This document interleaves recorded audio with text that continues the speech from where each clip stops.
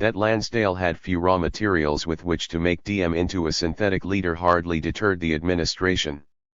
Dulles, in response to questions concerning the lack of a stable foundation for DM's government, responded that this is, of course, the familiar hen and egg argument as to which comes first, but I would respectfully submit that the US could profitably undertake two courses of action in Free Vietnam, one to strengthen the government by means of a political and economic nature, and the other, to bolster that government by strengthening the army which supports it. 86 When the Pentagon complained that it was difficult to do a satisfactory job of building up and training the Vietnamese native forces in the absence of a stable government in South Vietnam, Eisenhower replied that in the lands of the blind, one-eyed men are kings. He wanted a force that would support DM and was sure this could be accomplished. The obvious thing to do was simply to authorize General O'Daniel to use up to X million of dollars, to produce the maximum number of Vietnamese military units on which Prime Minister DM could depend to sustain himself in power. As Dulles had stated earlier, the United States could no longer afford to put too fine a point on the methods. 87. Still, American officials in Vietnam doubted DM's ability to consolidate his power. General Lawton Collins, Eisenhower's special representative in Saigon, saw DM as incompetent and uncooperative and believed he had to be removed if a U.S.-backed government were to succeed. DM's stock, however, rose immensely in the spring of 1955, when his army was able to defeat the powerful sects with their private armies and establish his government as the only non-communist force in the nation. Collins's efforts to have DM removed were cut short. The administration was now fully committed to DM and was determined not to fail. Dulles informed the French a year after the fall of Dien Bien Phu that the United States believed that DM has the best chance of anyone of staying on top of the revolution and keeping it within tolerable limits. DM is the only means US sees to save South Vietnam and counteract revolution. US sees no one else who can. Furthermore, whatever questions there had been in the past, today US must support DM wholeheartedly. US must not permit DM to become another Kerensky. 88. With American support secure, DM informed Ho's government in Hanoi that he would not participate in the elections stipulated by the Geneva Accords. The State Department encouraged DM in this position. An intelligence analysis in 1955 found that almost any type of election would give the Communists a very significant if not a decisive advantage. Instead, DM held a referendum to form a republic with himself as the president. The choice was his new government or the continuation of the monarchy under Bao Dai. In an election that would have made any communist government in Eastern Europe proud, DM garnered over 98% of the vote. 89. For his efforts, DM received unvarnished praise in Washington. Apparently a magsaysay, or at least a re, had been found for Vietnam. Before DM's defeat of the sects and blocking of elections, Dulles was still hedging his bets. In January 1955 he saw events on a slight upgrade but noted that there were moments both in Iran and Guatemala when many people thought the situation was hopeless, but we kept a stout heart, kept our courage up, and then all of a sudden things began to go better, and that is a possibility in Vietnam. 90. The next year he reported to the Senate that this faith had been rewarded. The situation has immensely improved. We stuck with DM at a time when many people, including some in our own government, felt he should be abandoned. DM, he continued, has done a wonderful job, of course with our help, in cleaning up his sect armies, and DM's authority throughout the area is now generally accepted. Not all the problems were yet solved, but DM had brought central authority into the country to a degree which is really quite amazing. Furthermore, Bao Dai has been eliminated, and there is a chance for really building a strong and effective anti-communist regime in an area where for a time it looked as though it would be swept away as a result of the French defeat, and by the unfavorable armistice terms. 91. Senator Kennedy praised DM for making South Vietnam the cornerstone of the free world in Southeast Asia, the keystone in the arch, the finger in the dike, while Mike Mansfield argued that the fact that a free Vietnam exists at the present time, is the result of the efforts of Mr. DM92. The Saturday Evening Post referred to DM as the Mandarin in a sharkskin suit who's upsetting the red timetable. 93 and Life magazine, with no apparent sense of irony, justified DM's refusal to hold the unification elections on the grounds that Ho would win. DM saved his people from this agonizing prospect simply by refusing to permit the plebiscite, and thereby he avoided national suicide. 94 The New York Times titled its 1957 profile on DM an Asian liberator. The paper of record applauded his work to save his country from falling apart and how he tirelessly toured the countryside so that the people would get to know him and perhaps like him more than they did Ho Chi Minh. This effort was paying off as the Vietnamese learned to respect their new government and their new leader. 95. American officials, having supported dictators for so long, believed that even a synthetic leader of their own creation could provide a stable anti-communist government that would serve as a model, or a third way, for other nations in Asia and Africa to follow as they gained independence. The temporary successes DM enjoyed served to mask the fundamental flaws in American policy. Policymakers viewed and understood Vietnam primarily as a symbol of the Cold War, not as a real and distinct place with a history and people who were acting on their own local needs and desires. The agent theory of communist aggression allowed policymakers to ignore the ongoing revolution in Vietnam and talk instead of containment, nation building, and falling dominoes. The administration established an autocratic government that met all the existing conditions for American support and appeared to provide the bulwark against communist expansion in the region that it desired. The short-sightedness and the dangers of supporting right-wing dictators were, however, about to be vividly demonstrated in both South America and the Caribbean. A policy in trouble, Nixon's trip to Latin America. Signs of unrest in Latin America spurred the new Assistant Secretary of State for Latin American Affairs, Roy R. Robotham, to recommend to Dulles in late 1957 that he embark on a tour of South America early the next year. Robotham warned the Secretary of State that the situation in Latin America has changed substantially in the past year. Economic conditions in the whole area deteriorated due to the catastrophic price drops in metals and declines in the price of staples such as coffee. This downturn provided openings for the communists, who are on the alert to whatever political opportunity appears. A trip by Dulles would be the extra effort required to hold onto the reservoir of friendship and goodwill in Latin America he believed the United States currently enjoyed, and would effectively counter the communists' propaganda that Washington did not care about its neighbors to the south.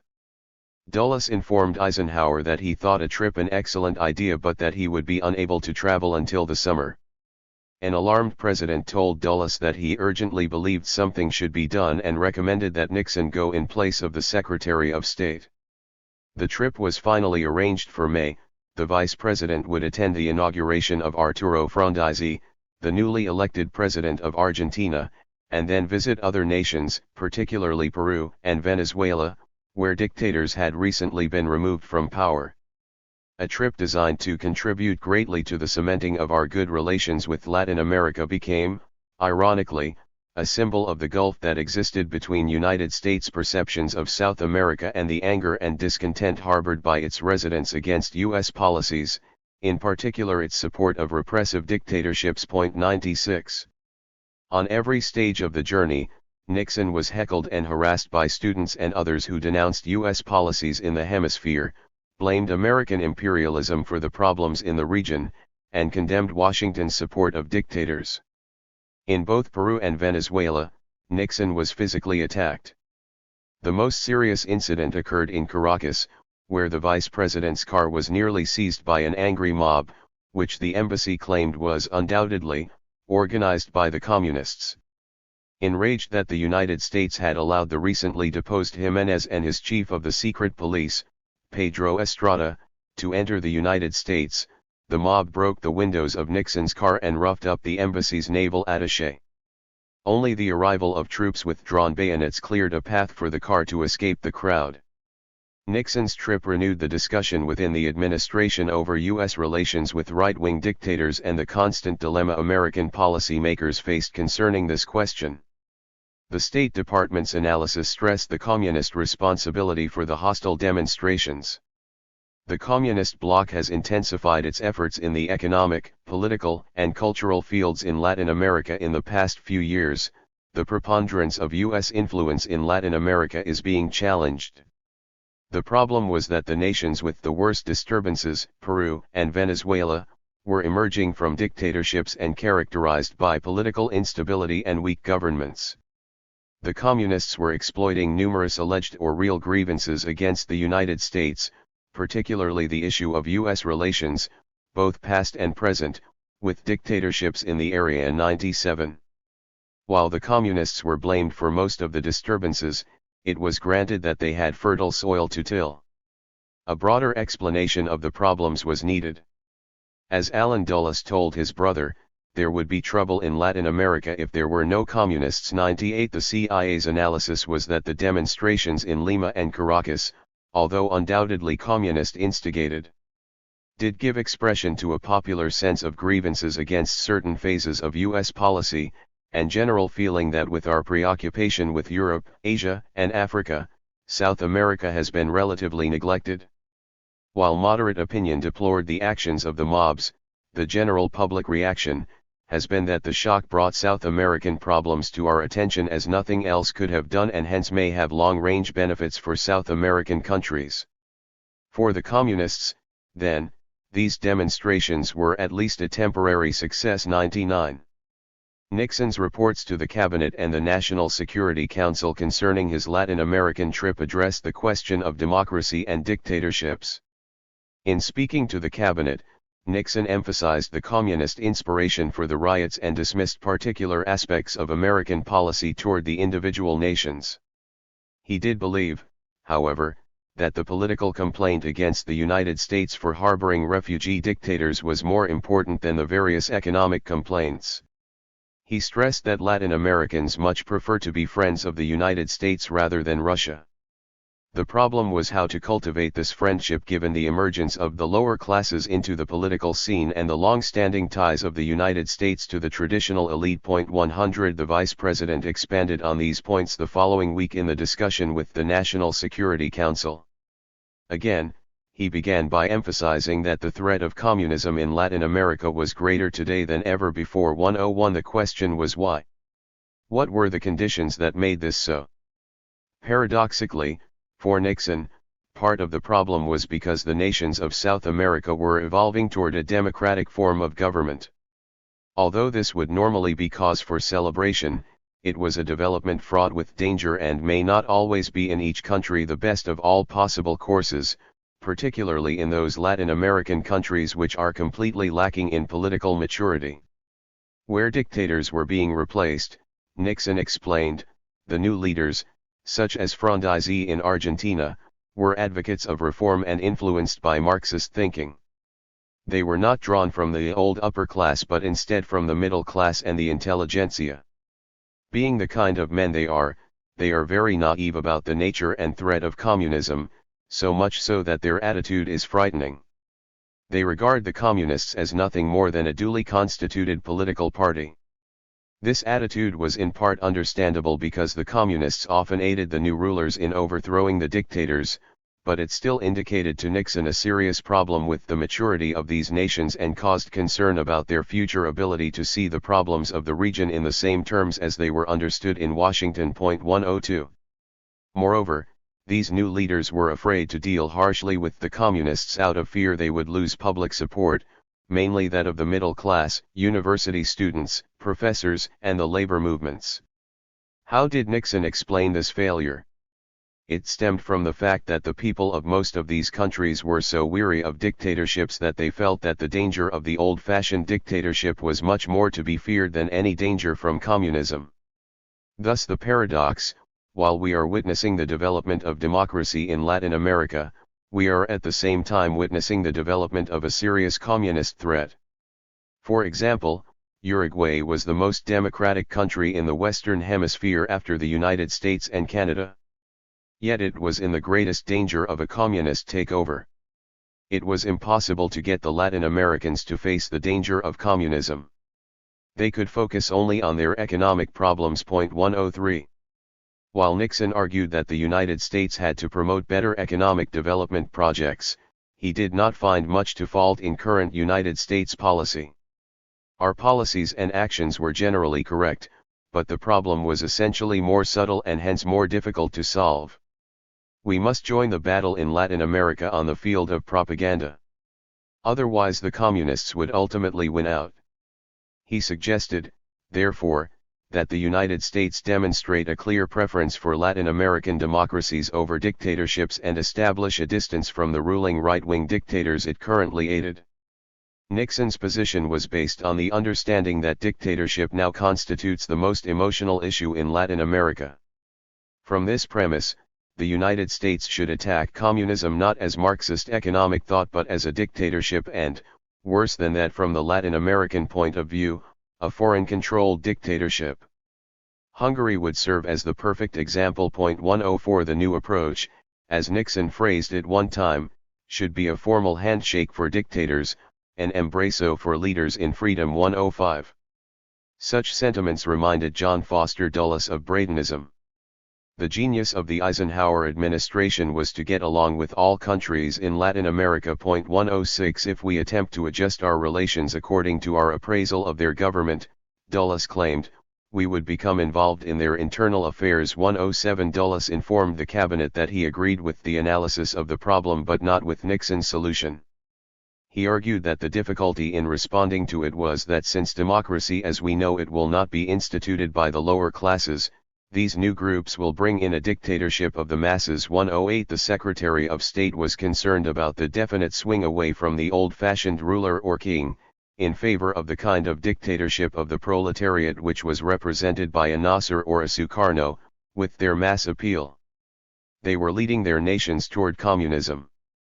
The old type of American-supported dictators were not a problem. The distinction for Dulles was critical and one that had to be kept in mind. 109. Dulles told Nixon that he was worried about the impact criticizing traditional dictators would have on U.S. relations with South America and the nation's security. Nixon's trip had prompted renewed congressional criticism, headed by Senator Wayne Morse, of the administration's relations with the various dictators who ruled in Latin America, most notably Trujillo in the Dominican Republic. To counter the hostility emerging from the South and to prevent opportunities for communists, Morse and others were calling on the State Department to take action against such regimes. He told Nixon that he did not think our RMs should be operators running around nor that we should graduate our treatment according to whether are dictators. Dulles emphasized that there are a whole series of gradations of dictators. 110 In an effort to forestall any public comments from the president or changes in policy and actions against any of the right-wing regimes, Dulles spoke privately with Eisenhower and criticized Nixon's attitude about dictatorships. He argued that while there was merit in this point of view, it did not explain everything, and it was not possible in a brief trip to many countries to come back with a formula of solution. 111. Eisenhower, however, wanted to address this problem actively, but with his administration split he moved cautiously and no clear new direction emerged. The president saw the problem as revolving around the use of the term capitalism, which means one thing to us, clearly meant to much of the rest of the world something synonymous with imperialism. He suggested to the National Security Council that it try to coin a new phrase to represent our modern brand of capitalism. 112 Following this idea, the administration changed its public posture to emphasize a concern for democracy and criticism of arbitrary rule. In August 1958, Eisenhower welcomed the new Venezuelan ambassador in a public ceremony and stated that authoritarianism and autocracy of whatever form are incompatible with ideals of our great leaders of the past. 113 The president dispatched his brother Milton on another fact-finding mission that fall. His January 1959 report called for a greater effort by the United States to provide economic assistance to the nations of Latin America and to provide more encouragement to the trend in South America away from dictatorships and toward democracy. Eisenhower found that everywhere he went the charge arose that while the United States treasures freedom and democracy for itself, it is indifferent about these in Latin America, indeed, that we support dictators. This was, he insisted, a misunderstanding on their part, but he did acknowledge that the United States had made some honest mistakes in our dealings with dictators, particularly by decorating many of them with medals. He recommended following Nixon's suggestion that Washington provide an embrace for democratic leaders and a formal handshake for dictators. He stopped short of recommending any cessation of relations and specifically stated that all current programs be continued. All that should be done was refrain from granting special recognition to a Latin American dictator. 114 There was, therefore, no immediate change in policy. The administration did not desire any more weak democracies that might cause the unrest and instability that it saw the communists exploiting. Milton Eisenhower's other recommendation, that the United States provide greater economic assistance to Latin America, did prompt new programs by the administration. These expressions of support for political democracy were accompanied in 1959-60 by new economic initiatives that served as a precursor to Kennedy's Alliance for Progress. Eisenhower concluded that relying on private capital would not solve the economic problems of Latin America or prevent the spread of communism. The State Department believed that the Latin American republics had got off to a rather late start in terms of their economic development. Like our own South, they had long been wedded to an agrarian economy. To break this cycle would require inducing the Latin American republics themselves to follow consistent and sound economic policies along with greater U.S. assistance. The availability of capital would serve as the incentive to greater economic responsibility. 115 In its last 2 years, the Eisenhower administration committed approximately $850 million in economic assistance. 116 The 1959 Cuban Revolution served, however, as the immediate catalyst for making these monies available, and the fear of revolutionary nationalism and communism, and not a commitment to progress and change, served as the context for the Eisenhower administration's rethinking of its policy toward dictators in its last 2 years of power. The fall of Batista. Fidel Castro's overthrow of Fulgencio Batista's government in January 1959 and eventual establishment of a communist state in Cuba marked the greatest challenge to the U.S. policy of supporting authoritarian rulers since World War II. Moreover, events in Cuba provided compelling support to critics' arguments that Washington's close relations with dictators such as Batista blocked any effective means for the necessary progressive reforms in their nations, destroyed the political center, and created a backlash of anti-American sentiment that would open the door to radical nationalist and communist movements to take power as the people looked to revolutionary change as the only possible route to redress their problems. In conjunction with Nixon's Latin American trip and events elsewhere in the world, the success of Castro's 26th of July movement in wresting control of Cuba from Batista forced a re-examination of American policy toward right-wing dictatorships. Batista had enjoyed American support since 1934, when he worked closely with Sumner Welles and Jefferson Caffery to bring down Grau San Martin's nationalist government. Since then Batista dominated the political life of Cuba either directly as president or through his control of the army, and in 1952 he returned to power in a coup that ousted President Carlos Prioso Socarrás. Batista's rule further enhanced U.S. economic domination of the island.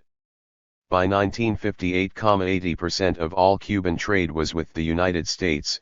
Direct American investments on the island increased from $686 million in 1952 to $1 billion, and Cuba remained dependent on the U.S. sugar quota to market its largest crop.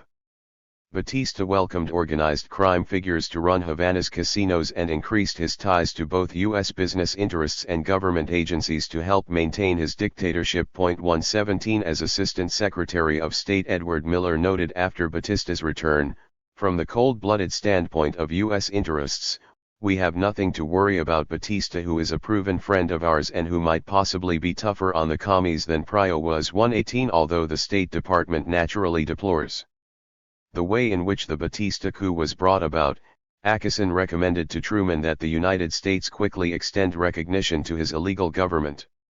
As the American ambassador to Cuba stated, if this had to happen, Batista was the best material for the job. 119.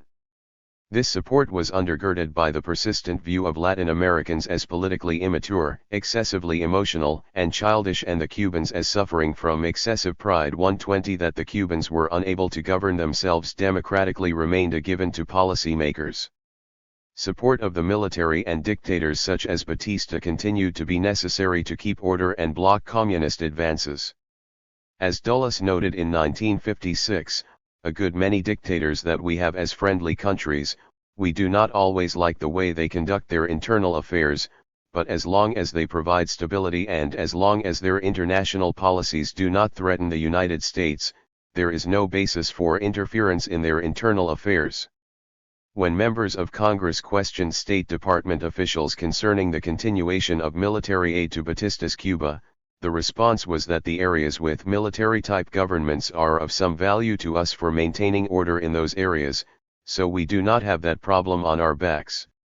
The United States must help maintain law and order, presuming that the government in the country is a government that is anti-communist. 121. When Nixon traveled to Cuba in 1955, the State Department instructed him that the Army, which was the key to the situation, firmly backed Batista and described the dictator as a master politician who is friendly to the U.S., admires the American way of life, and believes in private enterprise.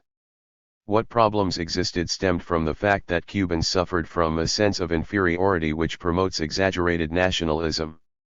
Upon his return, the vice president described Batista as a remarkable and strong and vigorous man. At the same time, the American ambassador reported that there was no mistaking that Cuba has had a rebirth, and a genuine resurgence because of Batista. 122. By 1958, however, Batista was proving to be a political embarrassment to the Eisenhower administration. Castro's movement was gaining favorable attention in the United States and throughout Latin America, while Batista's harsh measures enacted in an attempt to suppress the rebellion were bringing unfavorable light to the practices of American clients. Senator Mansfield expressed the view of many critics when he asked Rowbottom if he found supporting Batista to be the kind of policy that is likely to help this country keep its reputation of devotion to freedom among the people of Latin America. 123. More and more the answer administration officials gave to such questions was a qualified no. The administration concluded that Batista would have to be replaced but was divided and unclear about how that should be done and who should replace him. As events unfolded, Batista proved that authoritarian rulers were rarely what policymakers thought they were. Washington had first overestimated his power, and then, when his government was in trouble, misread his willingness to act as the administration wanted and step aside.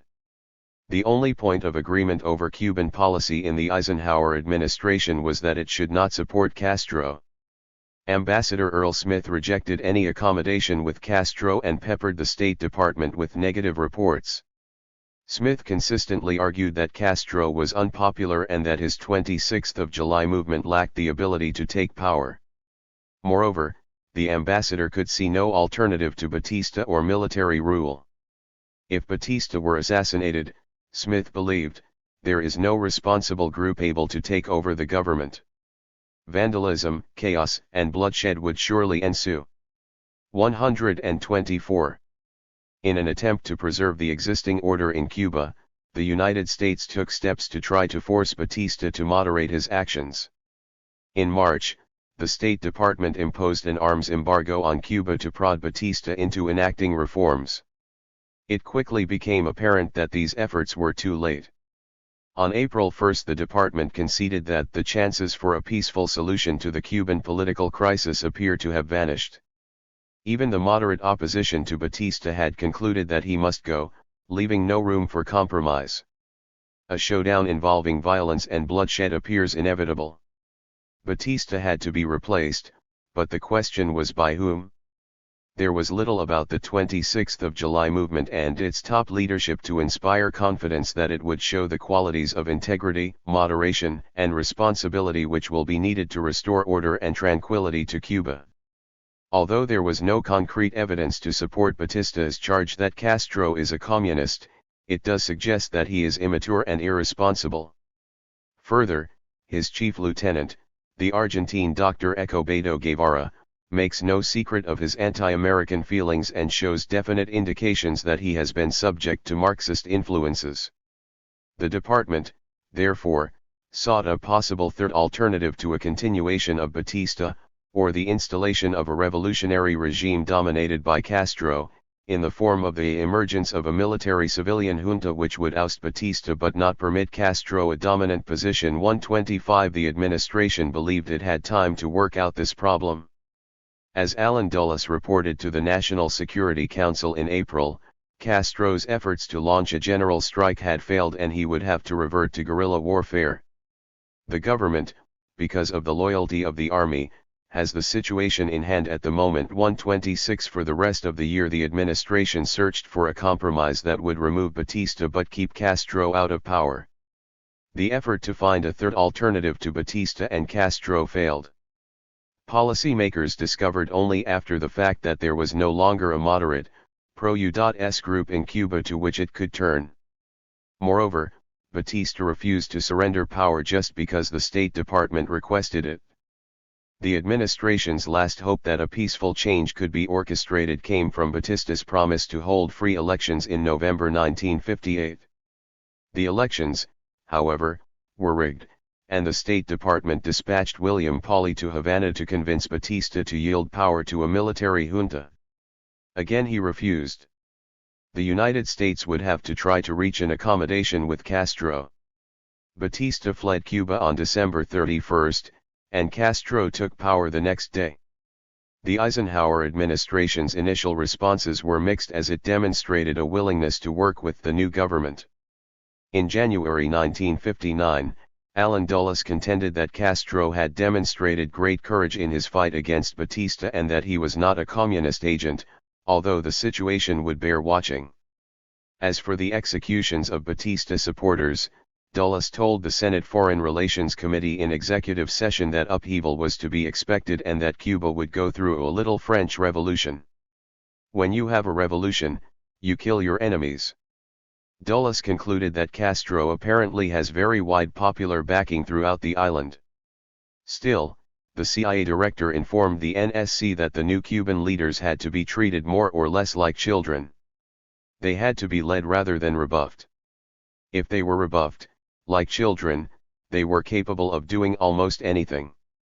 127 2 months later, Robotham found a potential for greatness in this revolution in Cuba, and everybody hopes that it will be able to achieve this potential and provide Cuba with an honesty and high level of competence in its government. In the long run American business would profit from this revolution. 128. After Castro's visit to the United States in April 1959, Christian Herter, who replaced an ailing Dulles as Secretary of State, wrote Eisenhower that he believed Castro would remain in the Western camp, although his position here must be regarded as uncertain. He worried that the land reform program Castro intended to enact may adversely affect certain American-owned properties and that it was clear that he did not have the same idea of law and legality as we have in the United States. Herter concluded that on balance, despite Castro's apparent simplicity, sincerity, and eagerness to reassure the United States public, there is little probability that Castro has altered the essentially radical course of his revolution. The administration would make a serious mistake to underestimate this man. With all his appearance of naivete, unsophistication, and ignorance on many matters, he is clearly a strong personality and a born leader of great personal courage and conviction. It would be best to wait and see what he did before assuming a more optimistic view than heretofore about the possibility of developing a constructive relationship with him and his government. 129. Good relations with Castro were, however, short-lived as he moved to implement his revolution and redress the inequalities in Cuban society. Genuine change in Cuba had to and did harm various American interests. Castro socialized the sugar industry, expropriated land, increased his denunciations of the United States, and announced that he would be neutral in the Cold War. By 1960, Castro had established trade relations with the Soviet Union. All this brought a predictably negative response from the Eisenhower administration. It understood the need for some reforms in Cuba, but not to the extent that Castro was going. The new leadership in Cuba and the Eisenhower administration saw the historical relationship between their two nations in dramatically different terms. For Castro, social progress and prosperity could come to Cuba only when it gained independence of U.S. domination. So accustomed were American leaders to having Cuban affairs conducted to the benefit of the United States that they could not understand this position. In October 1959, Eisenhower told the press that he did not know why Cuba was hostile toward the United States. Here is a country that you would believe, on the basis of our history, would be one of our real friends. The whole history first of our intervention in 1898, our making and helping set up Cuban independence. And the very close relationships that have existed most of the time with them would seem to make it a puzzling matter to figure out just exactly why the Cubans and the Cuban government would be so unhappy when, after all, their principal market is right here, their best market. You would think they would want good relations. 130.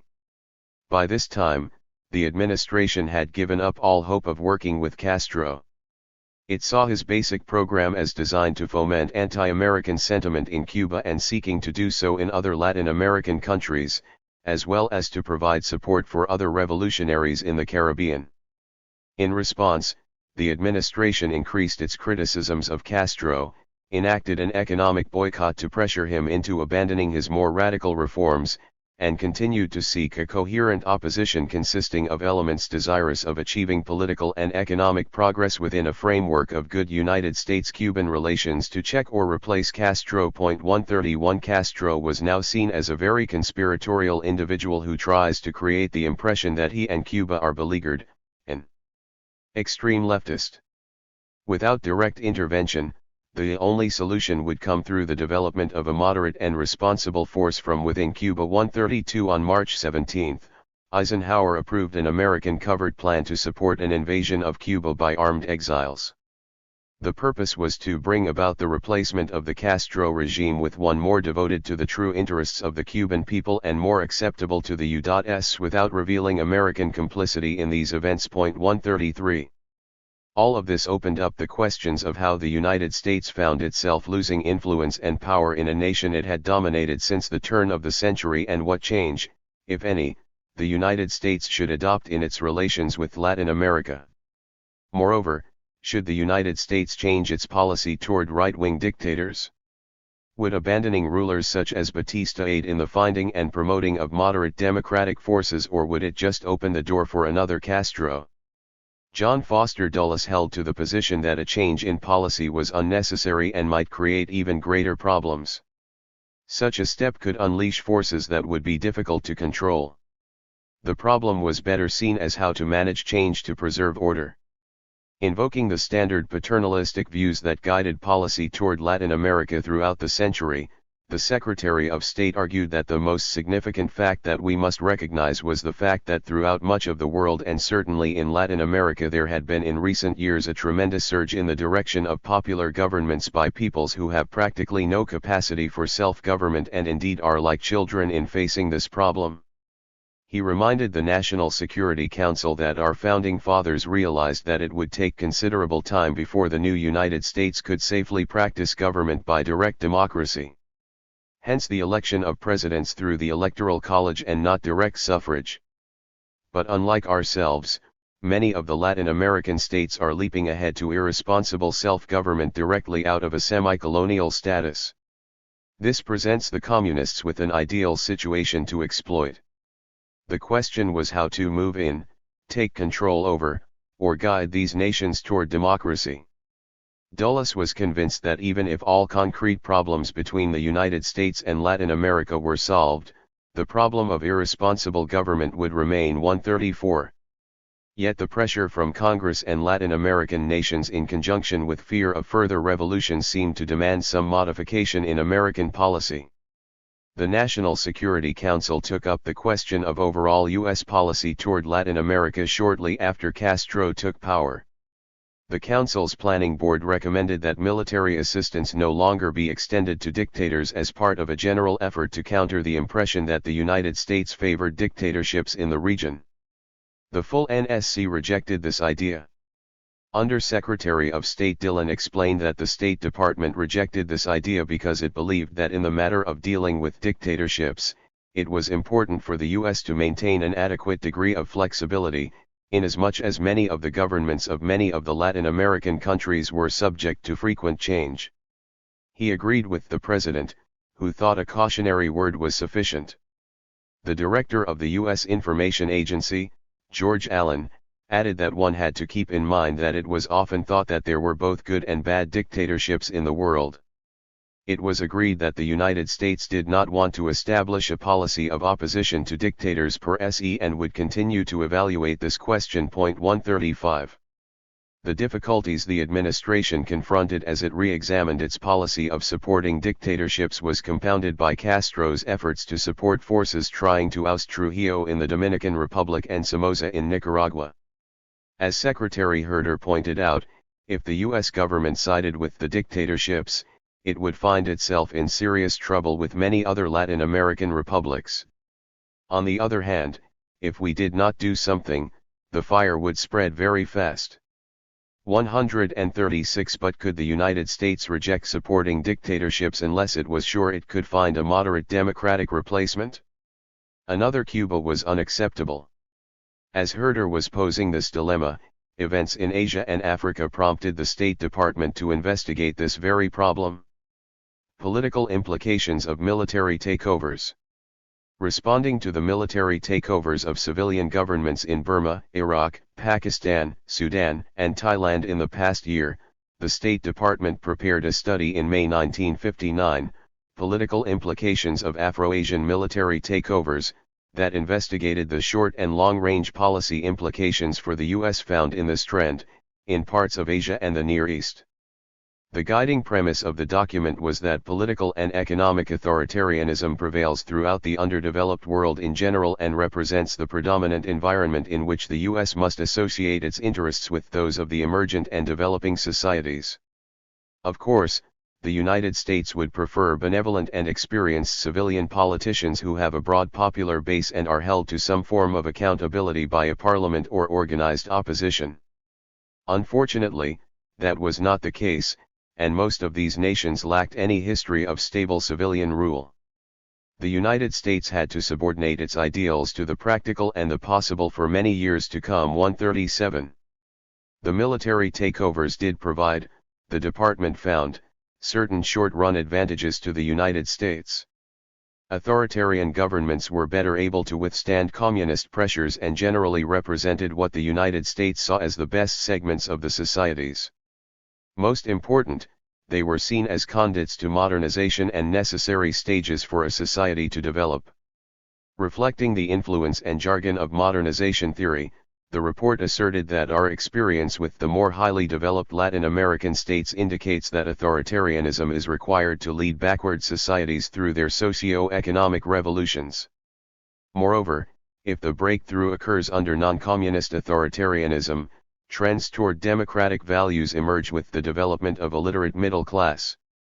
Right-wing dictators would remain the norm for a long period. The trend toward military authoritarianism will accelerate as developmental problems become more acute and the facades of democracy left by the colonial powers prove inadequate to immediate tasks. The question was what the United States could do to take advantage of this situation. The key was working with both the soldier and civilian to encourage both to modernize their societies by some middle way between private enterprise and communism, thus preserving the residue of human rights and dignity essential to the growth of democratic values. 138. The State Department found 3 additional reasons why the United States must support military regimes at this stage of Free Asia's development. First, a real security threat confronts Red China's free neighbors.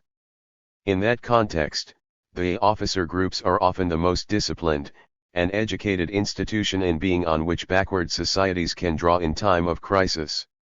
Second, military intervention in government will continue to be necessary to supplant ineptness, corruption, or slippage toward communism. Finally, military guidance was necessary because it would take decades for Free Asia to develop those institutions which establish in more advanced countries civilian control of the military. In these circumstances, the essential test should be whether a particular military regime responsibly confronts the problems facing its security and developmental progress and, in doing so, successfully resists communist techniques. Up to this point, Burma, Pakistan, and the Sudan in particular earned high marks. 139. The report outlined the fundamental dilemma in this policy, the potential long-range threats, and the possibility that supporting right-wing dictators could damage American prestige.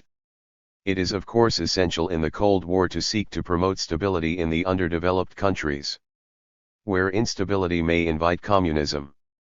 A new, authoritarian regime, though less democratic than its predecessor, may possess much more stability and may well lay the ground for ultimate return to a more firmly based democracy. These are compelling reasons for maintaining relations with regimes in power. On the other hand, to become identified with an authoritarian regime and its policies makes us a target for anti-regime propaganda, and creates the impression that we approve of authoritarianism and repression so long as our self-interest is thereby satisfied. This impression discredits our sincere dedication to the principles of freedom, democracy, economic progress and development, and respect for human dignity. In addition, there were no guarantees that authoritarian leaders would successfully lead their respective nations forward. No doubt influenced by the recent events in Cuba, the department warned that a failure to achieve developmental revolutions encourages a parallel trend toward second-stage revolutions, e.g. revolutions engendered by the dissatisfaction or stifling of opposition groups. It was possible that the incidence of political authoritarianism weakens the fiber of democratic values and points the way toward an easier acceptance of economic controls which tend toward communist controls. A developing society could be lost to communism short of military aggression and by failure to manage the developmental revolution. 140. Yet these were risks well worth taking. In the bipolar world of the Cold War, our refusal to deal with a military or authoritarian regime could lead almost necessarily to the establishment of that regime's friendly relations with the Soviet Union. More optimistically, the State Department believed the right happy medium from the standpoint of U.S. interests could be reached that would consist of a military regime civilianized to the greatest extent possible and headed by a military leader who saw security and development in perspective and thereby evidenced political leadership of the type required in a developing society. It was the task of the United States to discover techniques whereby Western values can be grafted on modernized indigenous developmental systems. All this could be done with no loss of prestige to the United States. Our image will depend basically on the example of our own democracy at work, our unequivocal support for the independence and development of emergent nations, and our assisting the regime in power to satisfy popular aspirations. The best route was to offer assistance and attempt to influence the course of events rather than to leave those decisions solely in the hands of these nations. 141. The report, presented to the National Security Council by Henry Ramsey of the State Department on June 18, was followed by a lengthy discussion by its members. Secretary of Defense Neil McElroy expressed his agreement with the analysis presented. Military leadership has basically represented a conservative element in the societies of newly developing countries, and while in some instances, the military can be troublesome, it remained true that in these backward societies, it was desirable to encourage the military to stabilize a conservative system. As an example, he cited the positive military role in Indonesia. Citing its organization and clarity, President Eisenhower praised the report as the finest ever presented to the NSC. The study raised an even larger question: can our system of free government stand the strains which it must endure because of our tolerance of pressure groups and other kinds of uninformed thinking? Another stress was the budget. The administration was anxious to keep our economy strong and stable while keeping a balanced budget, but it seemed to be in need of doing more to assist such backward countries as Mr. Ramsey had been describing in his report. 142. The focus of the discussion shifted to how best to influence foreign military leaders. Admiral R. Lee Burke, of the Joint Chiefs of Staff, responded to Eisenhower that the key was developing responsibility by the members of governing groups. Accordingly, it was essential for the United States to train the young people of these backward countries so that they could develop the requisite sense of responsibility. CIA Director Allen Dulles concurred. He reminded Admiral Burke that in a letter to him the previous fall he had stressed the need for our military attachés and for the personnel of our military assistance advisory groups to be carefully selected so that they could develop useful and appropriate relationships with the rising military leaders and factions in the underdeveloped nations to which they were assigned. Eisenhower vigorously supported Dulles' view. He noted that the young military leaders in these underdeveloped countries could probably be most effectively influenced by our MAAG personnel and suggested that there be more civilian instructors in our higher military schools in order to instruct our own military people on the importance of other than purely military considerations in their relationships with their opposite numbers wherever they were assigned. The President's Special Assistant for National Security Affairs, Gordon Gray, complained that in too many of the NSC policy papers on different nations there appeared boilerplate language with respect to objective calling for strong, stable, democratic governments with a pro-Western orientation. Yet, as Mr. Ramsey's paper indicated, this was not always going to be possible and we must look into these objectives more carefully in the future. The President endorsed this point and stated that it seemed to him likely that the trend toward military takeovers in the underdeveloped countries of Asia and Africa was almost certainly going to continue. Given that reality, we must do our best to orient the potential military leaders of these countries in a pro-Western rather than pro-communist direction. This process would take time and would not immediately result in democratic governments. He cited the Philippines as a perfect example. If we had not trained the Filipinos in democracy for some 40 years, the Philippines would now have become a military dictatorship. There was some dissent. Eisenhower's Special Assistant for Foreign Economic Policy, Clarence Randall, disagreed with the report's conclusions and the opinions expressed in the meeting. He noted that this was the biggest issue which he had heard discussed in this body in a very long time. Acknowledging that he was doubtless in a small minority, he still believed that Ramsey's paper was much too complacent. Too much readiness to give up pushing for the democratic ideal. He wished to see more emphasis on the education of civilians in these backward countries. Randall believed that institutions such as the American University in Beirut had accomplished wonders for democracy in the Near East.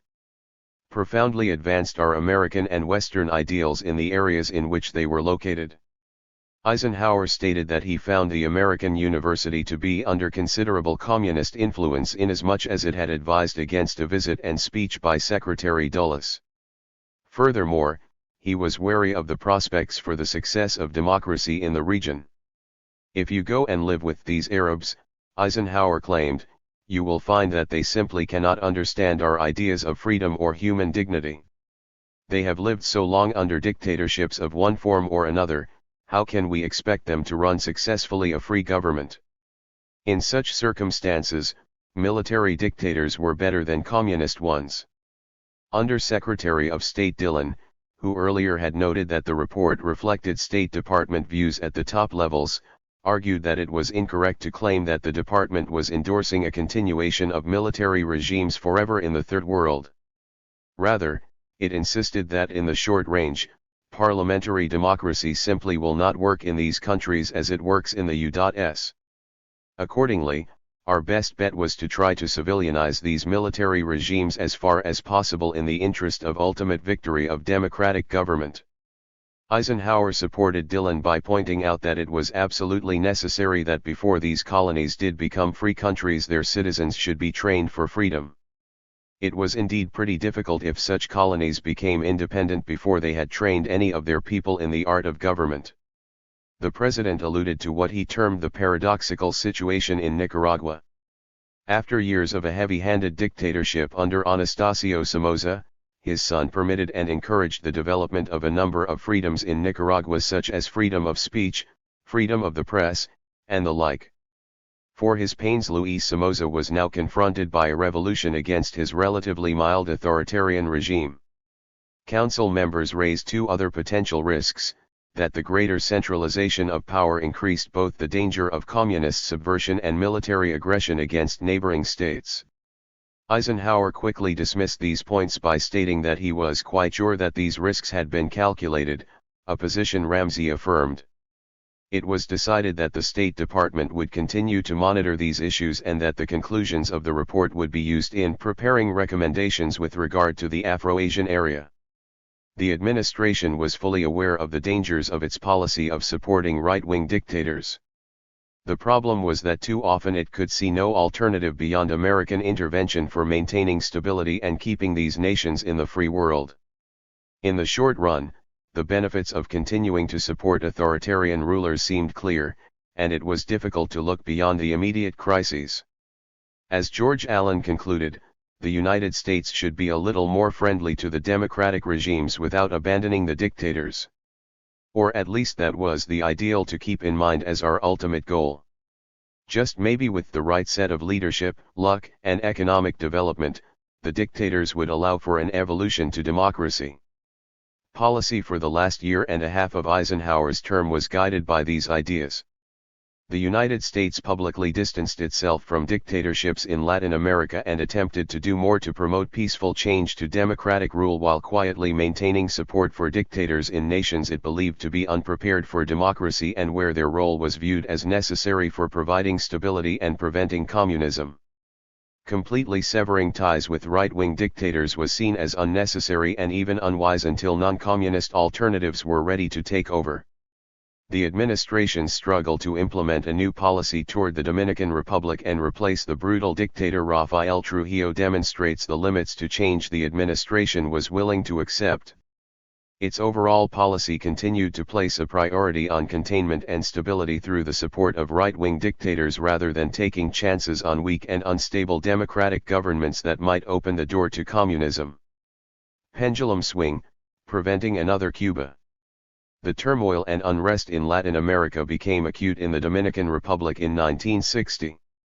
The tottering of Generalissimo Trujillo's regime appeared to provide an ideal opportunity for the Eisenhower administration to counter the criticism that it was committed to maintaining the status quo and protecting the economic and political elites that had for so long dominated the area. As Eisenhower stated in 1960, it was necessary to show that the United States did not support a feudal system grinding down the masses of people. 143 Opposition to Trujillo and efforts to remove him from power, however, were conducted within rigid parameters. Washington sought to prevent Trujillo from becoming another Batista while continuing to uphold the primacy of order and anti-communism for Latin America.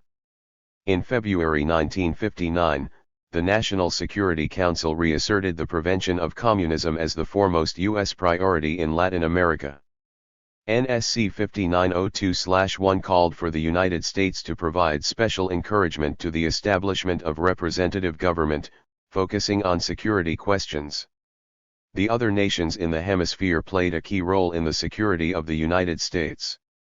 A defection by any significant number of Latin American countries to the ranks of neutralism, or the exercise of a controlling communist influence over their governments, would seriously impair the ability of the United States to exercise effective leadership of the free world.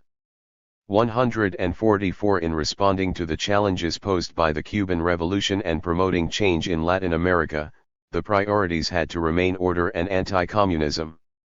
Dulles defended military aid to all nations in Latin America and worried that if one supported only democracies, the practical result would be that many friendly governments would collapse and communism would take over.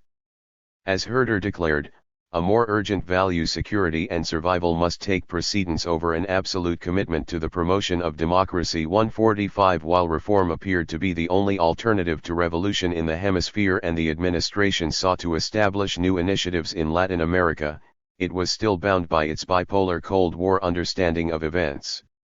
For most of his 30 years as dictator of the Dominican Republic, Trujillo enjoyed unwavering American support. He provided the stability Washington desired after the removal of American troops in the 1920s. With the onset of the Cold War, Trujillo had been a loyal supporter of American policies, and the Pentagon had constructed a missile tracking station in his country. Support for his repressive regime attracted congressional critics of military aid programs, most notably Senators Fulbright, Frank Church, and Morse, who sought to cut off funding to non-democratic governments. Relations began to deteriorate in 1958, when the Dominican Congress, in response to these criticisms, voted to end all technical and military cooperation with the United States. The next year, fearing a fate similar to Batista's, Trujillo cracked down on his domestic opposition by arresting more than 1,000 persons, including pro-American members of prominent Dominican families. Moreover, finding himself the focal point of the revolutionary and anti-dictator tide sweeping the Caribbean, Trujillo embarked on efforts to topple the governments in Cuba and Venezuela. In an effort to isolate Trujillo and force him from power, President Romulo Betancourt of Venezuela brought charges to the Organization of American States that the Dominican leader was guilty of human rights violations. Reports were regularly reaching Washington that pro-Castro forces were preparing to overthrow Trujillo. 146. By 1959, the State Department was increasingly concerned that Trujillo was about to fall from power and that it had another Batista on its hands, creating the conditions for a communist takeover. Trujillo had to be replaced. The question was, again, who would succeed him? The United States wished to remove Trujillo from power without allowing a pro-Castro group to take control. The solution was to turn to members of the professional and commercial class for moderate leaders to replace the aging dictator. Unfortunately, as the embassy in Santo Domingo reported in May, these were the people that benefited directly from the Trujillo regime. Castro's actions frightened them, and they were unwilling to demonstrate any opposition to the government out of fear that so doing would aid radical elements. The Cuban Revolution increased their reliance on the military for order and protection, and they would only support a gradual transition to a much more democratic regime through which their personal interests would continue to be protected. The anticipation of violence resulting from efforts to oust Trujillo inclines most people to bear the ills they have rather than fly to others they know not of. The final factor, the embassy emphasized, that could not be overlooked in any analysis of the political future of the Dominican Republic is the fact that the people are not now politically educated to accept democracy as it exists in the United States. Whoever emerges after Trujillo must be a forceful leader, albeit not necessarily as extreme as the Generalissimo. 147 in December. The embassy repeated its warnings that it would be difficult to find an experienced leadership friendly to the United States to fill the vacuum in the Dominican Republic if and when the Trujillo regime goes. The government had effectively liquidated and enfeebled virtually all potentially rival and democratic leadership. That left the only organized opposition aligned to those caught up in the current anti-dictatorship feelings of Latin America and provided an opening to the radical leadership supported by Castro and infiltrated by pro-communist elements. 148. The National Security Council took up the question of replacing Trujillo in January 1960. Under-Secretary of State for Political Affairs Livingston Merchant informed the Council that U.S. policy was to ensure a successor government of moderate elements friendly toward the United States while blocking any pro-Castro groups from coming to power. This task was difficult because the moderate elements who have opposed Trujillo are widely dispersed so that the only active anti-Trujillo groups in the area at the present time are either communist or communist infiltrated. There were, however, some elements of hope in the professional, business and academic groups. Our actions in the months ahead will be designed to coalesce these groups. 149. By the next month, the need to take action appeared urgent. Herter warned Eisenhower that the situation was deteriorating rapidly and that the Trujillo government is acting against the moderates and may soon create a situation like that in Cuba where the opposition is taken over by wild radicals. 150 Trujillo had conducted another round of political arrests against opponents whom he charged were conspiring to overthrow his regime. In March, in an effort to persuade Trujillo voluntarily to step down from power, Eisenhower agreed to retired General Edwin Clark's proposal that he secretly visit Ciudad Trujillo to discuss this possibility with the Generalissimo. A quick downfall of the Trujillo government with no plan for its replacement would create bloody, chaotic conditions and might be a prelude to the establishment of another communist regime. Clark believed that Trujillo wished to retire but that he could not see a way to do so without endangering his wealth. Clark's scheme was based on the establishment of a trust fund from the fortune Trujillo had accumulated over the years to be administered by former Latin American and U.S. presidents for the benefit of the Trujillo family and the nation. With this protection of the dictator's wealth, it was hoped he would not see it necessary to hang on to power. The United States would then oversee the establishment of a provisional government that could provide for elections in the future and forestall a radical, anti-United States, pro-Castro government. Trujillo, however, rejected this and other efforts to have him abdicate his power. 151. The overriding concern remained the prevention of a Castro-type government. In March 1960, the State Department analysis of the Dominican problem reaffirmed that the goal remained working with all possible assets to assure that a successor government comes in which is friendly to us, stable, and as democratic as Dominican realities will permit it to be. But this ideal is not in harmony with the facts as they exist, and there is, therefore, imposed on us the inescapable necessity over the next year of assigning priorities between our negative objective of keeping Castro out and our positive objective of working towards a more democratic regime. The United States needed to ride both of these horses simultaneously for as long as possible, but it had to recognize that if they come to a parting of the ways when a real possibility of a Castro takeover of the Dominican Republic exists, we must be prepared to jump solidly on the stop Castro animal. The only choice might be between the continuation of Trujillo and the assumption of power by a Castro-oriented government. 152. The Eisenhower administration was finding that supporting right-wing dictators created long-term problems. In typical fashion, Trujillo had worked diligently to prevent any organized opposition, not just communist, to his rule. There were, therefore, few alternative leaders outside of the military that the United States could turn to when the continuation of the regime began to be threatened and American interests no longer found it useful. The National Security Council again took up the question of how best to prevent a pro-Castro takeover in the Dominican Republic on April 14. Alan Dulles reported that a real danger existed that Trujillo could collapse, and if there is a gap between his departure and the establishment of the new regime, the radical pro-Castro elements might have an opportunity to seize power. The moderate groups were still disorganized, and many leaders were in exile. A military junta was probably necessary to replace Tuesday dictator, but the danger existed that efforts to create a peaceful transition of power to moderate elements would be a case of too little, too late. Nixon believed that we could not let Castro take over the Dominican Republic even if we had to intervene in order to prevent such a takeover. The Council concurred that the United States had to be prepared to take quick action. Dillon added that if Trujillo could be removed while pro-Castro elements were prevented from seizing power in that country, our anti-Castro campaign throughout Latin America would receive a great boost. 153. Eisenhower approved a new initiative to forestall a pro-Castro takeover by seeking actively to bring about the early overthrow of Trujillo, provided that we can make prior arrangements with an appropriate civil military leader group in a position to and willing to take over the Dominican government with the assurance of United States support. 154. When its own efforts to remove Trujillo failed, the administration turned to the OAS. The forthcoming meeting in August appeared to provide an excellent opportunity to obtain sanctions against the Dominican Republic and increase the pressure on Trujillo to leave. The United States recommended that nations withdraw their recognition of the government and impose an arms embargo, measures that were adopted.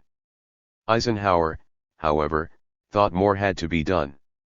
He believed that it was necessary to settle the Trujillo situation because it appears impossible to shake the belief of Latin America that the Trujillo situation is more serious than the Castro situation. Until Trujillo is eliminated, we cannot get our Latin American friends to reach a proper level of indignation in dealing with Castro. 155.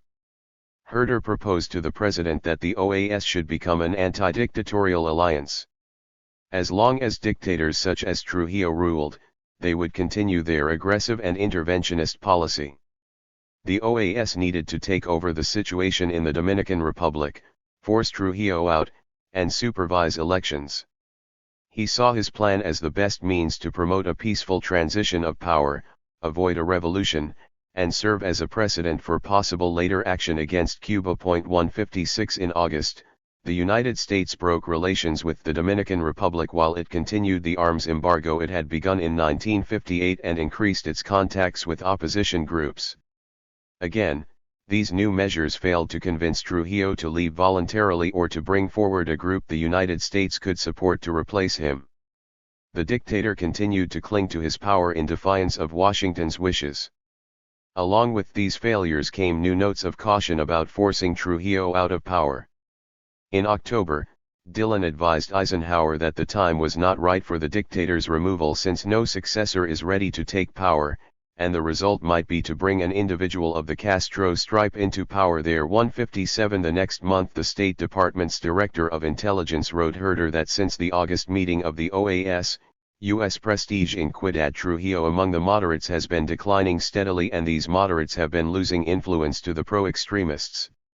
Locally the tide is running against the U.S. and the longer the current impasse continues, the more unfavorable to U.S. interests the outcome is likely to be when the Dominican pressure cooker finally explodes. 158 Eisenhower gave the go-ahead in his last days in office for limited covert action against Trujillo, but the situation remained unresolved when he left office.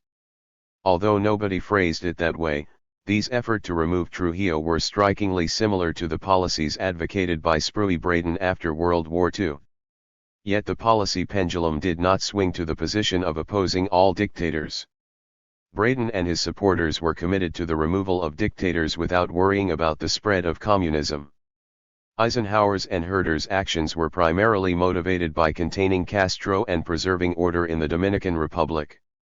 They opposed Trujillo because his continuation in power increased rather than decreased the chances of a successful revolutionary movement. The administration's opposition to Trujillo's oppressive regime was a singular case rather than an overall shift in policy. It attempted to move beyond a reliance on dictators for order and anti-communism and sought leaders who were willing to promote reform, rising living standards and a more equitable distribution of national income within the general framework of a free enterprise system and through peaceful evolutionary means rather than violent. 159 Whether they could be found remained to be seen. And what if the process of change created an opening for more radical forces to come to the fore in a nation? Who would prevent further Cubas in Latin America and elsewhere? Eisenhower's time in office ran out before he was compelled to find a complete answer to these issues, and the problems were left to John Kennedy and Lyndon Johnson to confront and attempt to solve. Two different lessons were drawn from the events in Cuba and elsewhere in Latin America over the past 2 years: pursue reform and distance the United States from autocratic and military regimes, or support right-wing dictators no matter what to block further radical nationalist and communist gains. During the difficult days of the early 1960s, the Democrats would try both approaches. The next 4 years would witness intense efforts by the Kennedy and Johnson administrations to find a suitable stopping point for the policy pendulum. 6 New Frontiers. Kennedy, Johnson, and the return to intervention. John F. Kennedy's 1960 campaign for the presidency was based on the premise that he and the Democratic Party could do a better job than Nixon and the Republicans in combating communism and winning the Cold War. Kennedy charged that the Eisenhower administration allowed a missile gap to develop that placed the United States dangerously behind the Soviet Union in weapons and space technology, and that the United States was losing the struggle for the allegiance of the Third World. More Cubas could be expected unless action was taken quickly. It would be difficult to overstate Kennedy's fixation with Castro and his determination, at almost any cost, to prevent another successful communist revolution in the Western Hemisphere. Kennedy spoke so often during the campaign about Cuba and Castro that those who did not follow politics could be forgiven if they came to think he was running against Fidel Castro and not Richard Nixon. Some of this overheated rhetoric was political payback for the Republicans' charges during the 1952 campaign that the Democrats had lost China and were soft on communism.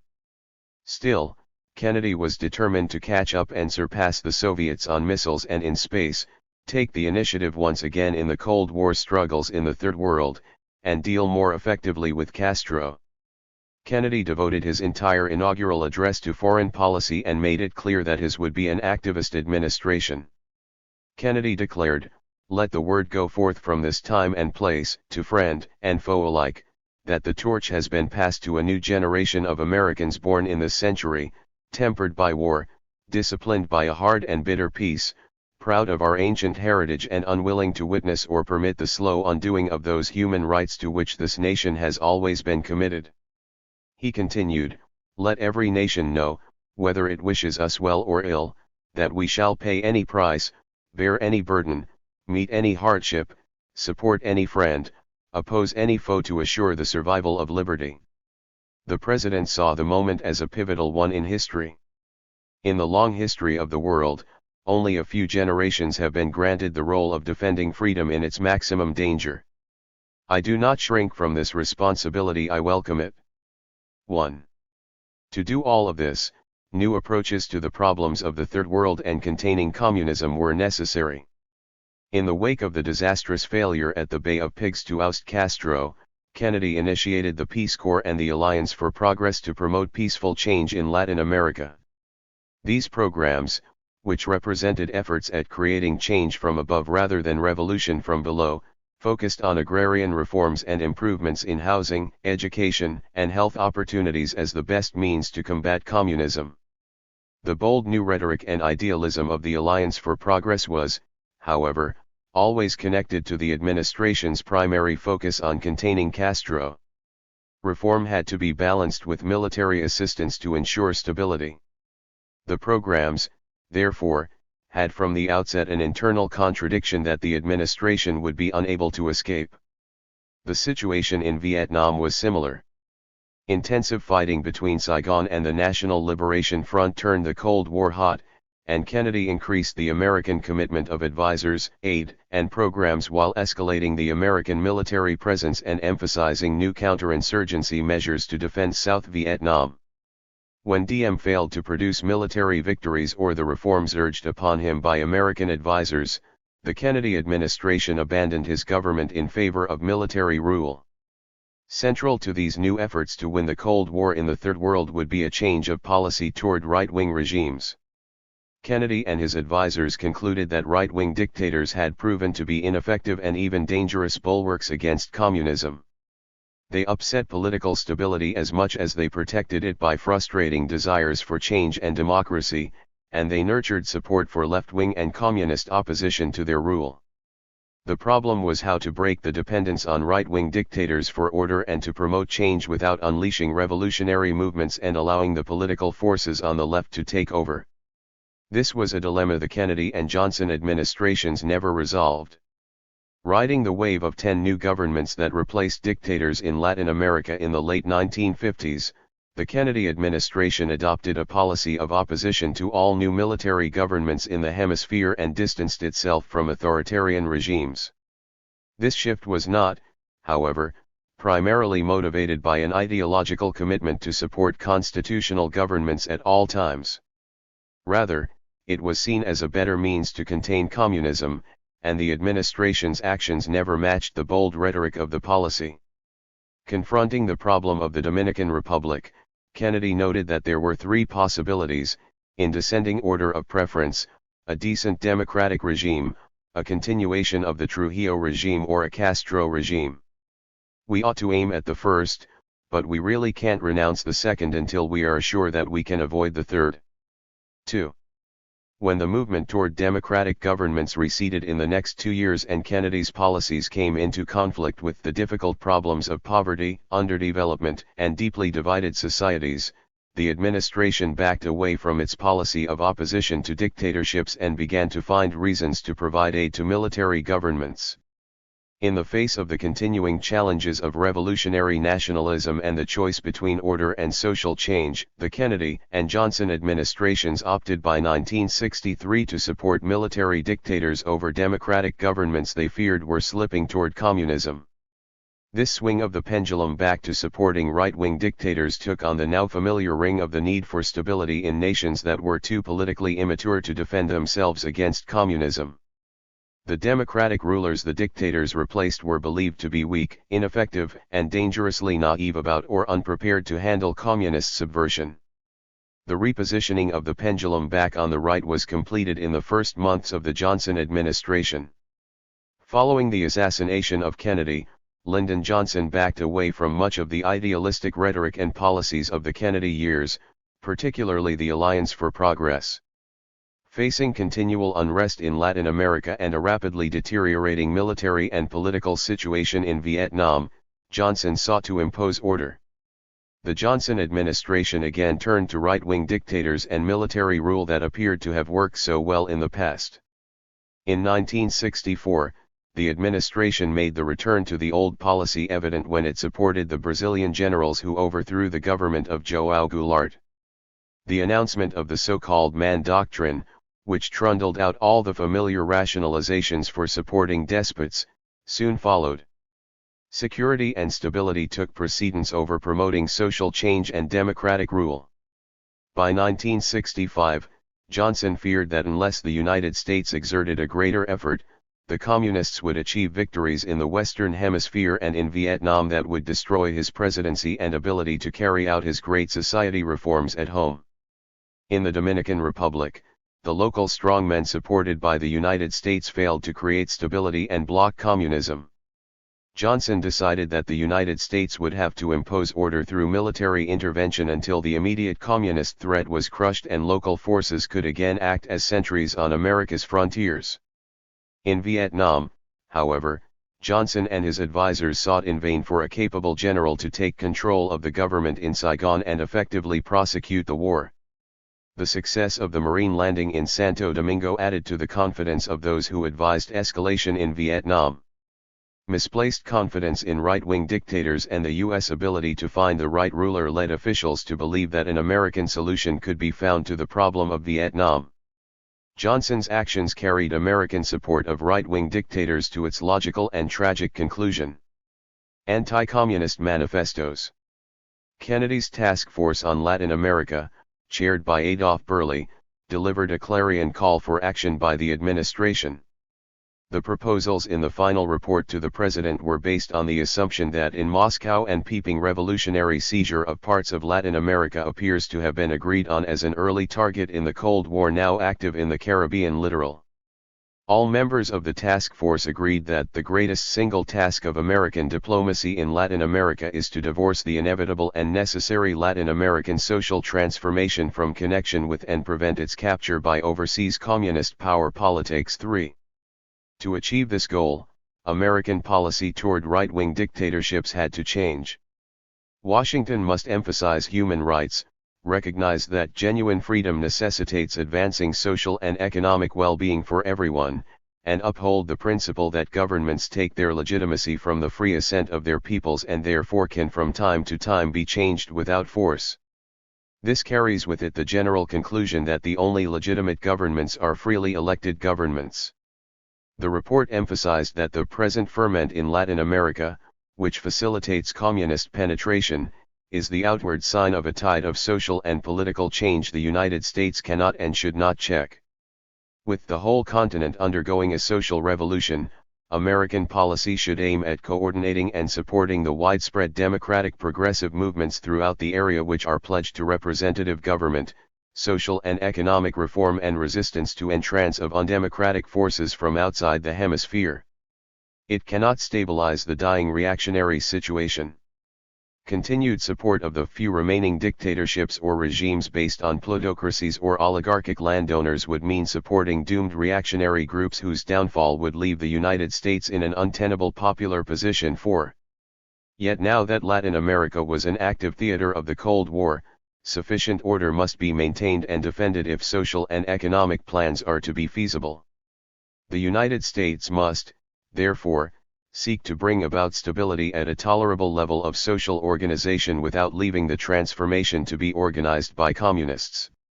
Support had to be provided for economic development and to the political parties and movements already in existence in most of Latin America that desire peaceful social transformation and cooperation with the United States. The foundation of the Alliance for Progress must be cooperative programs for economic and social development. For most countries in the hemisphere, it is a realistic objective to bring the area within a decade into economic step with the modern world. This would necessitate abandoning the Eisenhower administration's reliance on private investment, which amounted to saying that whatever was good for General Motors would be good for the Latin American countries.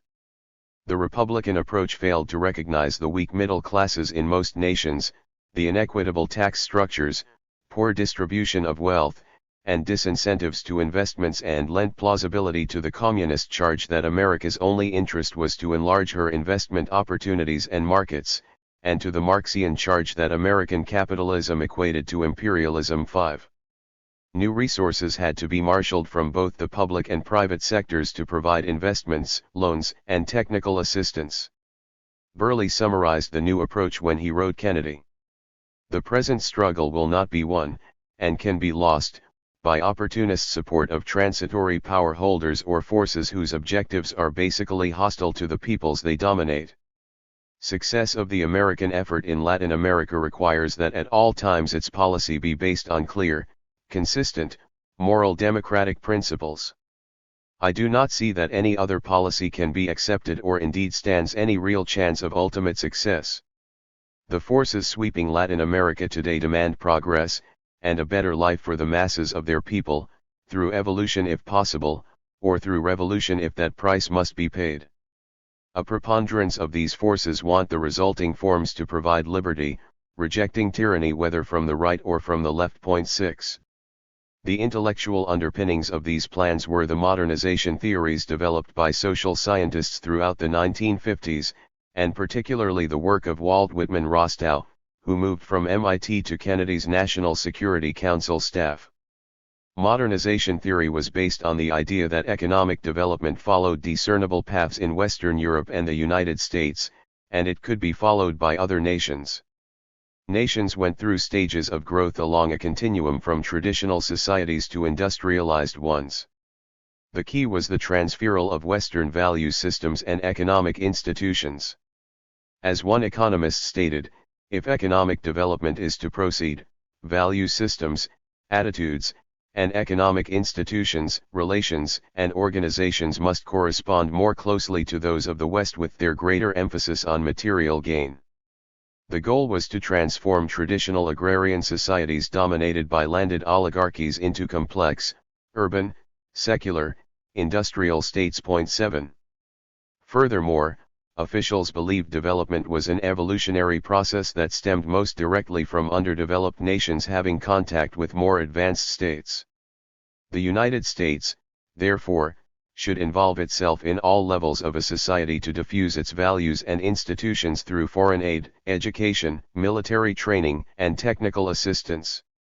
Central to this theory was economic growth. Once economic development occurred, modern ideas and institutions would spread to the social and political realms. Rostow, exhibiting the hubris of his generation, asserted in his 1960 study, The Stages of Economic Growth, a non-communist manifesto, that once one understood the impulses under which traditional, agricultural societies begin the process of their modernization and how regular growth became a built-in feature of a society, an effective means to eliminate poverty and combat the attractiveness of communist thought would be available. His work, as the subtitle indicates, was designed to constitute an alternative to Karl Marx's theory of modern history. Rostow concluded his study by claiming that the lesson of all this is that the tricks of growth were not all that difficult. He posited 5 stages of growth: traditional society, the precondition period, the takeoff stage, maturity, and the final period of a diffusion of wealth on the basis of durable consumer goods. The Alliance for Progress was designed to move Latin America from the stages of traditional societies or nations in the precondition period to and through the take-off stage and into maturity. 8. Rostow believed that the Third World was experiencing a truly revolutionary period, and it was this revolutionary change which the communists are exploiting with great energy. They believed that the weak transitional governments that one is likely to find during this modernization process are highly vulnerable to subversion. The communists were the scavengers of the modernization process who knew that once the momentum takes hold in an underdeveloped area and the fundamental social problems inherited from the traditional society are solved, their chances to seize power decline. Rostow declared that communism is best understood as a disease of the transition to modernization. These conditions necessitated strong rule in the Third World until the modernization process had developed enough to allow these societies choose their own version of what we would recognize as a democratic, open society. 9. In preparation for the announcement of the Alliance for Progress, Rostow confidently informed Kennedy that it is likely that a good many of the countries in the underdeveloped world will, during the 1960s, either complete the take-off process or be very far advanced in it. The 1960s represented to Rostow the time of peak historical requirement for special external aid, and he predicted that in Latin America, Argentina, Brazil, Colombia, and Venezuela would attain the level of self-sustaining growth by 1970. Success in these areas would keep them off our necks as we try to clean up the spots of bad trouble, most notably the Congo, Cuba, and Vietnam. 10. At the same time, the historian and special assistant to the President Arthur Schlesinger Jr. advised Kennedy that the fundamental issue to be addressed in Latin America is the problem of the modernization of Latin American society. Schlesinger had written in 1960 that the most urgent issue in the Third World was how to address those nations' desire to compress centuries of social experience into a single generation and to advance from the ox cart to the steel mill in a single leap. The new nations needed to develop social discipline which will see traditional societies through the ordeal and tumult of transition.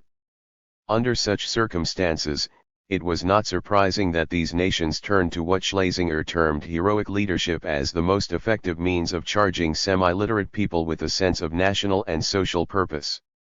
The question for the United States was whether these dictators, or heroic leaders, can be reconciled to the theory and practice of democracy.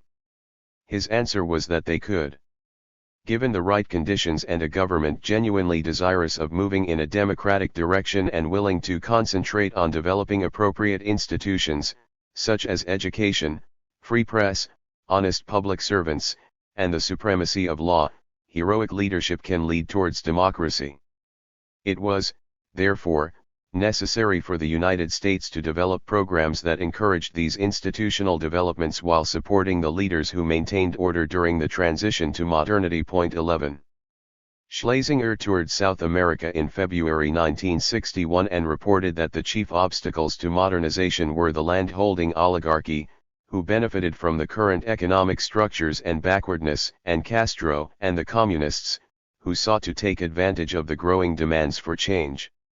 The United States needed to promote a middle-class revolution where the processes of economic modernization carry the new urban middle class into power and produce, along with it, such necessities of modern technical society as constitutional government, honest public administration, a responsible party system, a rational land system, an efficient system of taxation, mass education, social mobility, etc.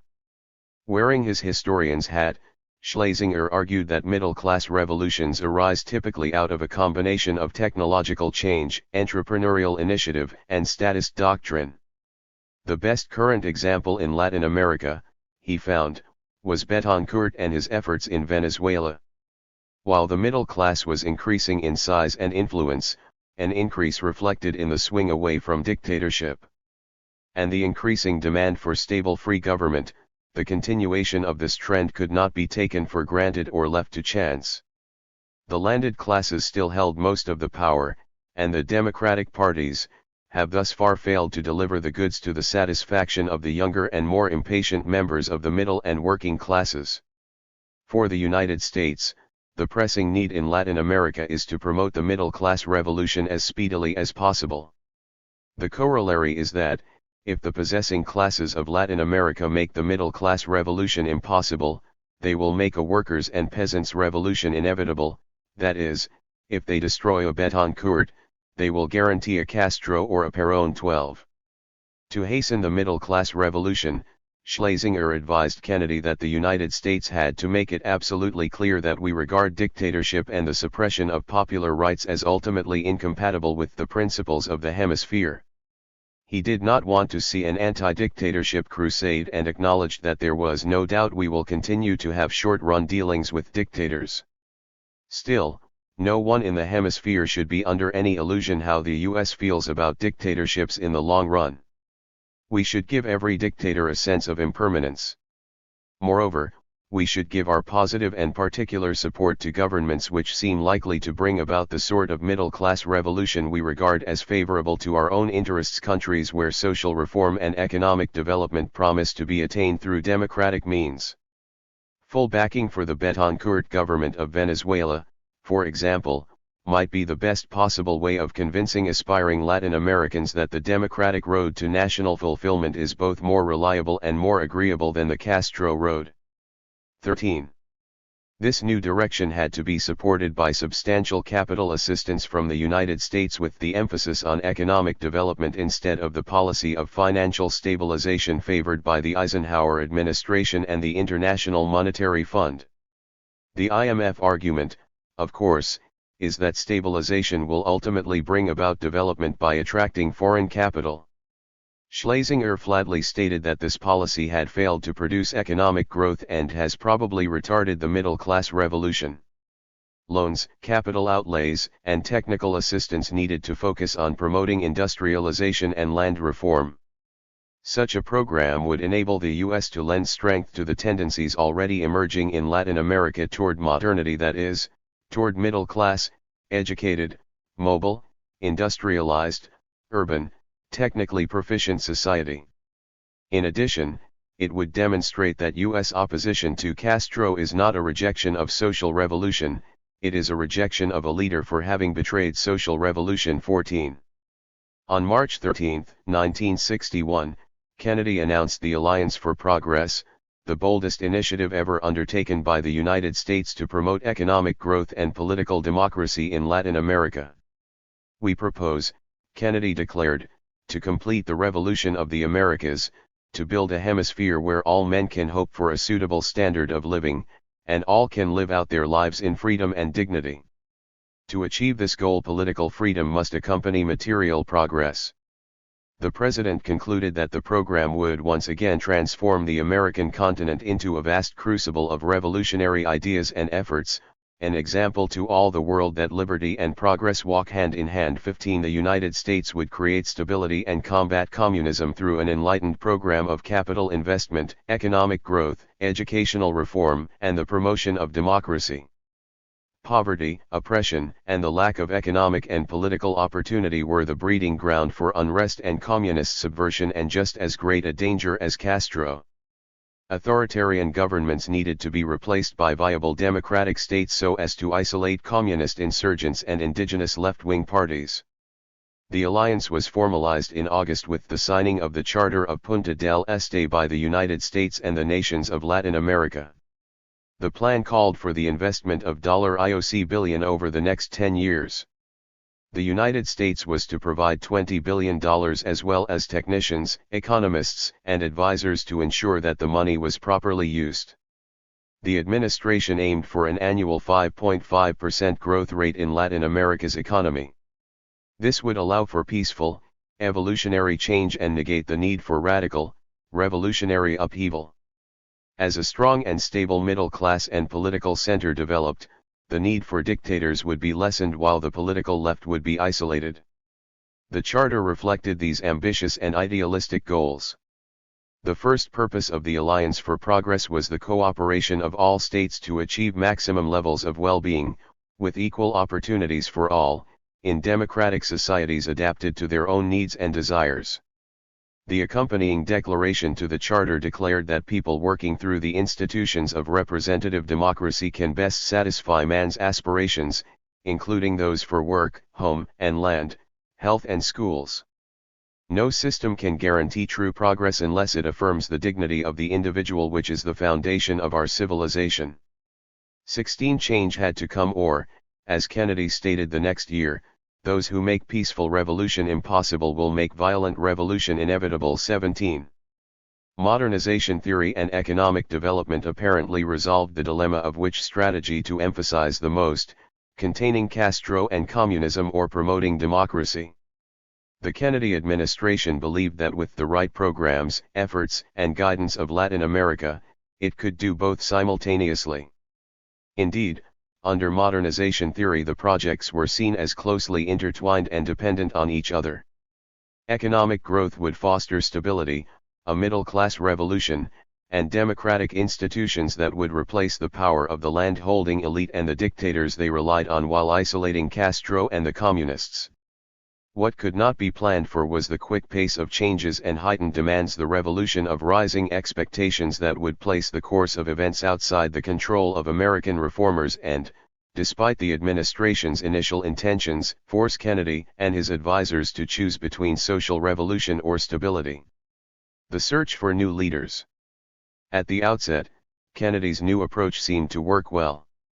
Following the recommendations of his advisors, the president publicly aligned himself with democratic leaders in Latin America, particularly Romulo Betancourt of Venezuela. Betancourt represented, Kennedy said, all that we admire in a political leader. The Venezuelan leader's efforts to spread democracy in the entire area of the Caribbean were held up as a symbol of what we wish for our own country and for our sister republics. 18 Administration officials saw Betancourt as a tough, good-humored man, of strength, authority, and inextinguishable vitality, who demonstrated that the best way to combat Castro was through democratic reform. 19 Invoking a domino theory for Latin America, administration officials believed that if Venezuela became communist, a general explosion all the way north to Guatemala seems probable. Betancourt was viewed as the most forward-looking, socially minded leader in South America. His symbolic importance to the United States was heightened by the political attacks on him from both the right and the left.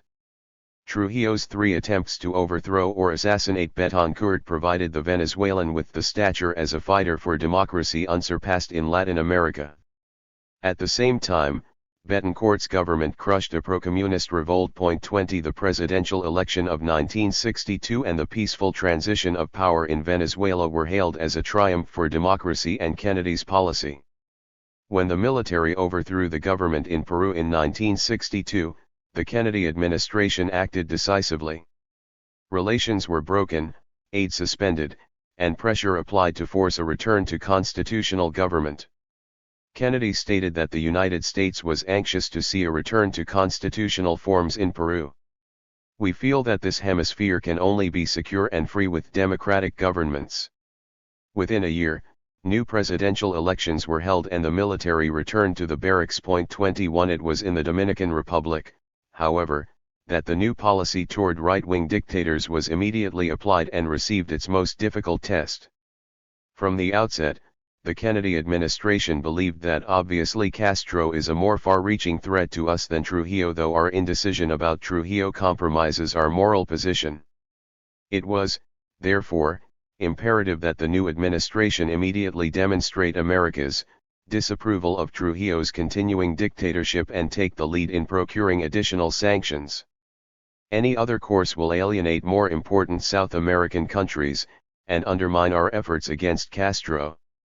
22 The State Department reported that owing to his savage repressive methods, Trujillo has deservedly acquired the reputation as the most distasteful dictator in the Americas. 23 Kennedy and his national security advisor McGeorge Bundy rejected the venerable diplomat Robert Murphy's advice to repair relations with Trujillo.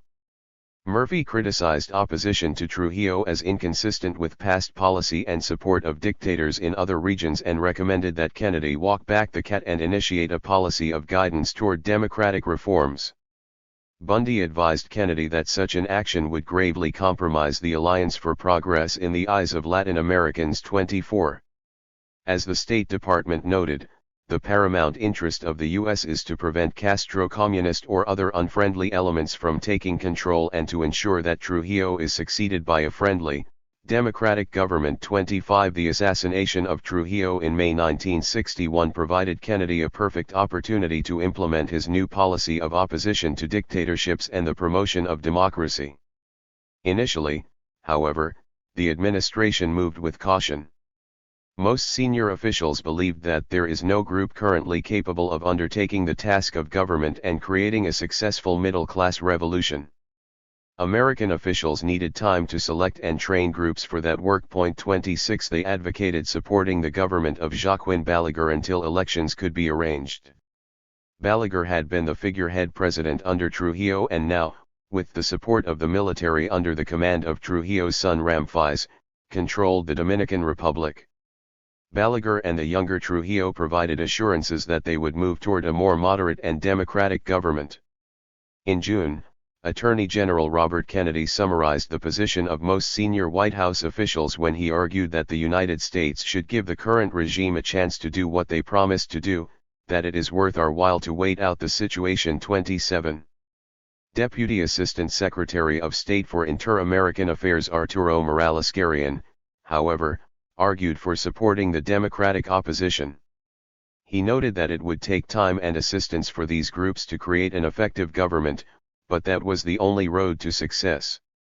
Naturally, they are not too well disciplined at the moment. They have lived under tyranny for 30 years.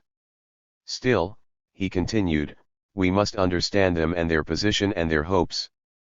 Otherwise we will lose all chance of bringing democracy to the Dominican Republic. 28.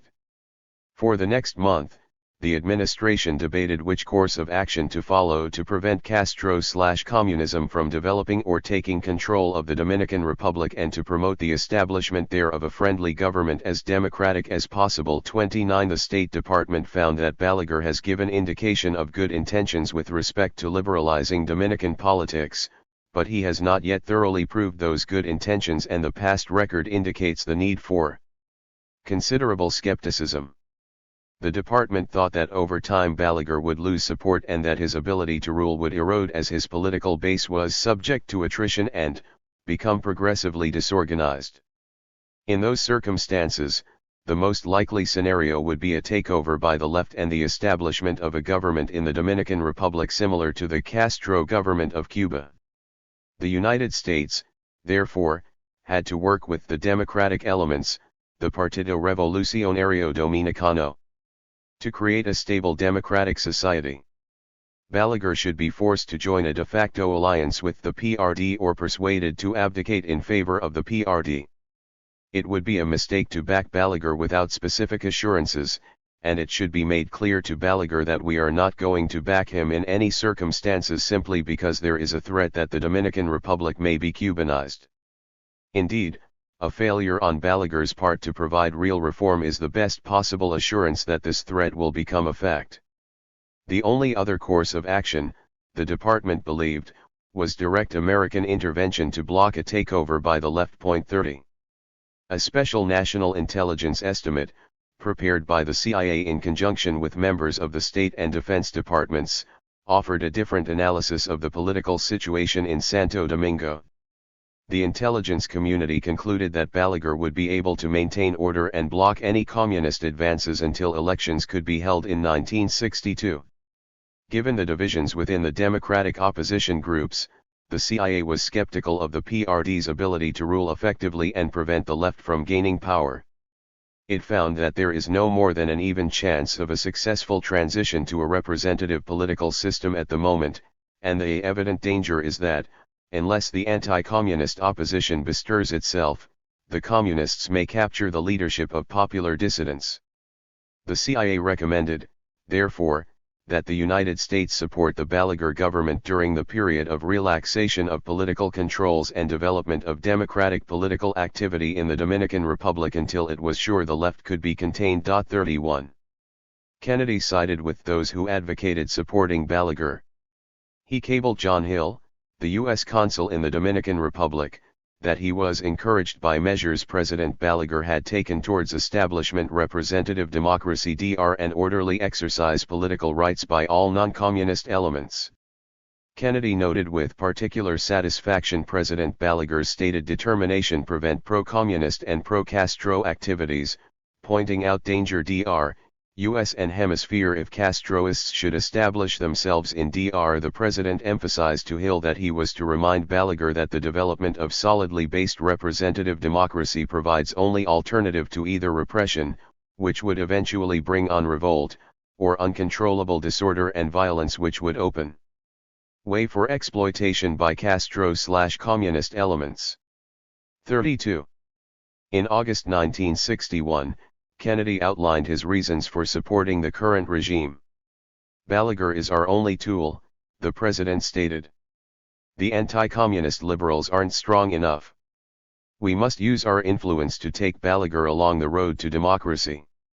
He saw the issue as one of finding the right leader, not the process of establishing democratic systems and institutions.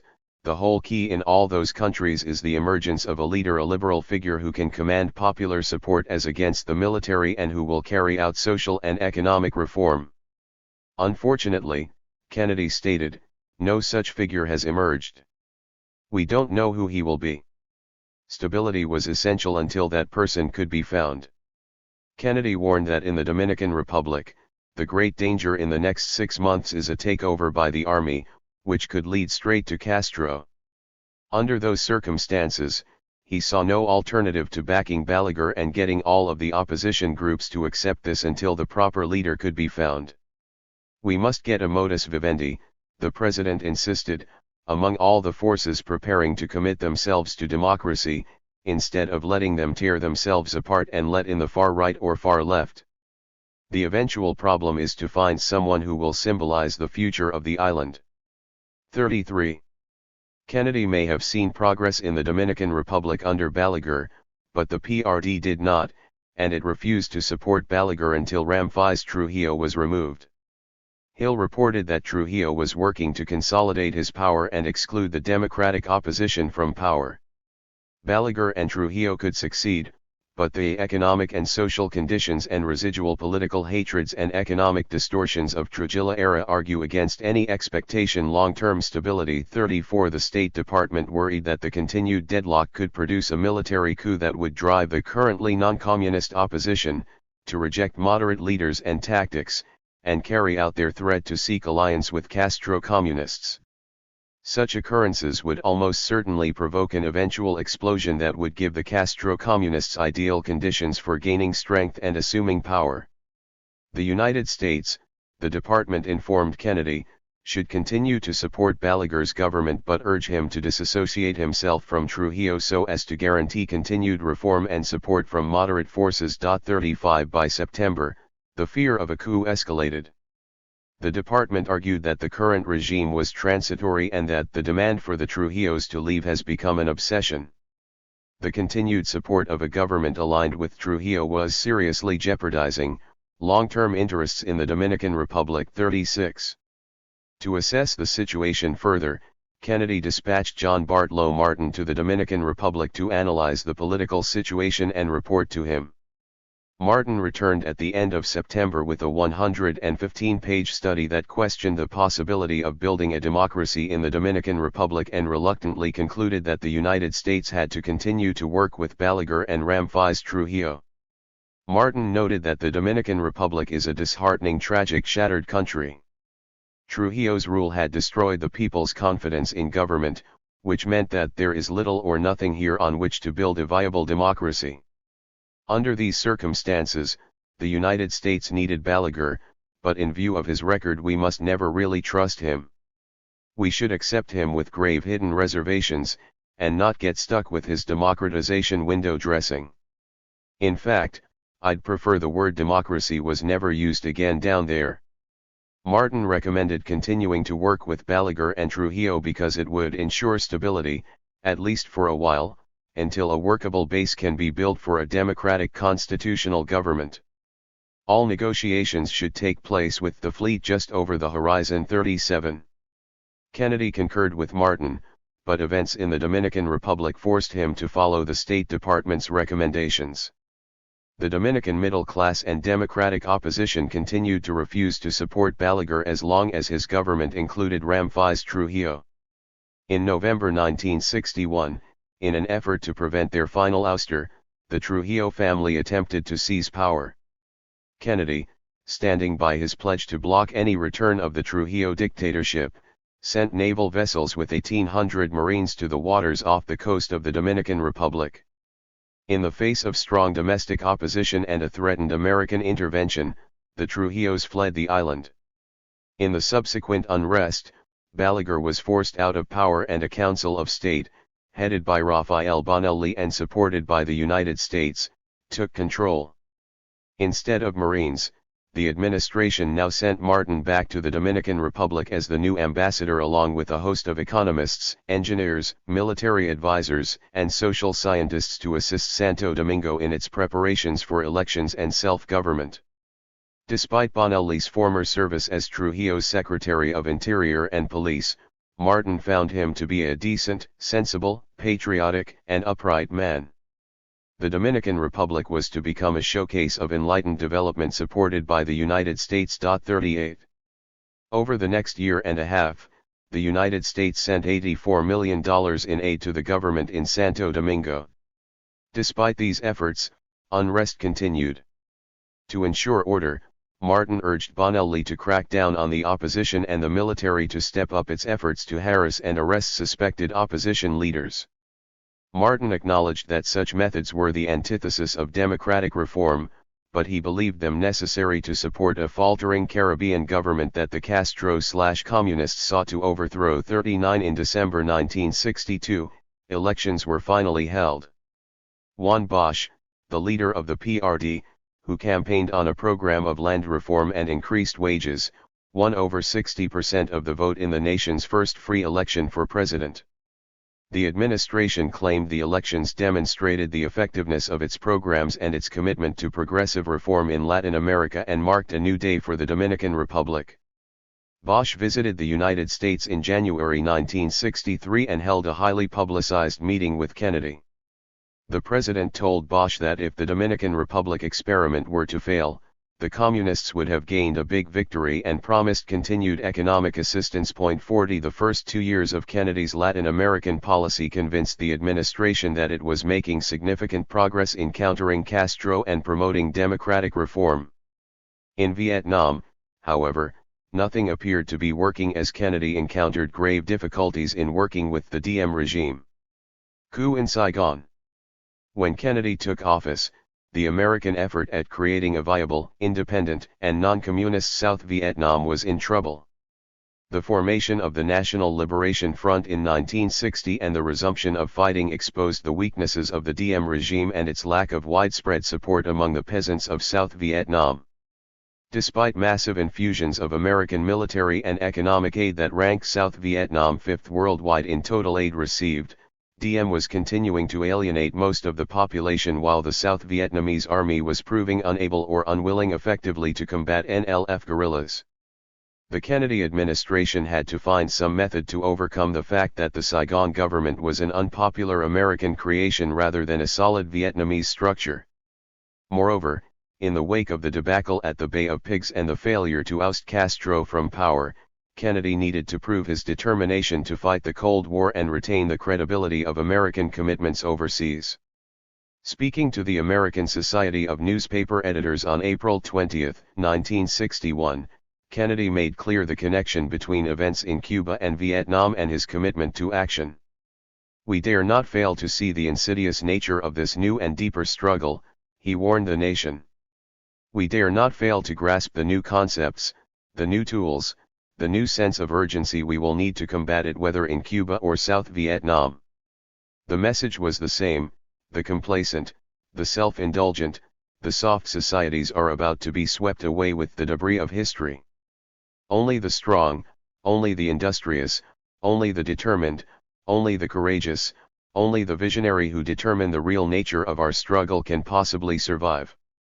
Kennedy was prepared for the challenge and to use any methods necessary for victory. 41 As the president told the reporter James Reston, "If Nikita Khrushchev believed that he had no guts, we won't get anywhere with him. So we have to act." That meant taking the initiative in Vietnam. "We have a problem in trying to make our power credible," Kennedy stated, "and Vietnam looks like the place." 42. Democratic societies, Kennedy believed, stood at a disadvantage in struggles with their adversaries. What was needed in Vietnam was unity and discipline to defeat the NLF. In that context, reform and adherence to democratic methods would have to yield to the discipline necessary to win the military battle. Political and social issues could wait until after the enemy was defeated. Using a frontier analogy, General Maxwell Taylor, a close advisor to Kennedy and later ambassador to South Vietnam, argued that it is very hard to plant the corn outside the stockade when the Indians are still around. We have to get the Indians further away before reform can begin. 43 Economic development programs may have been the answer in Latin America and ultimately in Vietnam, but with a hot war in progress it was necessary first to control the battlefield before embarking on dramatic reforms. The American commitment to Vietnam had to be deepened because the struggle was too central to American national interests to leave to the Vietnamese. To demonstrate his commitment, Kennedy sent Vice President Johnson to Vietnam to meet with Diem and to assure him of American support. While in Vietnam, Johnson praised Diem as the Winston Churchill of South Vietnam. When asked by a reporter if he sincerely meant that, Johnson replied, "Shit, Diem's the only boy we got out there." 44 Johnson's report to Kennedy left little room for doubt as to the importance he placed on Vietnam. The battle against communism must be joined in Southeast Asia with strength and determination to achieve success there, Johnson wrote, or the United States, inevitably, must surrender the Pacific and take up our defenses on our own shores. At this point, American forces were not required. People who had only recently freed themselves from colonialism would not look with favor upon governments which invited or accepted the return this soon of Western troops. He did not, however, think extensive aid programs, military missions and advisors, and civilian technicians would create the same problem. What Vietnam required, Johnson stressed, was the attention of our very best talents under the very closest Washington direction on matters economic, military, and political. The Vice President declared that the basic decision in Southeast Asia is here. We must decide whether to help these countries to the best of our ability or throw in the towel in the area and pull back our defenses to San Francisco and a Fortress America concept. There was no doubt that Johnson and Kennedy wanted to move forward promptly. Johnson found Diem to be a complex figure beset by many problems. He had many good qualities, but he is remote from the people, is surrounded by persons less admirable and capable than he. The government in Saigon was not, for Johnson, the key to the situation. That rested in Washington, D.C., and the administration's willingness to act. The country can be saved if we move quickly and wisely, Johnson reported. We must have coordination of purpose in our country team, diplomatic and military. The most important thing is imaginative, creative, American management of our military aid program. 45. Following the advice of Johnson and his other top advisors, Kennedy dramatically heightened the U.S. effort and presence in Vietnam. From 1961 to 1963 the President increased the number of American military advisors from 500 to over 16,000, initiated the Strategic Hamlet Program, provided more sophisticated military equipment to ARVN, and placed a greater emphasis on counterinsurgency measures and training by the Green Berets. None of these efforts proved sufficient to turn the tide of the military battle or increase the effectiveness or popularity of the Diem regime. Indeed, by the summer of 1963, many American officials were deciding that if the war and the preservation of South Vietnam were left in the hands of Diem, the United States would suffer a tremendous defeat. The year 1963 began with the stunning defeat of ARVN forces in the Battle of Apbac, where the South Vietnamese military held all the advantages but still managed to snatch defeat from the jaws of victory. An NLF battalion that was surrounded by a superior number of ARVN troops supported by tanks, artillery, and air power managed to escape because South Vietnamese commanders were unwilling to fully engage the battle. 46 By the summer, discontent with Diem's rule exploded into protests by non-communist students and Buddhists. The most dramatic of these protests were a series of self-immolations by Buddhist monks. Diem and his brother Ngo Dinh Nhu, who headed the secret police, responded with attacks against their political enemies, massive arrests, and the closing of Buddhist pagodas. Ngu's wife likened the self-immolations to barbecues and stated that she would welcome more. Diem stubbornly refused to criticize her actions or distance himself from his brother and his brutal tactics. It was clear that Diem was unwilling to heed American advice for reform and greater tolerance. Diem's repressive measures and the callous actions of his family were eliciting criticism in the United States of American policy and support of Diem. When Senator Frank Church introduced a resolution calling for a cessation of all aid to South Vietnam if the persecution of Buddhists was not ended and reforms undertaken, he received secret support from the administration. The State Department sought to use the resolution as part of a plan to persuade Diem and NU separately that the news should leave the country for an extended period. 47 Bundy called Church and told him to keep it up, that they thought that was kind of hopeful pressure. 48 Secretary of State Dean Rusk instructed the new American ambassador to Saigon, Henry Cabot Lodge, to use the congressional storm warning in his efforts to persuade Diem to yield. 49. Yet there were few alternatives to Diem. Outside of the military, all other non-communist groups were willing to negotiate a settlement with the NLF to end the war, a position the United States rejected. When it appeared that Diem himself had contacted the NLF through his brother and was willing to consider a neutral South Vietnam, he too became suspect. 50 Having supported Diem and his repressive government for almost a decade, Washington found that there was no political center and that it held far less leverage with Diem than it thought. That left only the military to impose order, hold the society together, and prosecute the war. After the failure of numerous efforts to convince Diem to change his course, broaden the composition of his government, and fire his brother, the Kennedy administration signaled the South Vietnamese generals that it would support a coup. The fault, according to administration officials, lay completely with Diem and not American policy. Ambassador Lodge informed Washington that the Diem government was essentially a medieval, Oriental despotism of the classic family type that understood few, if any, of the arts of popular government. 51 The United States, Lodge commented, can get along with corrupt dictators who manage to stay out of the newspapers. But an inefficient Hitlerism, the leaders of which make fantastic statements to the press, is the hardest thing on earth for the U.S. government to support. 52 A coup was necessary to complete the U.S. effort to bring this medieval country into the 20th century. Considerable progress had been made in military and economic ways, but to gain victory we must also bring them into the 20th century politically, and that can only be done by either a thoroughgoing change in the behavior of the present government or by another government. 53. The talk of a coup in early September, however, fizzled as the generals squabbled among themselves and worried about betrayal to new secret police. To obtain a better understanding of the crisis in Saigon, Kennedy sent Defense Secretary Robert McNamara and Maxwell Taylor to Saigon at the end of September to evaluate the military situation and Diem's rule. McNamara and Taylor reported that military progress was being made, but that it could all be lost because of the political crisis in Saigon. Further repressive actions by Diem and NU, they told the president, could change the present favorable military trends and ultimately cause the loss of South Vietnam. There was, however, no easy answer to the problem. Their recommendation was that the United States apply selective pressure while continuing to work with the Diem government but not support it. McNamara and Taylor, however, held out little hope that Diem would change his ways. It is not clear that pressures exerted by the U.S. will move Diem and NU toward moderation, they informed Kennedy. Indeed, pressures may increase their obduracy.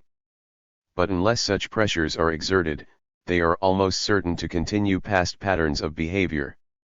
They did not, however, recommend a coup because it was unclear who could replace Diem. Instead, American policy should be to seek urgently to identify and build contacts with an alternative leadership if and when it appears.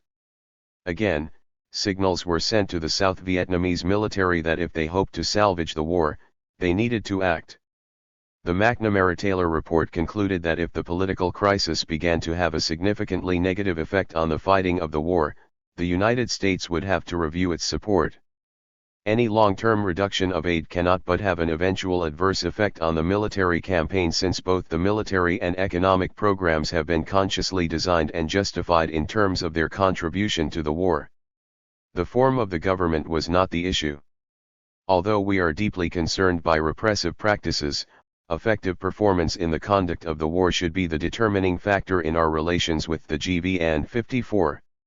Kennedy emphatically agreed with the last point during a National Security Council meeting that endorsed the McNamara-Taylor report as the basis for future U.S. policy. The United States, the President stated, had to find an effective means of changing the political atmosphere in Saigon by cutting some aid so as to improve the long-term military outlook. These actions were based on the harm which DM's political actions are causing to the effort against the Viet Cong rather than on our moral opposition to the kind of government DM is running. 55 Soon after the announcement that the suspension of some forms of aid would continue, plotting for a coup resumed in Saigon. Rusk captured the reluctant support these efforts received from American officials who still worried that there was no one better to replace DM. If we say we are not for a coup, then the coup-minded leaders will turn against us and the war effort will drop off rapidly. 56. On November 1, 1963, the South Vietnamese military moved against the DM government. DM and Nu surrendered in exchange for safe passage out of the country. Once arrested, however, both were killed. 3 weeks later, Kennedy was assassinated in Dallas and the problems of Vietnam fell onto the shoulders of Lyndon Johnson. The new president would continue the elusive pursuit of the right leader to rescue the military effort in Vietnam. Comments concerning reform and winning the hearts and minds of the South Vietnamese notwithstanding, the main purpose of the government in Saigon was to fight the war against the NLF and North Vietnam. As Johnson stated upon becoming president, "I am not going to lose Vietnam. I am not going to be the president who saw Southeast Asia go the way China went." 57 It was now the South Vietnamese military's job to do what DM could not, stabilize the political situation in Saigon and win the war. Democratic freedoms and representative government were at best distractions and at worst impediments to the fight against communism in Southeast Asia. An apologia for coups. Impatience with the difficulties of promoting democracy and reform also began to appear in Latin American policy by 1962. As political unrest mounted and American policy confronted the economic and social complexity of Latin America, policymakers emphasized the creation and maintenance of stability rather than the establishment and support of democratic institutions and rule. The rethinking of the administration's policy was first evident in the response to the military takeover in Argentina in 1962. By the next year, as the administration confronted the continued unrest in the Dominican Republic, Kennedy was in full retreat from his opposition to right-wing dictators and military governments. When Kennedy took office in 1961, Argentina was seen as one of the leading democratic nations in South America and a model for progressive reform throughout the hemisphere. President Frondizi, who first took office in 1958, was credited with re-establishing democratic government and protecting civil liberties that had disappeared under the rule of Juan Perón. The State Department praised him for carrying out a courageous program of stabilization and economic recovery which, although problems remain, is producing favorable results. It was a tribute to Frondizi's leadership that Argentina was endeavoring to rise above nationalism, neutrality, sensitivity, egocentricity, and fancied rivalry with the United States for hemispheric leadership. 58. Two related problems, however, worried American officials. First, the costs of Frondizi's economic stabilization program fell most heavily on Argentina's workers. With elections scheduled for March 1962, Frondizi was attempting to curry favor and votes from labor by establishing new programs. These efforts were opposed by the politically active Argentine military. Frondizi's ability to bear up under the pressure of broadening his political base on the one hand and the strong military pressure on the other would be crucial for the success of his overall program. In a prediction that was soon proved wrong, the State Department believed that Frondizi's power was secure and that the odds run strongly against the overthrow of his government by force, although he had become increasingly vulnerable to pressure by the military. 59. The second problem was Argentina's policy toward Cuba. One aspect of Frondizi's efforts to gain labor votes was his unwillingness to join with the United States in criticizing Castro and endorsing OAS-sponsored sanctions against Cuba. Argentina, to the dismay of American officials, saw the disputes between Washington and Havana as a problem that involves only the United States and Cuba. The administration sought to change this attitude because it believed that Argentina's full collaboration is needed in the common effort to resist the encroachments of international communism. 60 The lever to be used was Argentina's request for over $1 billion in development loans and other forms of aid. 61 Kennedy wrote Frondizi that the penetration of this hemisphere by international communism has endangered the security of the American nations. He urged the Argentine president to support the U.S. efforts to isolate Cuba so that a consensus might be achieved in favor of the imposition of sanctions against Cuba. 62. Argentina was soon, however, engulfed in a political crisis surrounding the March elections. Peronist candidates gained control of at least 7 of Argentina's provinces and increased their representation in the Chamber of Deputies. Frondizi, fearing their growing power, tried to block certain Peronist candidates from taking office. The military, worried about Frondizi's ability to control the Peronists, saw this as an opportunity to seize power. As American Ambassador Robert McClintock reported, the military was incensed at what they regard as a gigantic miscalculation by Frondizi and might just ask themselves, why not go the whole hog? Why not throw out Frondizi? Claiming that Frondizi had endangered the nation by creating a political crisis through his actions and that they were protecting the Constitution of Argentina, the military ousted the president on 29 March. 63. The Kennedy administration was divided over how to respond to the Argentine military's actions. Arthur Schlesinger wanted the president to uphold his policy of opposition to military takeovers, announce that the United States would not recognize the new government, and insist on a return to constitutional government. Under-Secretary of State George Ball supported this view.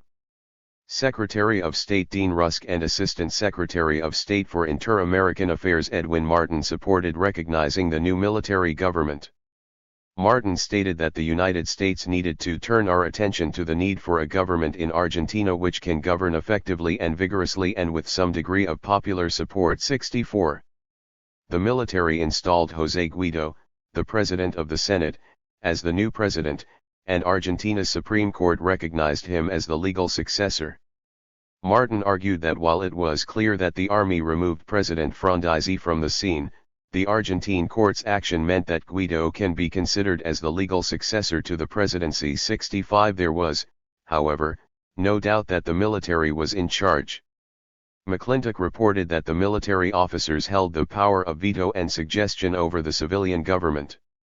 In his summary of events, the ambassador wrote that the military took over because of the inability of President Frondizi to follow a consistent policy of telling the truth, which aroused many elements of the population against him, and particularly the military, who thought that he was either a front man for Peronism or, worse, a Judas who would eventually betray the country to communism.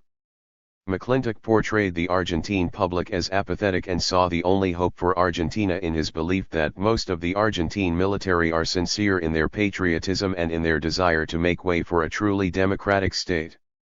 The generals were friendly toward the United States, staunchly anti-communist, and should be regarded as an asset by the United States and not as a liability as some people in Washington seem to believe. 66. The military government did not disappoint its supporters in the administration. Argentina broke relations with Cuba and agreed to US-sponsored sanctions. Military rule was seen as essential until the non-communist parties in Argentina could learn to work together. Currently, they provide only unsteady foundations for civilian government. 67 In the end, despite his dislike of military coups, Kennedy agreed to recognize the new government. According to Schlesinger, he did so because he had a realist's concern not to place himself in positions from which he could neither advance nor retreat.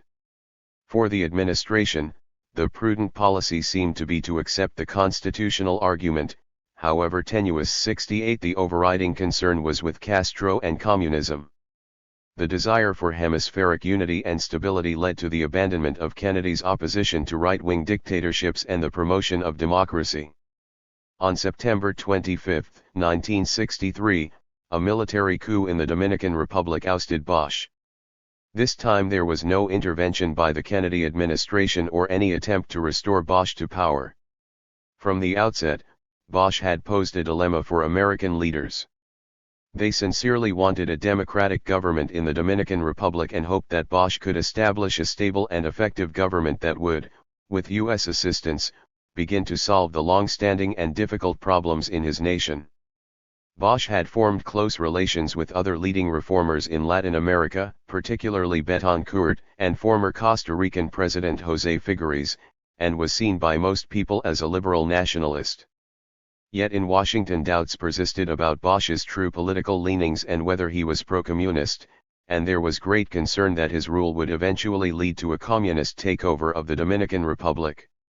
Bosch was a frequent critic of the imperialistic errors committed in the past by American business firms in Latin America, sought extensive redistribution of land, and was known for his idiosyncrasies and opportunism. The CIA concluded that because there was insufficient evidence to reach a definitive answer, the possibility that he was secretly pro-communist or a party member could not be ruled out. Ambassador John Martin had few doubts. He found that dealing with Bosch can be most difficult. He is devious, inclined by nature to dissemble and hide his real motives. 69 The ambassador believed Bosch was a divider, a splitter, a schemer, a destroyer, who made the successful development of democracy in the Dominican Republic almost impossible. 70. By June 1963, extensive concern was being expressed about Bosch's tolerance of communist activities in the Dominican Republic. The State Department believed his decision to allow communists to return to Santo Domingo and operate freely was a dangerous risk, since the security forces of the Dominican Republic are not in a position to maintain proper surveillance over communist activities. Ambassador Martin reported that Bosch made a deal with the left before the elections not to attack them if they supported his candidacy and refrained from violence, and that he is living up to it. 71 The CIA concluded that there was genuine concern regarding Bosch's remarkably tolerant attitude toward communist activities. Although Bosch understands that the security of his regime depends ultimately upon continued U.S. support, he is more concerned about a reactionary coup than an attack by the left. He apparently considers that his tolerance demonstrates the democratic character of his rule, and he welcomes any assistance in discrediting the traditional society and any potential support in resisting a possible military coup. His policies, therefore, could lead to a serious problem in the future.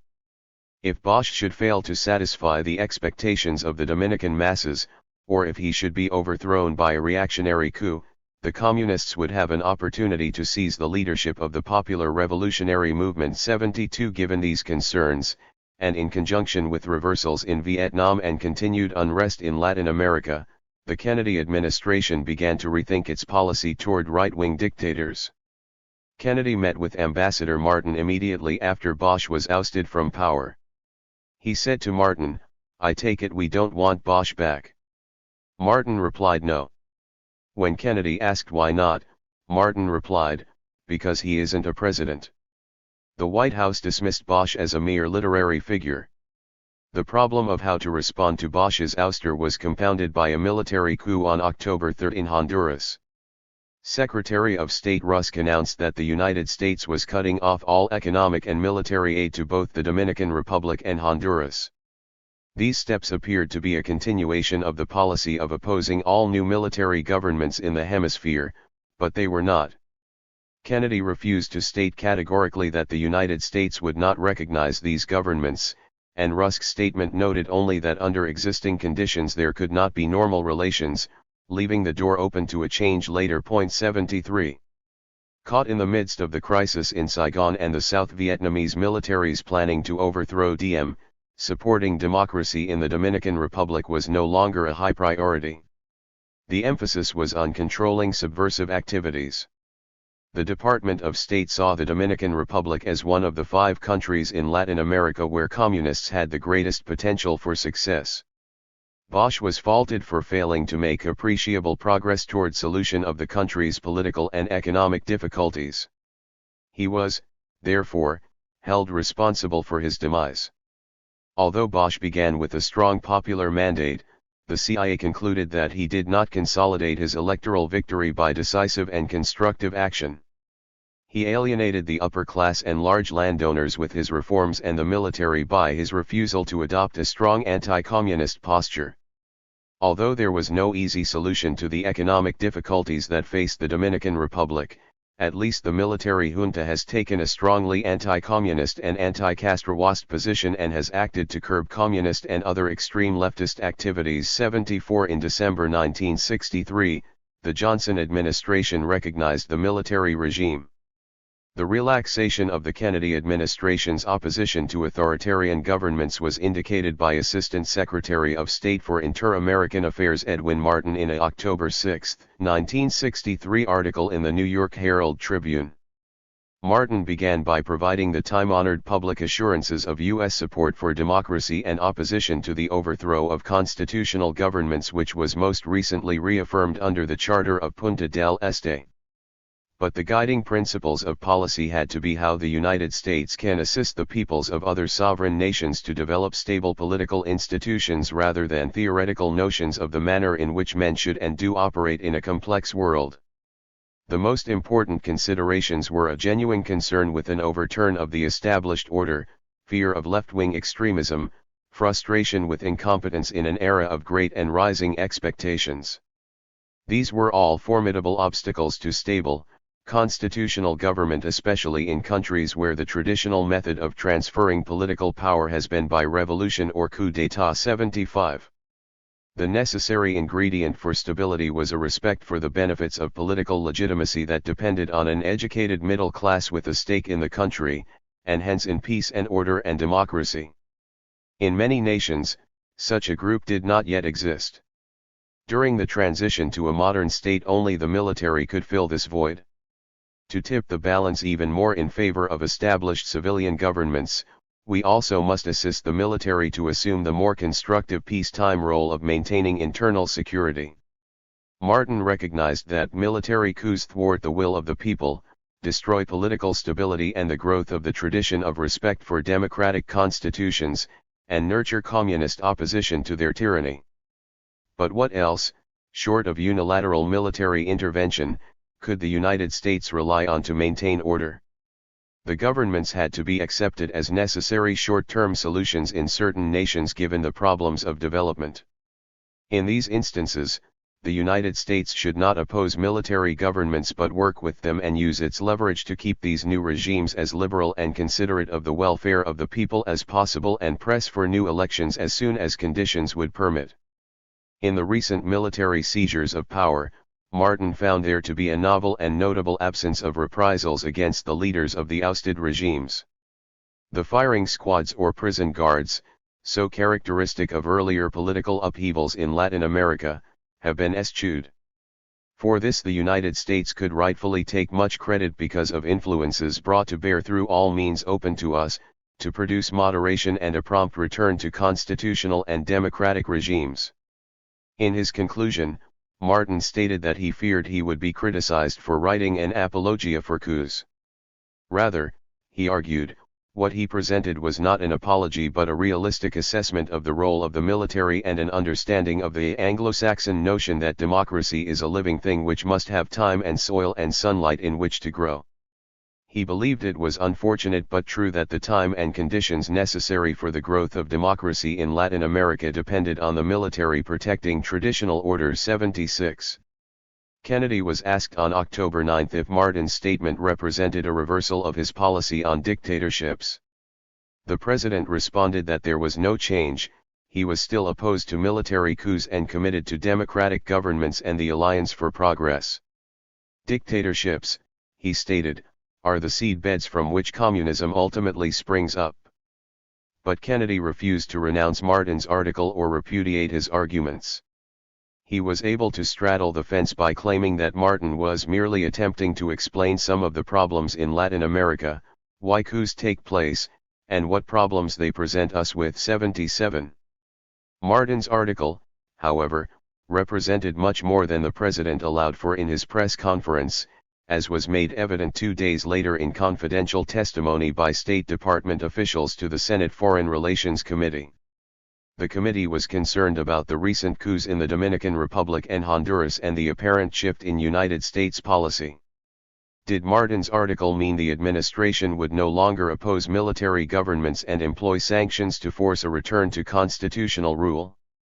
Was the United States now ready to provide support to such regimes?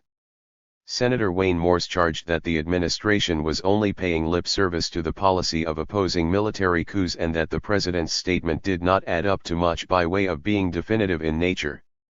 Two constitutional governments that had recently been overthrown in the Dominican Republic and Honduras were currently in exile. If the administration wanted to back up its statements, Morse declared, and if want to throw a diplomatic bomb that would leave no room for doubt as to our intention to explode support to military juntas, it would recognize the two governments in exile.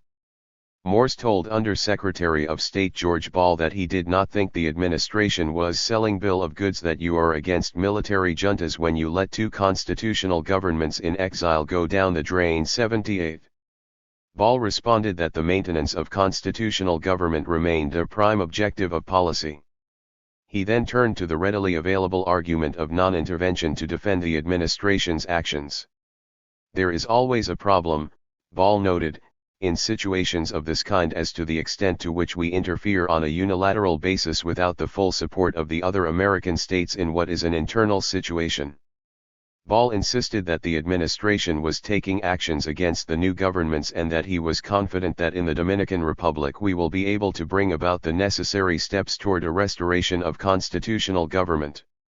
Sterling Cottrell, Deputy Assistant Secretary of State for Inter-American Affairs, added that Morse's argument was over methods and not principles or intentions. We recognize that this ancient pattern of coup replacing coup and dictatorship replacing dictatorship has a very stultifying effect on every one of those countries. The administration, he asserted, was still committed to breaking this pattern but believed it was best done by focusing on our main objective, the restoration of representational government, without focusing on the individuals involved. In other words, the United States should cooperate with the military governments rather than defending the governments in exile. Morse disagreed that the debate was only about tactics.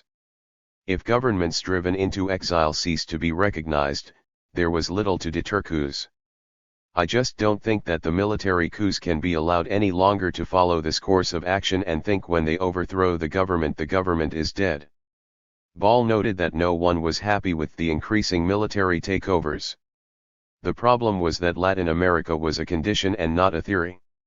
What we are faced with is that in more countries than not, there are weak governments, that there are governments which are trying to govern under great pressure from a variety of interests, some from the left, some from the right, and that they are not very brave or bold when it comes to taking positions on matters that affect other nations within the system.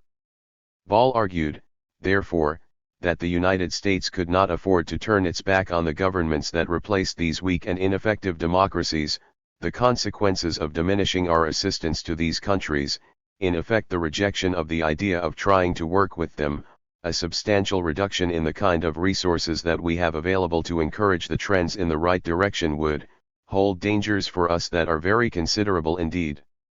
The military forces, Ball thought, were often the best option available. The United States had to work with materials which are in most cases imperfect, trying to make the best out of a situation which is anything but simple or easy. Thus, given this lesser of two evils approach, it required that resources be available for this and that we do the best we can. The United States could still assert strong leadership but had to take care not to bump up against the historical aversion to American interference in their internal affairs, which can have a negative effect and can play into the very powers and pressures we are trying to resist.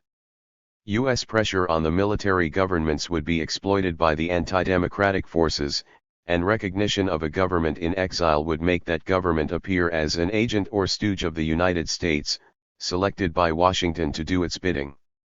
The best course was to work with the dictators while insisting on the principles of constitutionality which do not at all preclude the restoration of a government by an election but did not make it contingent for cooperation. Ball believed this approach placed the United States in a very much better position so far as the impact on the psychology of the people that we are trying to work with is concerned. Other senators joined Ball in supporting the change in policy. George Smothers of Florida warned that it was dangerous to tie policy too tightly to a position of always supporting constitutional governments and opposing military coups. a military overthrow of Chetty Jugun in British Guyana, who was duly elected, would be welcome. He had turned the resources and propaganda of his country against us. A set policy of opposition to coups would lock the administration into a position where you couldn't give them any aid, the new crowd, even though they were friendly to the United States. He argued that the military in Peru blocked the left from taking power and turned the country in the direction of democracy, and with certain limitations we could finally bring about a democratic system which would be friendly to us. Senator Frank Lusk of Ohio added that the fall of Bosch in the Dominican Republic was no loss. It was a situation, he claimed, in which the communists are breaking through, and the businessman and the peasant and the professional man and the religious man uniformly begin to complain.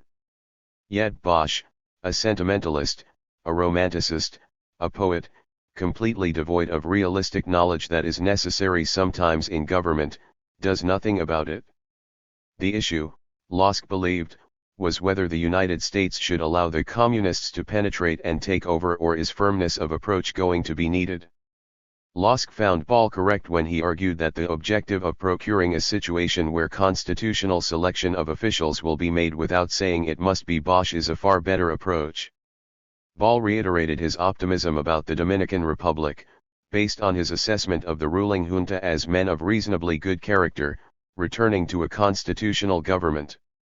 But there was a problem. The people had lived for so many decades under authoritarian rule that they really have had no experience in the adult lifetime of most of the active people in the Dominican Republic, with constitutional government. He found it only normal that they would make mistakes. In a vast understatement, Ball noted that the situation will continue uneasy for a long time to come, even though constitutional government may be resumed. Flexibility was the new rationale for supporting dictatorships. Thus policy had already changed when President Kennedy was assassinated in November 1963 and Johnson became president. The Mann Doctrine. Lyndon Johnson was always skeptical about the Alliance for Progress and Kennedy's policy toward Latin America. CIA Director John McCone noted after his first meeting with Johnson in November 1963 to discuss foreign policy that he received the first President Johnson tone for action as contrasted with the Kennedy tone. Johnson definitely feels that we place too much emphasis on social reforms. He has very little tolerance with our spending so much time being do-gooders. 79 Johnson saw and understood the tremendous upheaval the alliance was fueling and sought to provide greater stability before it was too late. Johnson asked Thomas Mann to reorient Latin American policy. A fellow Texan and longtime State Department expert on Latin America, Mann was made director of the alliance, appointed as a special assistant to the president, and promoted to Assistant Secretary of State for Inter-American Affairs. Mann shared Johnson's skepticism concerning the alliance's ability to create peaceful revolutions. He believed that massive aid programs only created false hopes. Mann recalled that he saw himself as a realist and pragmatist. His disagreement with Kennedy's Alliance for Progress stemmed from a difference of opinion whether we should, in effect, espouse revolution without defining what kind of revolution we're talking about. I think in the Latin American mind, one who talks about revolution is understood to be saying that he favors violence in the streets and disorders. I thought we should favor orderly evolution and be careful of what we said and orient our program so that that kind would be made clear. Moreover, Mann had a positive view of the military in Latin America. They considered themselves the guardians of the independence and order of the hemisphere. Most people would say that this makes them ultra-conservative. Mann disagreed. He saw them on the whole, a pretty decent group of people. 80. Policy soon reflected these attitudes. Military funds received priority over other forms of assistance, and Johnson, while maintaining a rhetorical commitment to the Alliance for Progress, allowed the amount of money allocated to decline steadily. 81 In conjunction with the third anniversary of Kennedy's call for the Alliance for Progress, the Johnson administration convened a meeting of all American diplomatic representatives to Latin America in Washington, D.C. In a private speech to all ambassadors on March 18, 1964, Mann outlined the reversal of policy from the early days of the Kennedy administration.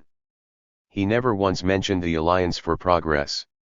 Instead of actively opposing rightist and military dictatorships through non-recognition and the cessation of aid, which he declared involved Washington in the internal affairs of those nations, the United States would base its recognition policy and support of Latin American governments on a case-by-case basis. The determining factors would be what Mann termed the four basic fundamentals of American policy: the fostering of economic growth, the protection of the $9 billion in United States investments, non-intervention in the internal affairs of the Latin American republics, and opposition to the spread of communism. Under these terms, economic growth was not to be tied to social reform, and there was no need to demonstrate a preference for democratic governments over authoritarian regimes.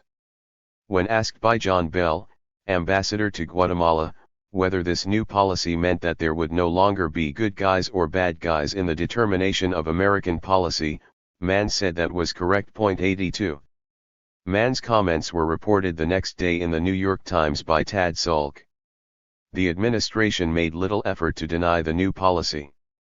Gordon Chase reported to Bundy that the Times report was fairly accurate. Apparently, somebody took notes and ran out and gave them to Tad Salk. Chase assumed that the policy had not changed, at least publicly, and wondered what could be done to beat down this unfortunate story. Bundy noted it was an issue for Mann to handle himself. 83. The State Department issued a statement the next day proclaiming that the U.S. devotion to the principles of democracy is a historical fact. The issue, however, was not the U.S. attitude toward democracy but its policy toward dictatorships. On that point, the department spokesperson, Richard Phillips, would state only that decisions would be guided by the national interest and the circumstances peculiar to each situation as it arises. Communist governments fell under a separate category and were always to be opposed. 84. Unfavorable press coverage of the shift in policy continued for the next week, prompting Mann to request permission to respond by making some speeches on the topic of Latin American policy. Bundy recommended to Johnson that he approve the speeches after review by the White House so that it can be clear that these are official U.S. statements. There was a risk that if these speeches aren't skillfully done, they will be turned against us by people who should be our friends. Mann assumed that all our trouble comes from a few far left-wingers.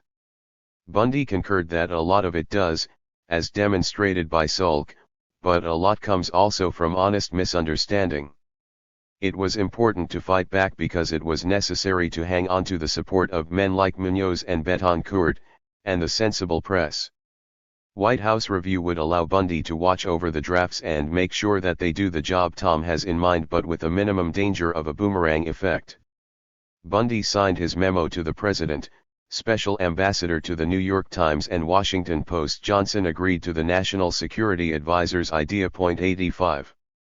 The speech that finally emerged was delivered by Mann on June 7, 1964 as the commencement address at Notre Dame University.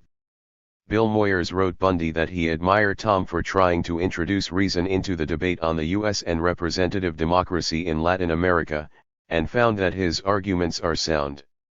He remained concerned, however, that the speech is likely to be interpreted as a labored attempt to justify what has already been interpreted as Tom's hard line. 86. Moyers was apparently unaware that explaining the new hard line was the purpose of the speech. The title of Mann's talk was The Democratic Ideal in Our Policy Toward Latin America, but he devoted the longest section to defending the support of military governments. While he declared that it was our firm policy to discourage any who conspire to overthrow constitutionally elected governments, Mann insisted that the United States should not place itself in a doctrinaire straitjacket of automatic application of sanctions to every unconstitutional regime in the hemisphere with the obvious intention of dictating internal political developments in other countries. Rather, each case must be looked at in the light of its own facts. It was understandable that all of us become impatient with the rate of progress toward democracy in the hemisphere. In many nations, democracy seems at times to take 2 steps forward only to temporarily be pushed back a step. He asserted, however, that the cause of freedom in nations ruled by military dictators remained alive. By contrast, he found that in Cuba the light of democracy has temporarily been extinguished. To illustrate his point, Mann argued that if the United States was unconditionally committed to the support of all constitutional governments under all circumstances, we would have been obliged to do everything within our power to bring about the overthrow of Castillo and to restore a Marxist-Leninist to power in Guatemala. 87. The announcement of the Mann Doctrine prompted Supreme Court Justice Arthur Goldberg to send Johnson a quote from John Stuart Mill on interventions. Goldberg was sure the President would agree that this statement is particularly appropriate at the present time and to our present occasions. Mill stated, "The doctrine of non-intervention, to be a legitimate principle of morality, must be accepted by all governments. The despots must consent and be bound by it as well as the free states. Unless they do, the profession of it by the free countries comes to this miserable issue, that the wrong side may help the wrong, but the right side must not help the right. Intervention to enforce non-intervention is always rightful, almost moral, if not always prudent. Though it be a mistake to give freedom to a people who do not value the boon, it cannot but be right to insist that if they do value it, they shall not be hindered from the pursuit of it by foreign coercion." 88. As he attempted to explain his policy in Vietnam, Johnson would often express these same ideas, albeit in different language, in the next year. A fine fellow in Brazil. The Mann Doctrine was immediately applied to the military overthrow of the government in Brazil. United States relations with Brazil had steadily declined since the end of World War II. By 1961, they were marked by mistrust and a growing concern in Washington over Brazil's increasing independence in the Cold War and reform efforts at home. Indeed, the more representative the Brazilian government became, as constitutional democracy took root and workers and peasants organized and participated in politics, the worse relations with the United States became. Because Brazil was the largest nation in South America in size, population, and potential for economic growth, it demanded American attention. The Kennedy administration sought to make it a cornerstone of the Alliance for Progress. The Bureau of Inter-American Affairs of the State Department believed that it was extremely important that the United States take the initiative to quickly establish good relations with the new Brazilian administration by extending economic assistance and other forms of aid. 89. The administration initially thought that the new Brazilian president, Jânio Quadros, who took office the same month as Kennedy, would closely align Brazil with U.S. efforts to generate economic growth and reform in Latin America while isolating Castro. This confidence was based in large part on Quadros's apparent willingness to implement an austerity program supported by the International Monetary Fund to combat Brazil's growing economic problems and to reverse the trend toward economic nationalism in his country. Quadros's favorable comments about Cuba caused some concern, but American officials saw them as election year efforts to gain support on the left. As one NSC staff member argued, Brazil should be built up as a counter to Cuba in Latin America because of its great potential. Although Quadros may be difficult to deal with him we must, or lose a great opportunity to thwart Castroism in the area. 90. Quadros, however, had his own agenda. He sought to establish a policy independent of the United States and set out to develop a foreign policy based on the principles of development, disarmament, and decolonization. Brazil, Quadros believed, needed to establish closer relations with the other nations of the developing world. Its international concerns were economic, and rather than looking to the East or the West in the Cold War, Brazil's policy should be that of the South. Finally, Quadros believed Brazil had to stand for non-intervention and self-determination for all nations. This meant supporting Castro and opposing any efforts to impose sanctions against Cuba.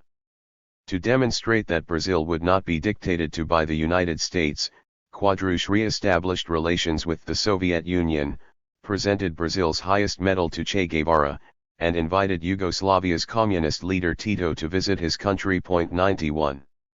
Unrest and division continued in Brazil as American diplomats nervously watched to see what steps the government would take in response to offers of economic aid. It was apparent to the embassy in Rio de Janeiro that conservatives and the military in Brazil distrusted Quadros and were working to undermine his authority. Unexpectedly, Quadros resigned from office right after the signing of the Charter of Punta del Este in August 1961. The CIA believed that the president's move was made in the expectation of provoking a strong manifestation of popular support, in response to which he would return to office in a better position against his opponents. If so, the plan backfired. There was no popular upsurge to return Quadros to office, and an effort by the military to block Vice President João Goulart from assuming the presidency failed. 92 Kennedy agreed with the advice of the American Embassy in Rio that the United States refrain from issuing a statement supporting constitutional process versus a military solution because in the present situation in Brazil it would constitute clear endorsement Goulart cause which would be deeply resented by those of our friends who support effort of military to exclude Goulart from presidency on ground his known communist sympathies. 93. Goulart set out an agenda of land reform, restrictions on the annual profits that could be taken out of the country, and the extension of democratic rights and the legalization of the Communist Party. American officials treated his coming to power as a crisis. The embassy defended the military's efforts to prevent Goulart from taking office. Although ostensibly acting in contravention of constitution, the armed forces were beyond doubt sincerely motivated by desire to preserve ultimate democratic values. In contrast, Goulart's political past could scarcely be less promising from U.S. point of view. It would be necessary to see if he could live down his fellow traveling past and establish amicable basis for continuing US-Brazilian relations. 94 The CIA characterized Goulart as an opportunist who has a long history of working with communists in an effort to increase his political strength. His early actions appeared to favor communists in Brazil, and it was possible that we may be witnessing the early stages of an attempted slow-motion coup in which Goulart, wittingly or unwittingly, is paving the way for effective communist infiltration designed as a prelude to an eventual takeover. 95 The new American ambassador to Brazil, Lincoln Gordon, reported in October that there can be no doubt as to Goulart's past record of service to communist cause in Brazil or his continuing hospitality to communists and their friends in present administration. 96 It was widely believed in Washington that the communists will benefit by the tolerance not only of Goulart but of many other Brazilian political leaders. 97 In 1962, the administration experienced a brief period of hope that relations with Goulart would prove workable. The Brazilian president was invited to visit the United States in April, and American officials hoped to persuade Goulart that cooperation with us is in his and Brazil's best interest. Brazil was the most important nation in Latin America and the nation in which are centered all the economic, social, and strategic problems to which the Alliance for Progress is a response.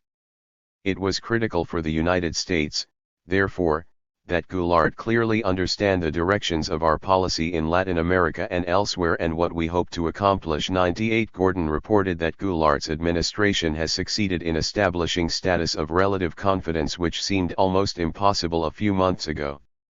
The ambassador found Goulart to be following a moderate economic course, and the outlook for Brazil was more optimistic than the embassy had reason to anticipate several months ago. Goulart has proven himself clever politician able and willing win over long-term opposition on basis moderate, responsible-sounding objectives while still claiming loyalty to his popular political base. 99 Schlesinger recommended that Kennedy use the visit to reaffirm his position that the United States not only welcomed new frontier governments in Brazil and elsewhere in Latin America but regards such governments as indispensable to the success of the alliance. The contest in Latin America was not between the status quo and communism but between democratic revolution and communist revolution. 100. In two conversations, Kennedy and Goulart discussed U.S. policy in the hemisphere, the labor movement in Latin America, American investments in Brazil, and Goulart's efforts to promote development while controlling inflation. On all accounts, the two leaders appeared to be in accord, and American officials were particularly pleased by Goulart's criticisms of Castro and Cuba. Kennedy assured Goulart that the United States would assist him in his efforts to control inflation and would continue to support President Goulart and his government. The president said he realized that Brazil has had internal difficulties, and that it is a complex matter to maintain the proper balance between stability and deflation on the one hand and growth and development on the other. 101. Yet within 3 months, the negative assessments and fears of Goulart had returned.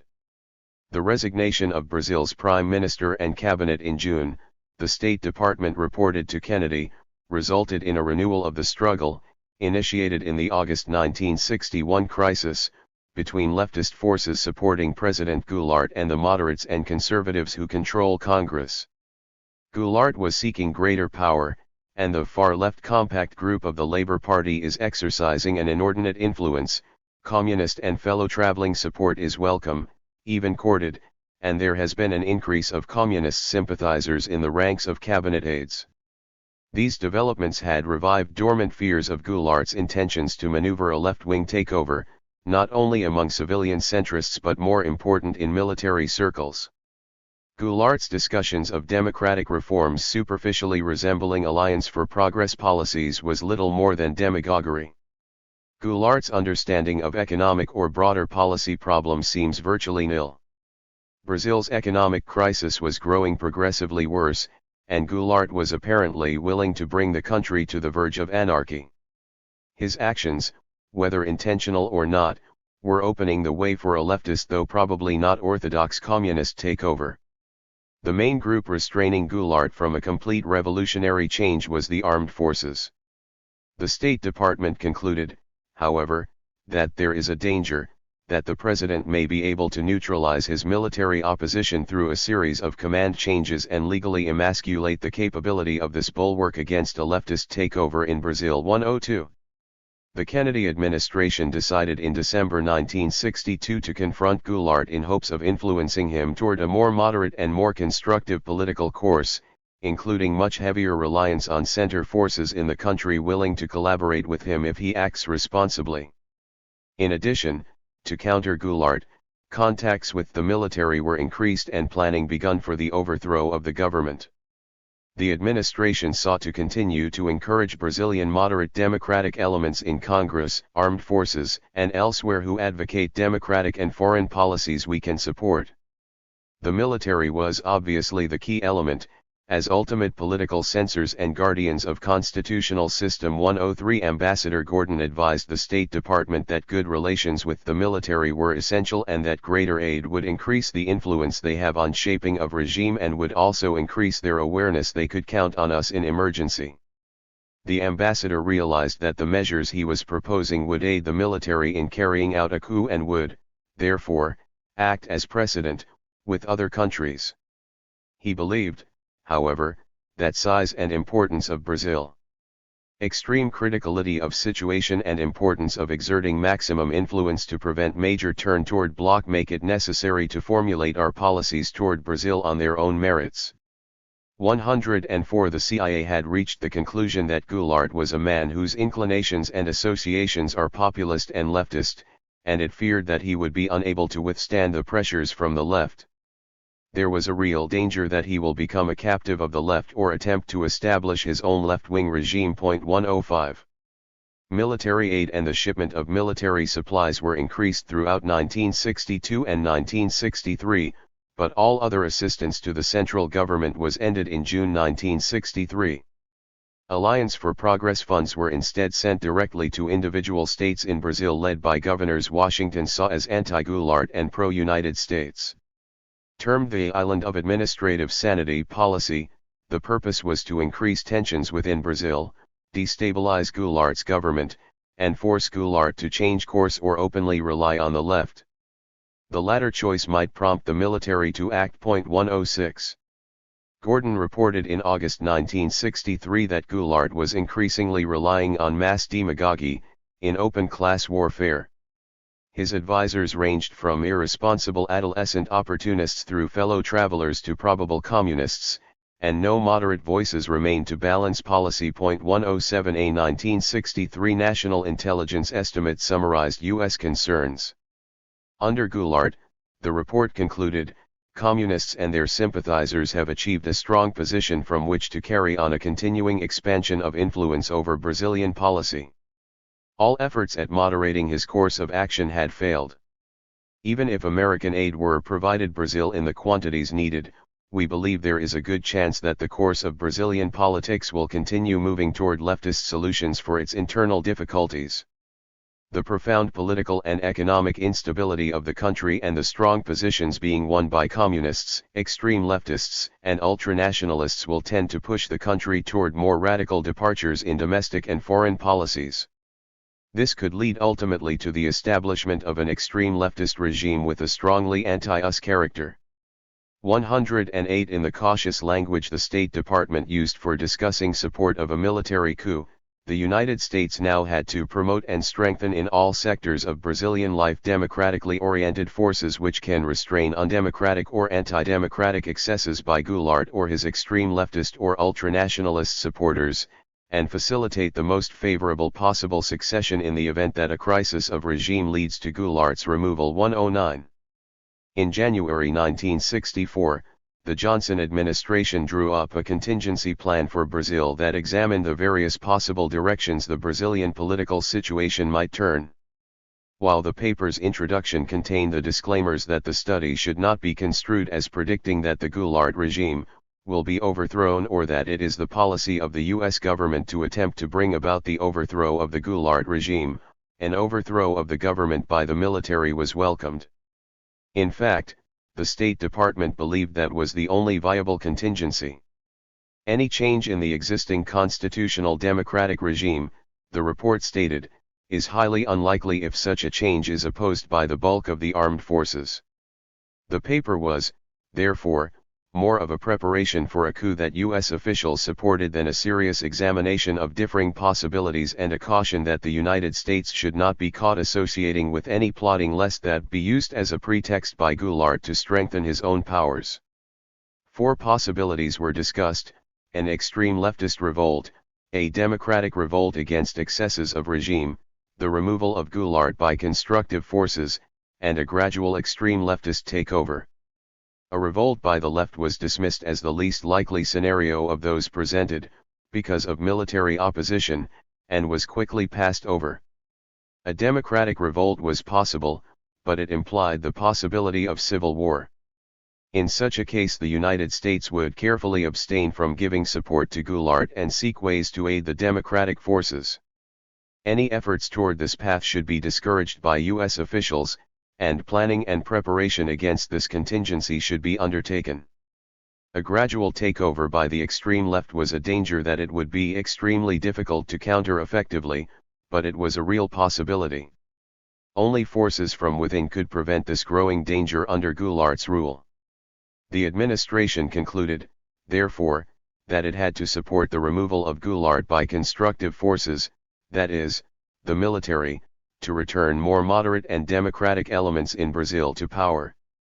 No problem would be raised for U.S. policy in the event of a constitutionally contrived change, with Goulart persuaded to withdraw. This could include an interim military takeover. In that circumstance, the United States should take a constructive friendly attitude, being prepared to give quick support and assistance to the new regime as soon as it is sufficiently committed to a return to democratic processes. 110. In March 1964, 2 weeks before the military coup in Brazil, American officials met in Washington. Gordon used this opportunity to discuss what course of action the United States should follow after the military removed Goulart. He reported that the only thing worse than the economic situation is the political situation. He argued that a communist takeover is conceivable and spoke in alarmist terms of the urgency for action before Goulart established a left-wing regime. Gordon disagreed with those who saw the issues as merely domestic matters that concerned only Brazilians or believed the United States should take a hands-off approach to Brazil until the Brazilians behave. Following such suggestions would be tragic because it does not take into account the fact that Brazil is a multiple society and that there are many segments who are with us and whom we should not ignore. Specifically, Gordon meant the military. Our relations with the Brazilian military are good. This is very important. Brazil's generals needed to be assured of the American position. 111. All the difficulties in relations between Washington and Rio were laid at the feet of Goulart. He was blamed for the economic crisis that beset Brazil and for creating a situation of basic political instability and polarization of the political extremes. In this situation, increased military aid was recommended and approved by President Johnson. The military, the Department of State believed, has traditionally been, and continues to be, a decisive voice for moderation, constitutionalism, and democracy in Brazil. The generals, who administration officials knew were plotting a coup against the constitutional president of their country, were described as both constitutionally minded and friendly to United States objectives. In the event of unrest and disorder, it would be of utmost importance to the United States that the military have both the means and the training to control violence and prevent communist exploitation of the situation. 112. Goulart's worst sins were his agricultural reforms, efforts to increase the power of workers and peasants, and economic nationalism. Goulart was criticized for blaming Brazil's financial woes on the unfavorable terms of trade and expanding the government's role in the economy as a remedy. Thus, for example, he established a state monopoly on crude oil imports and advocated similar monopoly on foreign exchange transactions and the coffee trade.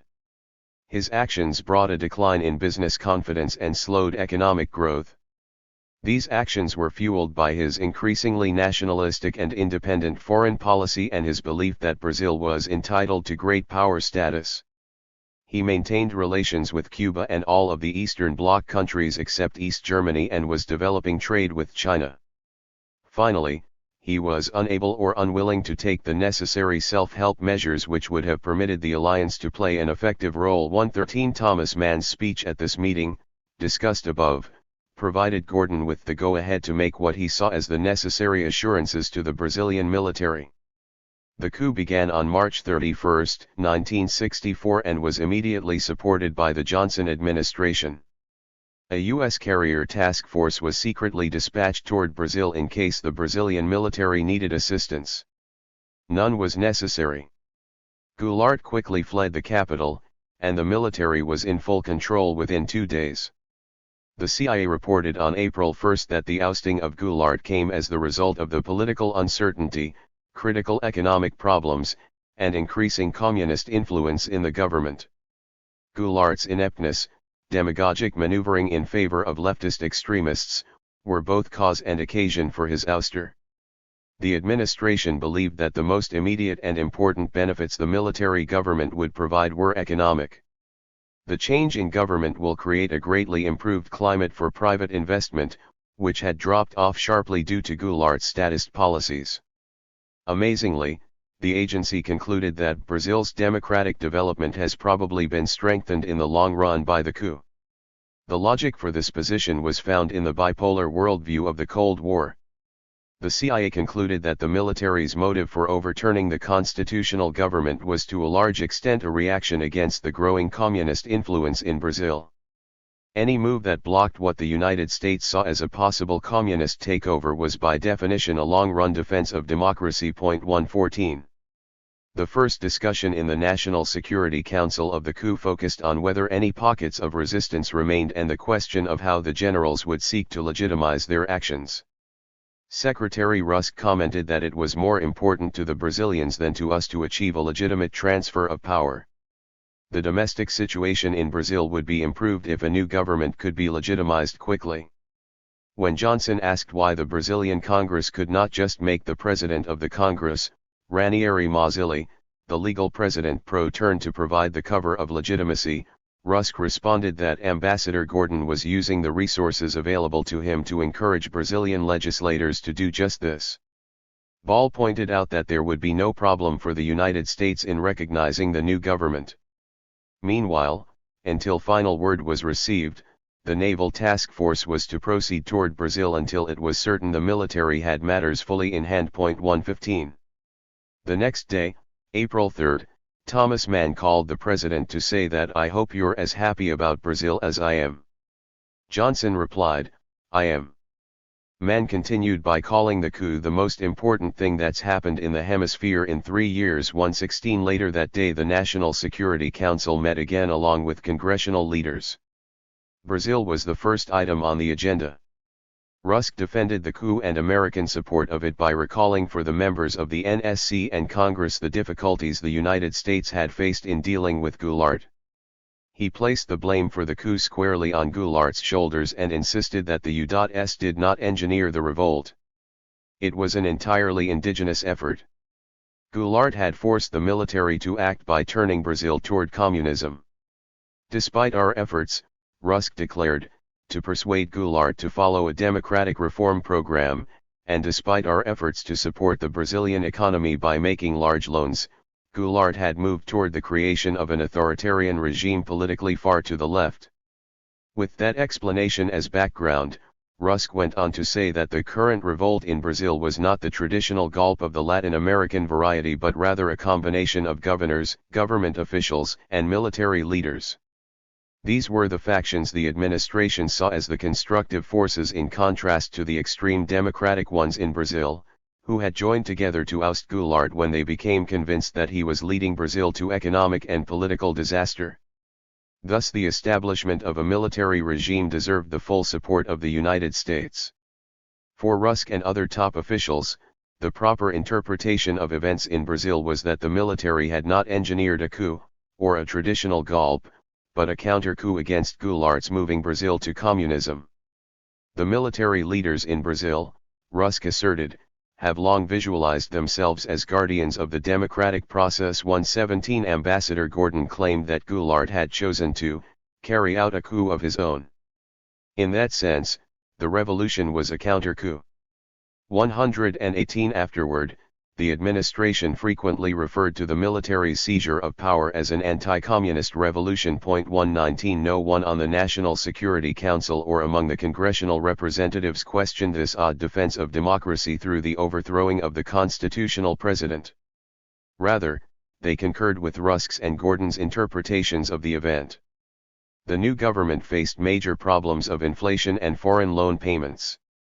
The administration was confident, however, that the military was ready to turn its attention to the major problems of Brazil. Rusk exclaimed that we now have fresh hope that Brazil can face up to its current problems. Johnson pledged that he would provide the economic help which the new Brazilian government will need and assured the congressional representatives that he was doing everything possible to get on top of the problem of helping the new government.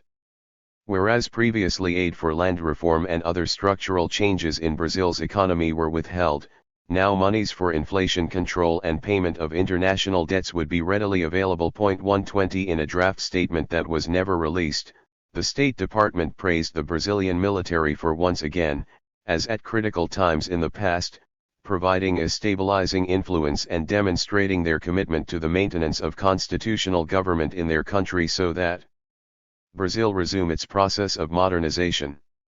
121. The Brazilian military leaders acted quickly to consolidate their control of power. On April 9, the military ministers issued a decree, the Institutional Act, to free them from constitutional restrictions and, as the title suggests, institutionalize their revolt.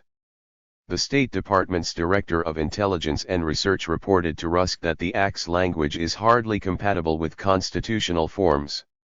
It declared that the military's right to rule stemmed from an authentic revolution, and it does not attempt to legitimize itself through the Congress. It is Congress which receives from this institutional act its own legitimacy. 122 The military ministers selected General Humberto Castelo Branco, one of the principal leaders of the coup, to head the military government. Most American officials did not know Castelo Branco before the coup. The administration, however, would quickly hail his selection and rule. Johnson informed Bundy that he wanted a warm message sent to Castelo Branco on his inauguration. When Bundy expressed some hesitation because the Brazilian government was jailing opponents and noted that the message would be published, Johnson responded, "I know it. But I don't give a damn. I think that there's some people that need to be locked up here and there too. I haven't got any crusade on them, but I wish they'd locked up some before they took Cuba." 123 Gordon reported that the most striking single characteristic about new cabinet of Castelo Branco is high level of competence which ministers bring to posts. Gordon portrayed them as strongly democratic in philosophy and Prowse turn in orientation. All are staunchly anti-communist, considered to be strong leaders who will tolerate no indiscipline. 124 Castelo Branco's plan to control inflation through austerity measures, economic development, and political reform was welcomed in Washington. The State Department praised his good faith efforts to solve the many problems left behind by a deposed regime which was taking the country toward economic chaos and encouraging a rapid drift toward communism. Castelo Branco's assurances of his dedication to the reinstitution and further strengthening of democratic processes in Brazil were taken at face value. 125. Gordon's initial impressions of Castelo Branco were extremely favorable.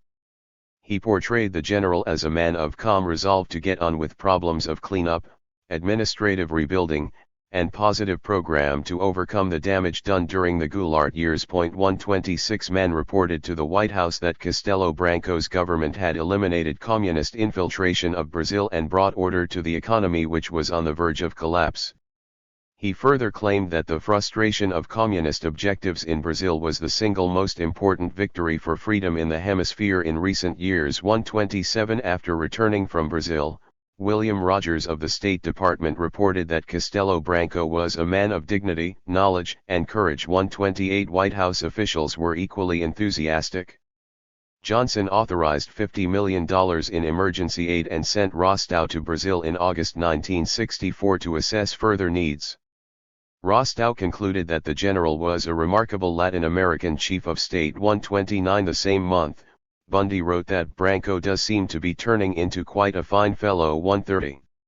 At Mann's suggestion, Johnson wrote Castelo Branco a long letter professing his admiration for the initial efforts of government to reverse the serious economic deterioration which confronted you when you took office and promising continued American support. 131 Bundy told Johnson that the letter was longer than the president preferred, but Brazilians are a people who measure interest by length. 132 In addition to the initial $50 million, $150 million was sent in December, and over $80 million in loans from private U.S. banks were extended to assist Brazil in refinancing its foreign debt.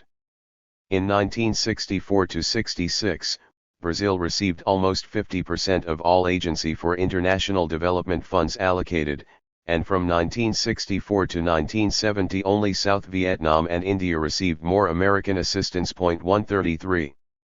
When some former Kennedy officials questioned American support for the Brazilian generals and suggested that Kennedy would have taken a different course of action, McGeorge Bundy was quick to defend the Johnson administration.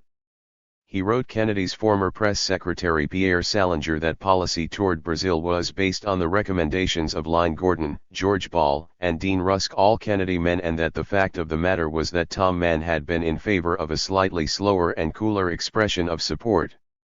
When Arthur Schlesinger Jr. wondered what the reasons were for a change from the Kennedy policy of supporting democratic governments back to the Eisenhower Dulles policy of backing military regimes on the right, Bundy argued that there was no change. He informed Schlesinger that policy was determined almost entirely by the recommendations of Lincoln Gordon, whose commitment to democratic values and to the policies of President Kennedy himself can hardly be doubted. Given Kennedy's own comments that the United States could not renounce dictatorships until it was sure a nation would not go communist, Bundy was correct in his claim that there was no departure in the objectives of American policy. The administration believed that supporting the generals was the best means to achieve American goals in Brazil. 134. Rusk asked George Ball to respond to media critics who questioned the support of the military regime and raised concerns about violations of civil liberties in Brazil. Ball argued that most of the arrests took place in the first few days after the revolution and, though there had been some excesses, the trials were taking place under an orderly and legal procedure. There were no star chambers or railroading. On an ABC special report on Brazil, Ball defended the actions of the military as representing the preponderant will of various sectors of Brazilian life. There was general agreement, he asserted, that the deposing of Goulart was born out of a widespread and deep concern in Brazil that orderly democratic processes were seriously threatened, that those who were a party to the subversion of democracy had to be checked. Goulart's continuation in office would have brought even more serious, perhaps permanent, political and economic damage to Brazil. Ignoring the Institutional Act, Ball claimed that the military intended to reinforce the constitutional system and that Castelo Branco intended to hold the scheduled elections in 1965 and would turn the government over to his duly elected successor. Most important, economic confidence was returning in Brazil. Ball described Castelo Branco and his advisors as able, technically competent men who were committed to restore order out of economic chaos, to bring about needed reforms, to revive economic growth. 135. In July 1964, the first summary of recent events in Brazil was filled with praise for the Brazilian Revolution, which brought Goulart's downfall marked a serious setback for Soviet interests. Brazil's severing of relations with Cuba and efforts to strengthen the economic boycott of the island destroyed Castro's hope of breaking out of isolation in the hemisphere. Moscow and Havana had welcomed Goulart's denunciations of alleged U.S. economic imperialism and were encouraged over prospects that Brazil would have drawn further away from the U.S. and hoped to continue to use his assertive nationalism as a vehicle to bring communism to Brazil through nonviolent tactics. The Brazilian Revolution dashed these hopes. Domestically, Castelo Branco had thus far provided firm, responsible, executive leadership, and his regime is making a promising start toward the alleviation of some of Brazil's severe economic and social problems. He was characterized as developing a cautious, systematic, and forceful style of governing that reflected his basically centrist views. The CIA acknowledged that the military's economic policies were creating widespread resentment and that the government faces the challenge of producing results that will ease the social and political pressures before they become unmanageable. In addition, the postponement of the elections set for October 1965 and extension of Castelo Branco's term as president until 1967 demonstrated that the military intended to hold onto power as long as it deemed necessary. Rather than causing concern, this change was viewed positively as a means to improve the government's prospects of achieving its goals. A prolonged term without elections allowed Castelo Branco the opportunity to press on with his program without the handicaps of an early political campaign. If more time was needed to achieve adequate progress toward restoring economic stability and easing social pressures, or if political unrest increased, Castelo Branco might then feel compelled to adopt, with military support, authoritarian methods to achieve his goals. 136. Castelo Branco's decision not to return to constitutional order and the military's decision to hold onto power, which would last into the 1980s, did not change U.S. policy. In year-end evaluations, both the State Department and the Central Intelligence Agency provided justifications for Castelo Branco's retreat on constitutionalism. Summarizing American relations and assistance to Latin American militaries, Mann singled out Brazil for praise. Generally, Mann noted, the military have been friendly to the United States, anti-communist, and conservative, preferring stability but increasingly supporting orderly economic and social reform and progress. At times, it had been necessary for them to intervene in normal political processes, sometimes out of the ultimate necessity to prevent internal chaos and extremism, as in the recent case of Brazil. 137. Castelo Branco had initially decided that qualified constitutionalism was the best vehicle for the military to use rather than an outright military regime. Time was needed for implementation of his government's harsh economic measures. Unfortunately, the regime's measures have borne no obvious fruit so far as the Brazilian population at large is concerned. Becoming increasingly aware of a growing popular discontent with its stabilization measures and of its ability to do much about relieving this discontent without jeopardizing its overall economic program, and fearing that the regime's arduous efforts to promote national recovery could easily be undone by a successor government, the CIA concluded that Castelo Branco and the military had become apprehensive of being able to give up power. Finding it difficult to balance military unity and stabilization with constitutionalism, the regime is unlikely to endanger its progress toward economic recovery by retreating on its stabilization policy. It would, therefore, probably again retreat first on constitutionalism. 138. McGeorge Bundy, in a January 1965 assessment of U.S. foreign policy for President Johnson, counted man's policies and the turn of events in Brazil as prime reasons why 1964 was a consistently good year in Latin America. The concentration of authority in man's hands increased U.S. effectiveness on every front: diplomatic, economic, and political. The National Security Advisor concluded that in Brazil, a responsible and progressive new government had begun an important program of economic and social reform, and the threat of a crumbling toward communism has been removed. 139. The CIA's one-year evaluation of events in Brazil justified continued military rule in Brazil. The abandonment of the constitutional system was necessary to prevent a return to the chaotic politics that prevailed in Brazil before the overthrow of Goulart. 140 Bill Moyers wrote Johnson at the end of 1965 that Brazil had reversed the downward plunge of its economy by making major strides in curbing inflation, balancing the budget, and meeting foreign debt obligations. Castelo Branco, in order to preserve his general objective of a moderate government devoted to economic and social progress, took on more power and accepted measures which have generally been regarded as a departure from democratic procedures. Again, this was done to preserve his program, maintain order, and prevent a return to chaos. Moyers concluded that along with the rest of Latin America, the trend was in the right direction, even if we have a long way to go until revolutions and coups are a rare phenomenon. But Brazil and others face the necessity of maintaining or undertaking unpopular economic and social measures to get on with the important business of development and reform. 141. American intervention. Events in the Dominican Republic and Vietnam were not, from Johnson's point of view, heading in the right direction. But unlike in Brazil, few options were left to improve the situation. In each nation, the civilian governments, which Washington had found weak and ineffectual, had already been replaced by military dictators.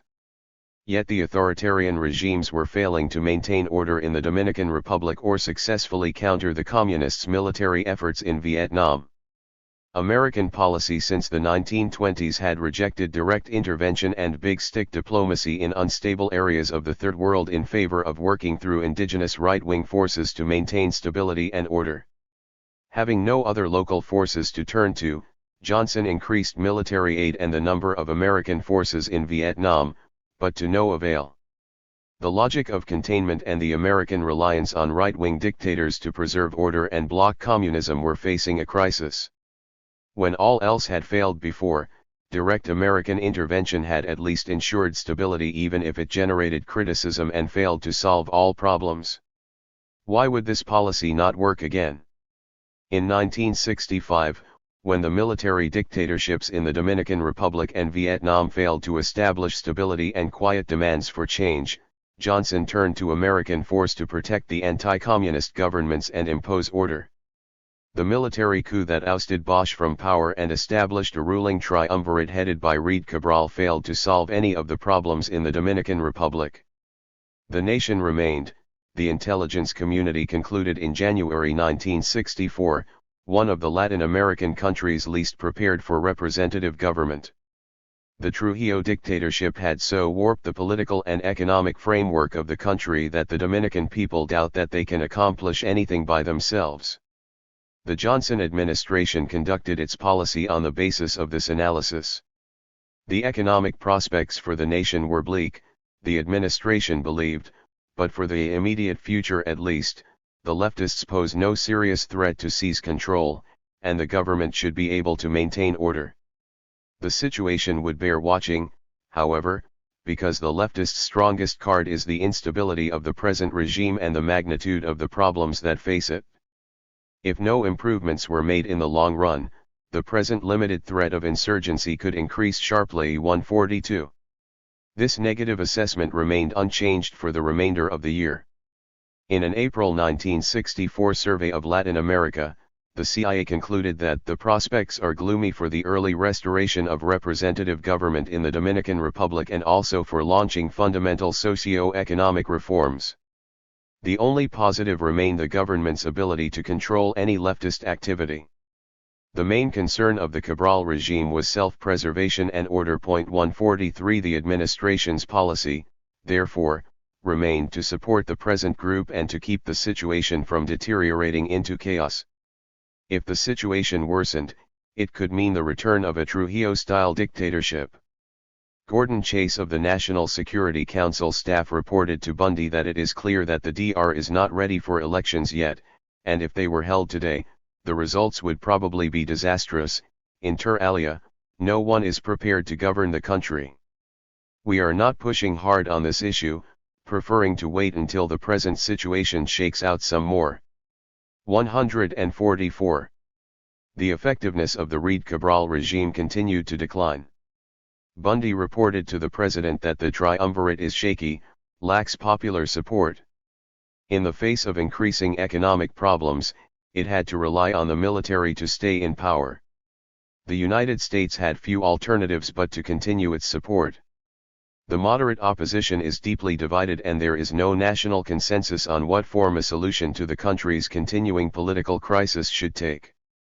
If Cabral should fail, the military would probably establish a dictatorial regime under military dominance. 145. On April 24, 1965, a rebellion broke out in the Dominican Republic in an effort to return Bosch to power. The Dominican military was divided between supporting Cabral's government or Bosch. By April 28, the rebels appeared to have the upper hand, and loyalists to Cabral informed the American embassy that the government could not guarantee protection to American citizens. That night, Johnson sent the first 500 of an eventual force of 23,000 Marines to Santo Domingo. 146 Ambassador W. Tapley Bennett reported that all indications point to the fact that if present efforts of forces loyal to the government fail, power will be assumed by groups clearly identified with the Communist Party. He recommended that the United States intervene to prevent another Cuba from arising out of the ashes of this uncontrollable situation. 147 The initial explanation that force was used to protect American lives was quickly expanded to include the argument that the action was necessary to block a communist takeover of the Dominican Republic. Presidential advisor Jack Valenti informed Johnson on April 30 that one fact is sure: if the Castro types take over the Dominican Republic, it will be the worst domestic political disaster any administration could suffer. It was important to act quickly and lay out the argument that the choice is Castro in Dominican Republic or U.S. intervention. The case must be made public and supported by indisputable evidence that Castro types are in charge of the revolt. 148 The director of the United States Information Agency, Carl Rowan, concurred. He informed Johnson that a concerted effort needed to be made to justify American actions on the basis of protecting the short-range and long-range well-being of the people of the Dominican Republic and the rest of Latin America. Rowan emphasized that in order to do this meaningfully, I believe we must exploit as shrewdly as possible, without overdoing it, the communist and Castroite leadership of the rebels. 149. Johnson publicly stated that day that people trained outside the Dominican Republic are seeking to gain control. 150 The president's rhetoric quickly inflated the events in the Dominican Republic to another challenge by the Soviet Union to the free world. We have resisted communism all over the world, Johnson said to his advisors, in Vietnam, Lebanon, Greece. Why are we disregarding our doorstep? 151. Speaking to a primetime Sunday evening audience on May 4, Johnson informed the nation that his timely actions had prevented another Cuba in the hemisphere. He claimed that this was a time when great principles are tested in an ordeal of conflict and danger. The United States must not come up short. Communist leaders, many of them trained in Cuba, sought to take advantage of the disorder in the Dominican Republic to gain power. What began as a popular democratic revolution, committed to democracy and social justice, very shortly moved and was taken over and really seized and placed into the hands of a band of communist conspirators. Intervention was justified, therefore, because the American nations cannot, must not, and will not permit the establishment of another communist government in the Western Hemisphere. With his attention as much on events in Vietnam as the Dominican Republic and in an effort to link his actions to those of Truman, Eisenhower, and Kennedy, Johnson closed his address by declaring that he wanted all to know that as long as I am president of this country, we are going to defend ourselves. We will honor our treaties. We will keep our commitments. 152. The State Department immediately assembled a paper titled Communist Participation in the Current Dominican Rebellion and made its findings available to reporters and other officials. Over the next week, the department released more information supporting the case of a communist threat in the Dominican Republic. 153 Critics offered a different view. They claimed that the administration sought to maintain in power a corrupt and repressive regime rather than allow Bosch to return and resume his efforts to reform Dominican society. American reporters in Santo Domingo, particularly Tad Sulk of the New York Times, rejected the administration's claim of a communist-controlled revolt and discredited the lists offered by the State Department as proof of a coordinated communist effort. Juan Bosch, however, offered the most damning critique. This was a democratic revolution, the legitimate president of the Dominican Republic declared, smashed by the leading democracy of the world. 154. Administration officials were not deterred. Man defended the intervention in terms of our own peace and security. The United States could not permit another Castro on the island of Hispaniola. As to the question of blocking the legitimate ruler of the Dominican Republic and thwarting the will of the Dominican people, Man noted that the critics were convinced that Bosch was the choice of the people and that this was a good revolution that was coming about. The administration believed, however, that Bosch, while at one time popular, had lost a lot of his popularity as a result of the way he handled himself when he was president. Man claimed that he was a very bad administrator, more of a poet than a politician, and asserted that Balaguer would defeat Bosch in a free election. 155. Given that assumption, Man argued that the American intervention was designed to allow the Dominican people to reject Bosch and not to impose any particular government. Yet Johnson was so determined that a proper order be established in the wake of American forces that he dispatched his national security advisor McGeorge Bundy to Santo Domingo to head the American effort to establish a stable and friendly regime in that unfortunate city. At the same time, the president secured an agreement from the OAS to form an inter-American peace force to replace U.S. troops. In the end, the United States established a government headed once again by Balaguer that promised to protect the Dominican Republic from communism and ensure American interests. Johnson, who, according to George Ball, acted as his own desk officer during the Dominican crisis, remained convinced that his actions thwarted a communist effort to gain another beachhead in the Western Hemisphere. 156 3 days after sending troops, Johnson asked Bundy if there was any linkage between communist efforts in the Dominican Republic and the war in Vietnam. Bundy turned the question over to Ray Klein of the CIA for an answer. Klein responded that there was no evidence of a direct link.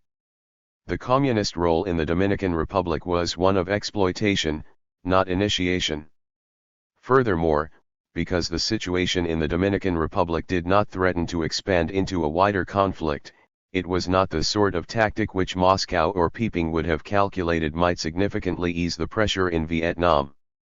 There were, however, other connections that weighed in the favor of the United States. Klein believed that communist leaders would respond by revising upward, somewhat, their estimates of U.S. willingness to use force against threatened communist advances, and to override the sensitivities of world opinion in the process. 157. It is not surprising that Johnson connected the situations in Vietnam and the Dominican Republic. His question not only fit the standard American interpretation of monolithic communism and revolution directed from Moscow but also reflected the immediate problems that confronted Johnson in his efforts to prevent the collapse of the Saigon government. More than 4 decades of policy had conditioned American leaders to believe that they could establish order and security in nations around the world if they could just find the right leader to take charge and use U.S. assistance properly. Now, confronted by the possibility in Vietnam that this was not true, Johnson was facing the decision of whether to take over the war from the Vietnamese to ensure the continuation of the American-backed regime in Saigon or witness the collapse of South Vietnam. During Johnson's first 14 months as president, there were over a half-dozen changes in the government in Saigon. The political chaos was matched by a military decline as well. Bundy wrote the president on January 27, 1965 that he and Secretary of Defense Robert McNamara were now pretty well convinced that our current policy can lead only to disastrous defeat. The policy of providing massive aid, military assistance, and advice while waiting for a stable government had proven to be a failure. There is no real hope of success in this area unless and until our own policy and priorities change. Bundy argued that the underlying difficulties in Saigon arise from the spreading conviction there that the future is without hope for anti-communists. America's friends were discouraged by a lack of action on Washington's part in the face of the known advances being made by the NLF in the countryside. Bundy and McNamara concluded that the United States had to abandon its essentially passive role, which can only lead to eventual defeat and an invitation to get out in humiliating circumstances. Two alternative policies were outlined for Johnson. The first, which Bundy and McNamara favored, was the use of American military power, to force a change of communist policy. The second was to seek a negotiated settlement to salvage what could be preserved with no additional military risks. This amounted to defeat under a different guise. 158 Johnson's response was unequivocal: stable government or no stable government, we'll do what we have to do, we will move strongly. I'm prepared to do that. 159. The first step was the authorization of Operation Rolling Thunder, a sustained bombing campaign against North Vietnam. Begun in February 1965, Rolling Thunder was designed to demonstrate the power of the United States and its commitment to the defense of South Vietnam. In theory, this action would destroy the North's capacity to resist while demonstrating to Hanoi that the costs of continued fighting outweighed any potential gain. North Vietnam would then abandon the NLF and negotiate a settlement on American terms. The bombing had another purpose as well: to strengthen the government in Saigon by proving the willingness of the United States to fight for its survival. Most senior officials, however, never believed that the bombing campaign was the final answer to the problems of maintaining a non-communist government in South Vietnam. It did, however, by the administration time while it debated the decision to send American troops to Vietnam. 160. Facing a situation where a continuation of the status quo meant defeat, Johnson inched ever closer to escalating the war by sending in American troops. In March, the 1st Marine units landed in Da Nang to protect American air bases. More followed in April, and the 1st Army units arrived in May. French and South Vietnamese forces might have failed, but American leaders were certain that the United States, the world's richest and most powerful nation, could force its will on a poor, peasant nation. The successful operation in the Dominican Republic served to fuel the optimists who believed American military forces could quickly defeat the NLF. The loss of South Vietnam was politically unthinkable and presumably unnecessary given American might. On July 28, 1965, Johnson announced an open-ended escalation of American forces in Vietnam. To Washington's great surprise, the NLF and the North Vietnamese did not crumble under the weight of American firepower and met every United States escalation with one of their own. The best the United States could attain was a bloody and frustrating stalemate. The U.S. failure to maintain a non-communist government in Saigon stemmed from the shortcomings of the South Vietnamese government. The central problem Washington ignored was the lack of any broad-based support for the Saigon regime, no matter which strongman was in charge. U.S. policymakers expected the Vietnamese to understand the war on the same terms Washington did, as an effort to block the expansion of communism. The majority of the Vietnamese, however, believed that the NLF and Ho Chi Minh represented Vietnamese nationalism and independence. Thus they were willing to endure enormous casualties, suffering, and destruction to continue to inflict losses on American forces and avoid defeat. The war fully exposed the reality that the government of South Vietnam was merely an American facade and began a public debate that would eventually include a discussion concerning American policy toward right-wing dictators. Dictators and the world. The second effort to implement a policy of opposition to right-wing dictatorships proved to be as brief as the first after World War II. Just as the Truman administration soon abandoned its efforts to oust Perón and Franco, so too did Kennedy and Johnson quickly retreat from idealism to the relative safety of the familiar American-defined anti-communist stability and world order. When forced to choose between stability or nationalist reform movements, the Kennedy and Johnson administrations abandoned their efforts to support change in Latin America and opted again for imposed order based on anti-communism and the protection of American interests. This time, however, the switch back to supporting right-wing dictators was accompanied by American intervention in the Dominican Republic and war in Vietnam to maintain unpopular and corrupt military dictatorships. Unlike Truman's reversal, Kennedy's and Johnson's was met by public criticism. Prominent among these critics were Senators William Fulbright and Frank Church, who questioned the American willingness to support unpopular dictatorships and automatically oppose revolutionary movements around the world. They saw Johnson's use of the military as symptomatic of the problems of American foreign policy and the logical outcome of defending right-wing dictators. Fulbright, after taking note of the various different versions of events offered by Lyndon Johnson in the days and weeks after the Dominican intervention, decided to investigate to see if there had indeed been a communist threat in Santo Domingo. Using his position as chair of the Senate Foreign Relations Committee to its full advantage, Fulbright conducted a series of hearings throughout the summer in which he questioned top administrative officials concerning all aspects of the American intervention and occupation of the Dominican Republic. Fulbright concluded that the administration had exaggerated the communist threat and the danger to American lives as a means to block the return of Juan Bosch to power. In a September 1965 speech, Fulbright charged that the administration had intervened only to prevent the PRD from coming to power. The protection of American lives was a pretext for the establishment and protection of an anti-communist regime. In their apprehension lest the Dominican Republic become another Cuba, Fulbright declared, "Some of our officials seem to have forgotten that virtually all reform movements attract some communist support." This break from the administration would soon make Fulbright the leading figure in the Senate in the debate over the Vietnam War and the direction of American foreign policy. 161. Church titled an article in the New York Times Magazine, "How many Dominican republics and Vietnams can we take on?" In the 20 years since World War II, nationalist revolutions had exploded all over the world. Faced with that reality, no nation, not even our own, possesses an arsenal so large, or a treasury so rich, as to damp down the fires of smoldering revolution throughout the whole awakening world. The United States had to escape the trap of becoming so preoccupied with communism, that we dissipate our strength in a vain attempt to enforce a global guarantee against it.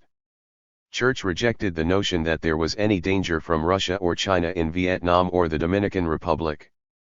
As an international force under one directorate, communism is a bust. China and Russia are bitter enemies. The communist world, he concluded, bears no resemblance to a monolithic mass.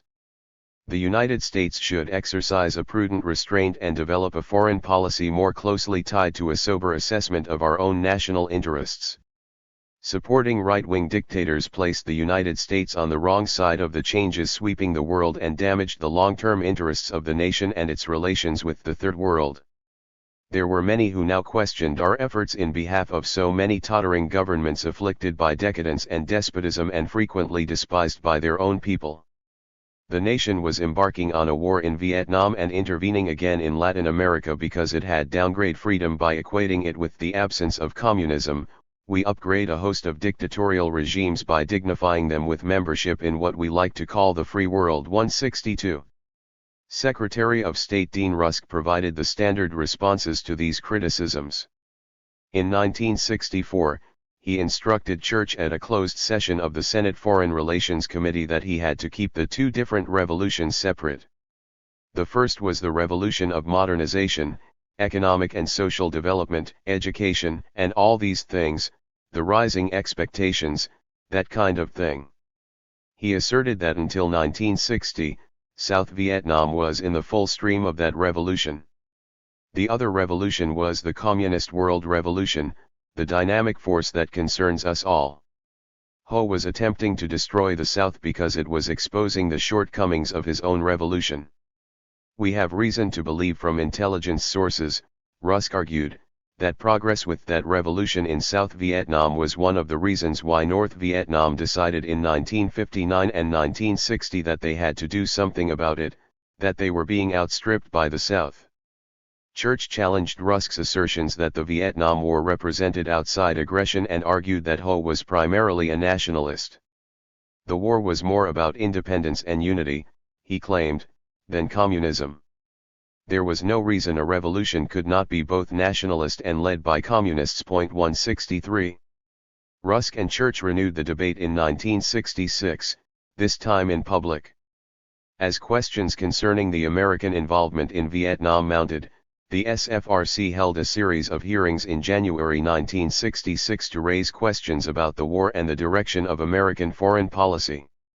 Senator Church had requested that public hearings be held to allow the committee to question a broad range of people with different opinions about the war and open up a whole philosophical argument as it affects American foreign policy generally, which has led us into Vietnam. 164. Only a full, painful, open debate could turn American policy around.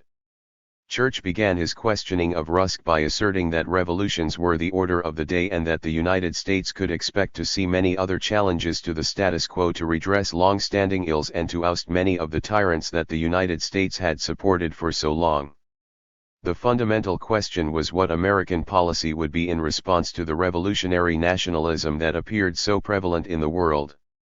From Rusk's explanations and American policy in the Dominican Republic and Vietnam, Church concluded, I gather that wherever a revolution occurs against an established government, and that revolution, as most will doubtlessly be, will be infiltrated with communists, that the United States regards it in its interest to prevent the success of communist uprising.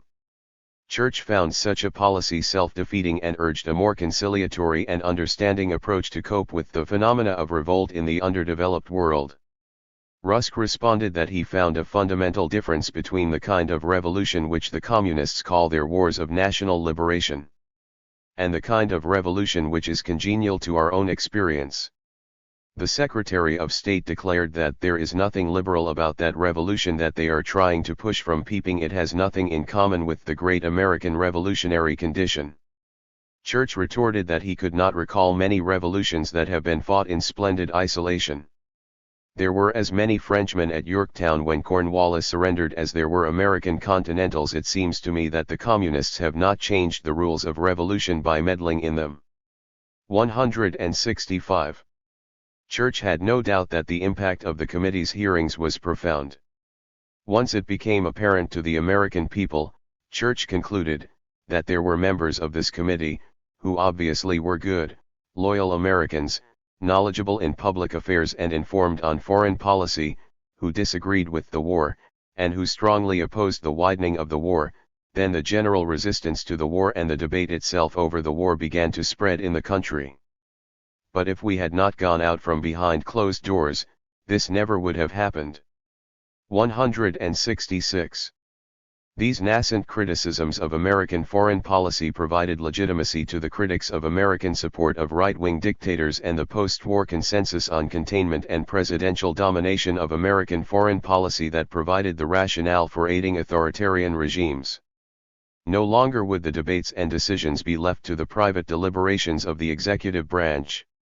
The Vietnam War sparked a decade-long challenge to the fundamental tenets of American policy that culminated in the Senate Select Committee hearings on covert activities and assassinations and President Jimmy Carter's reversal of American support for right-wing dictators in favor of a policy based on human rights. 167. The Vietnam War, therefore, marks the end of the policy examined in this book. There was no immediate shift in policy or complete reversal of course. But after 1965, American support for right-wing dictators would be criticized and contested in Congress and by various grassroots organizations and political groups. Critics such as Church strongly believed that the United States had an important role to play in international affairs. Church, however, believed it should be guided by the sentiment and warnings first expressed in 1821 by John Quincy Adams that the United States should not go abroad in search of monsters to destroy. The country was better served by the countenance of her voice, and by the benignant sympathy of her example. If it continued to support right-wing regimes and intervene around the globe, it might become the dictatress of the world, but it would no longer be the ruler of her own spirit. 168. Epilogue. Carter, Kirkpatrick, and right-wing dictators. After 1965, American policy toward right-wing dictators became a contested issue. The Vietnam War served to undercut much of the logic and rationale used to justify American support of right-wing dictatorships. America's longest war and the battles over executive power that emerged at its conclusion provided an opportune time for a re-evaluation of the policies that led to that protracted, painful, and divisive conflict. Support of authoritarian regimes was not completely abandoned by any means, as Richard Nixon's policy toward Chile demonstrated. Policymakers, however, were now forced to take into account sustained criticisms of American support of dictatorships and at times congressional restrictions on the freedom of the executive branch to act.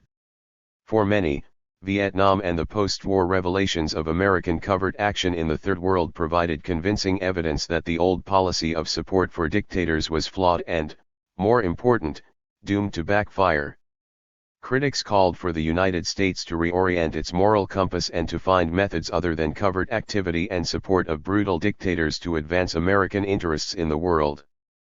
Though no complete swing of the policy pendulum occurred, new views were heard and different approaches implemented, most notably President Jimmy Carter's emphasis on human rights. The election of Ronald Reagan, however, returned the policy to one of support of various dictators throughout the world. A brief outline of these debates, one that is illustrative rather than exhaustive, demonstrates the divisions that emerged after the Vietnam War and provides the basis for an evaluation of American policy toward right-wing dictatorships from the 1920s to the 1960s and 1970s. Chile and the Church Committee. At the same time the Johnson administration was supporting the April 1964 military takeover in Brazil, policymakers worried about the political future of Chile.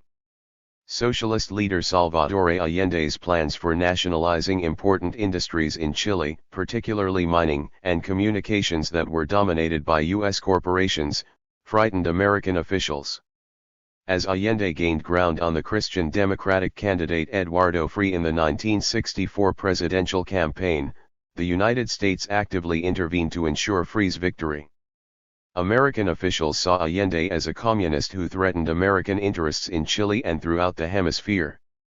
The CIA reported in April that of all the Latin American nations, Chile offers the communists their best prospects for entering and potentially dominating a government through the electoral process.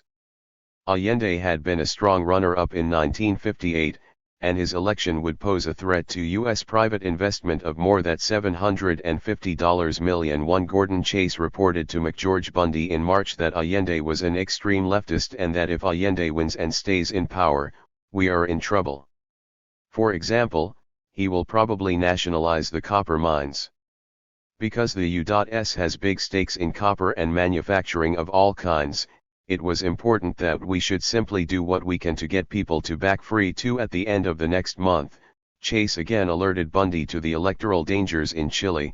A communist election victory in September 1964 is intolerable for national security and domestic political reasons. Bundy described the upcoming election as a potential crisis but was optimistic that it would be properly managed. 4 The United States, through both its aid programs and covert CIA funding, spent $20 million to ensure that the Chilean people backed Frei. 5 6 years later, however, American opposition could not prevent Allende from being elected president in a three-way race. The American ambassador to Chile, Edward Corey, lamented that it was a sad fact that Chile has taken the path to communism with only a little more than a third of the nation approving this choice. Nixon ordered his national security advisor Henry Kissinger to block Allende from taking power. Kissinger believed that Allende's election was a challenge to our national interest. It would be difficult to reconcile ourselves to a second communist state in the Western Hemisphere. Allende would provide a base for anti-American attacks, support for Castro, and eventually an alliance with the Soviet Union. The National Security Advisor worried about a domino theory in South America because Chile bordered Argentina, Peru, and Bolivia, all plagued by radical movements. 6 Nixon ordered the CIA to leave no stone unturned, to block Allende's confirmation. He promised $10 million for the operation and asked CIA Director Richard Helms to make the economy scream 7. Although Nixon was unable to prevent Allende's confirmation as president by Chile's Congress, he was able to help destabilize Chile through U.S. economic warfare and covert activity. The Nixon administration undertook vigorous efforts to assure that other governments in Latin America understand fully that the United States opposes the consolidation of a communist state in Chile hostile to the interests of the United States. Specifically, the administration sought to exclude any further U.S. financial assistance to Chile and to bring a maximum feasible influence to bear in international financial institutions to limit credit or other financing assistance to Chile. In addition, at least $8 million was spent on covert activities to support Allende's political opposition and anti-Allende plotting. 8 The military attacked in September 1973, and Allende is officially reported to have committed suicide during the coup that brought General Augusto Pinochet to power. Many, however, believed he was killed. The exact role the United States played in the coup is still debated. What is certain is that Nixon welcomed the overthrow of Allende and extended immediate support to Pinochet despite the brutal killings, torture, and imprisonment of his political opposition. Nixon, Kissinger, and Gerald Ford all believed that supporting Pinochet was necessary to protect American interests, provide order, and combat communism. A series of discussions in July 1975 of policy toward Chile by Ford's National Security Council made it clear that the administration saw Pinochet's rule as necessary to block communism in South America, provide stability in Chile, and protect American investments. Both Ford and Kissinger expressed support and sympathy for efforts to rebuild the nation and worked to obtain foreign economic aid for Pinochet's regime and the approval of a rescheduling of Chile's debt by America's European allies. The major problem was the strong criticism of this policy from the Congress, where human rights advocates forced a temporary halt to military sales and credits. 9 In preparation for National Security Advisor Brent Scowcroft's meeting with a member of the Chilean junta, Admiral José Toribio Merino, the NSC noted the importance of Chile's economy to the United States and the necessity, over congressional opposition, to continue to supply American military aid to ensure stability in the region. The military government in Santiago was more self-confident than at any time since it came to power, largely because of American support, an improving economy, and the coming to power of a number of conservative military governments in neighboring areas. The Ford administration valued the friendship and traditionally close ties with Chile and hoped that they might be strengthened in the future.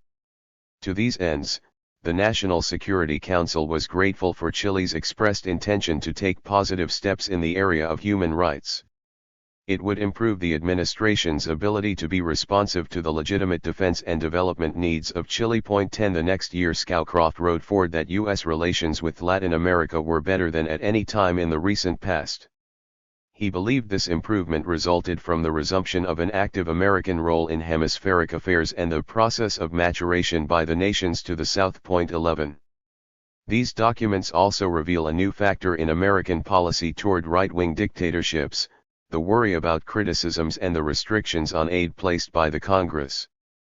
Outside of the administration, many people refuse to accept American support for such a government. The establishment of the Senate Select Committee on Intelligence guaranteed that American policy toward Chile would be controversial. The formation of the Church Committee stemmed from a series of revelations concerning the CIA in the fall of 1974.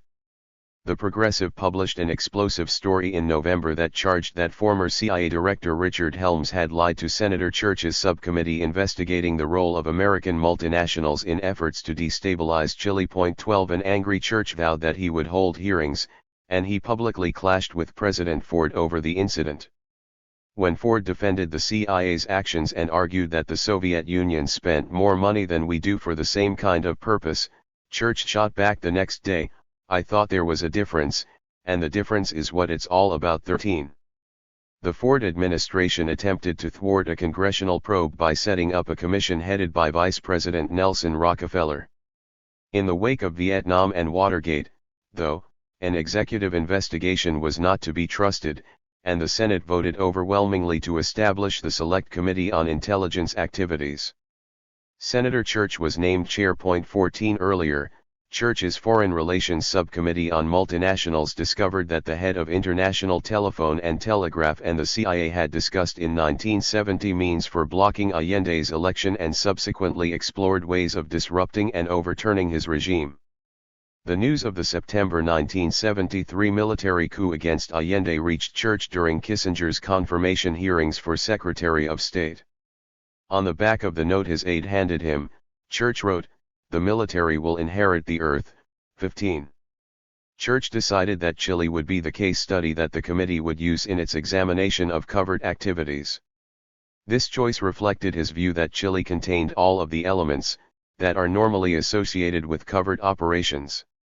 Second, it contained the most dramatic examples of abuse conflicting with our professed principles as a nation and interfering with the right of the Chilean people to choose their own government by peaceful means in accordance with their own constitutional processes. 16. Ford and Kissinger attempted to deny the Church Committee the necessary documents to conduct its investigation. Although Church assured the president that the committee would respect legitimate secrecy concerns, 17. Ford believed that the committee's actions could jeopardize American security and credibility, and he warned Church that we are a great power and it is important that we be perceived as such. Intelligence, he said, needs to be to a certain extent, cloaked in mystery and held in awe. 18. Ford wrote Church at the end of October 1975 to urge the committee not to make public its findings on assassinations and covert actions. The president asserted that any public disclosure of allegations on the overthrow of foreign governments would result in serious harm to the national interest. Church's response revealed the fundamental differences between the administration and its critics. In the senator's view, the national interest is better served by letting the American people know the truth and complete story. A basic tenet of our democracy is that the people must be told of the mistakes of their government so that they may have the opportunity to correct them. In addition, other nations would admire the United States for keeping faith with our democratic ideals that they will condemn us for the misconduct itself. 19. The administration's efforts to control information and documents were not surprising, but the claims of damage to national security masked the larger issue at stake, American policy toward the Third World and dictatorships. The Church Committee investigations revealed the pattern and extent of American support of right-wing dictators, often through U.S. involvement in the overthrow of constitutional governments. As the report on Chile made clear, U.S. policy was still based on the logic and rationale developed during the 1920s and carried forward throughout the Cold War. Church believed American opposition to Allende was groundless, and he dismissed the claim that Chile was a danger to U.S. national security. Nixon, Kissinger, and Ford, however, were still operating by the old verities that supporting right-wing dictators provided stability, promoted anti-communism, and ensured protection of American economic interests. Kissinger stated, "I have yet to meet somebody who firmly believes that if Allende wins, there is likely to be another free election in Chile."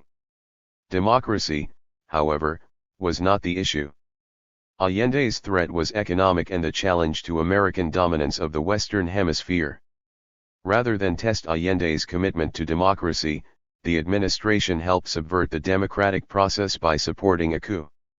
Kissinger was sure that Allende would establish over a period of years some sort of communist government. In that case, we would have one not on an island, but in a major Latin American country. So I don't think we should delude ourselves on an Allende takeover and Chile would not present massive problems for us. 20. The work of the Church Committee, in conjunction with other criticisms of American policy, was, however, having an impact.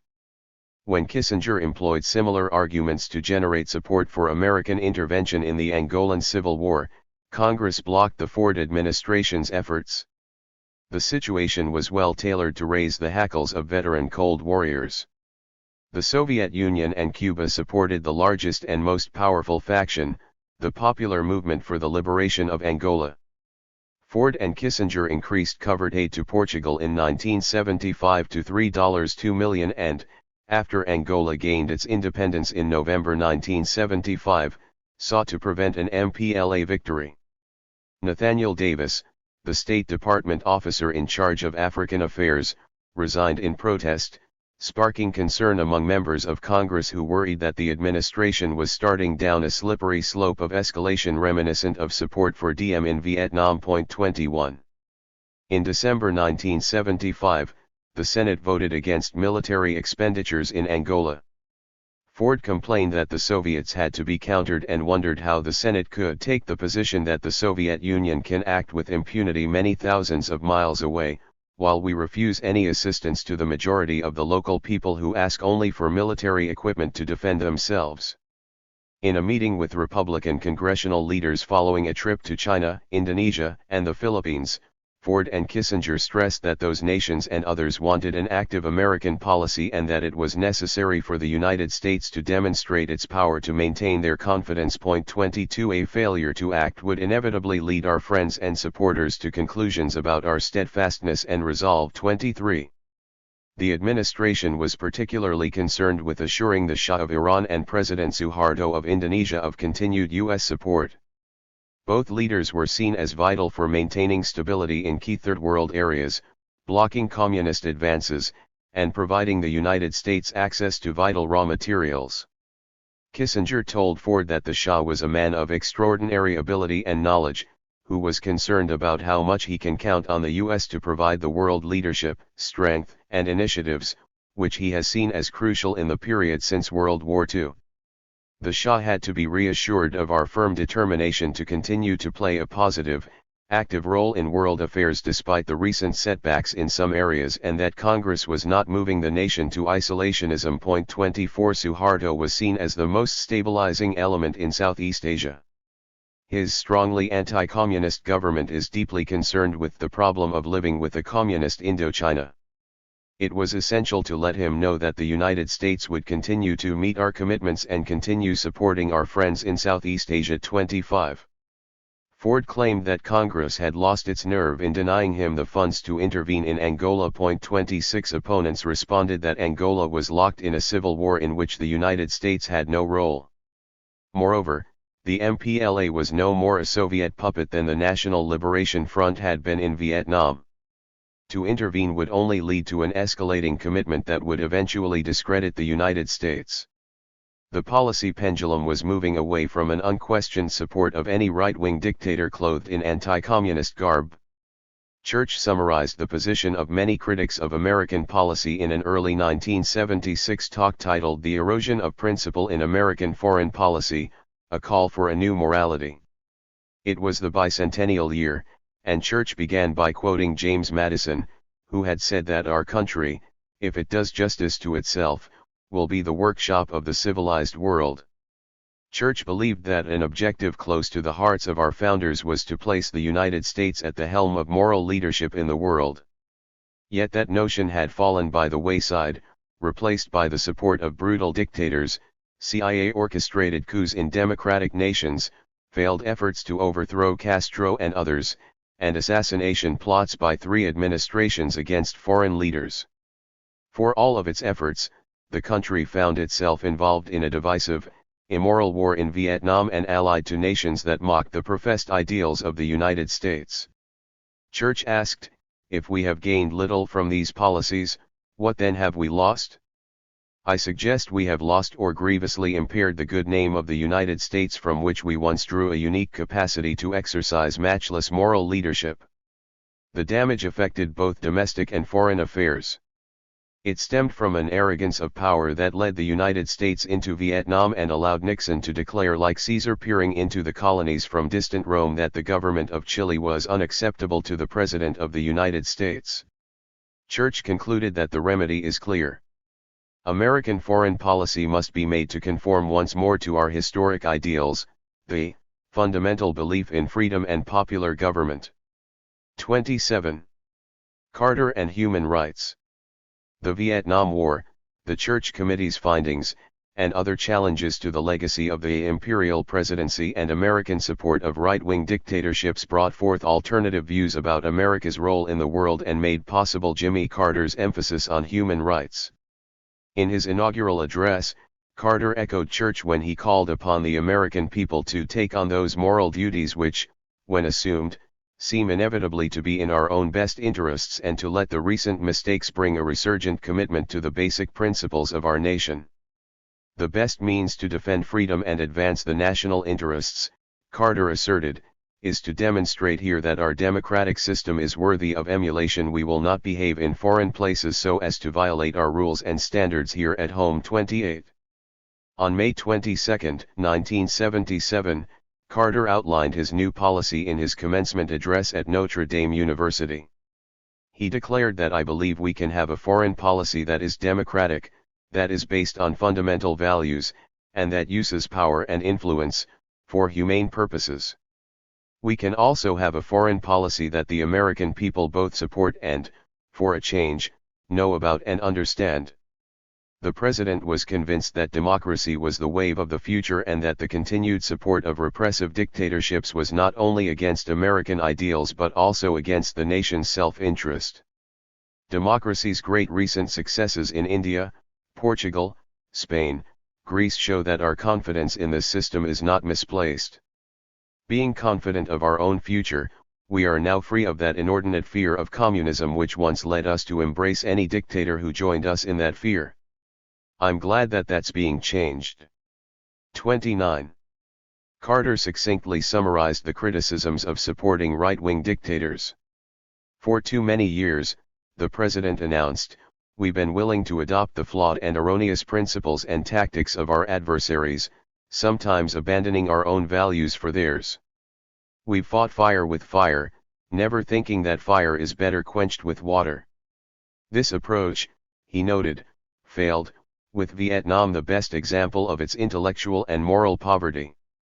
The United States, he believed, had to return to its belief in self-determination and faith in democracy.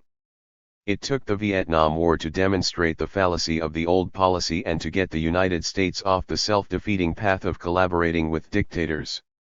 Instead of supporting right-wing dictators, Carter called for a policy based on a commitment to human rights as a fundamental tenet of our foreign policy. The president wanted the world to know that our nation stands for more than financial prosperity.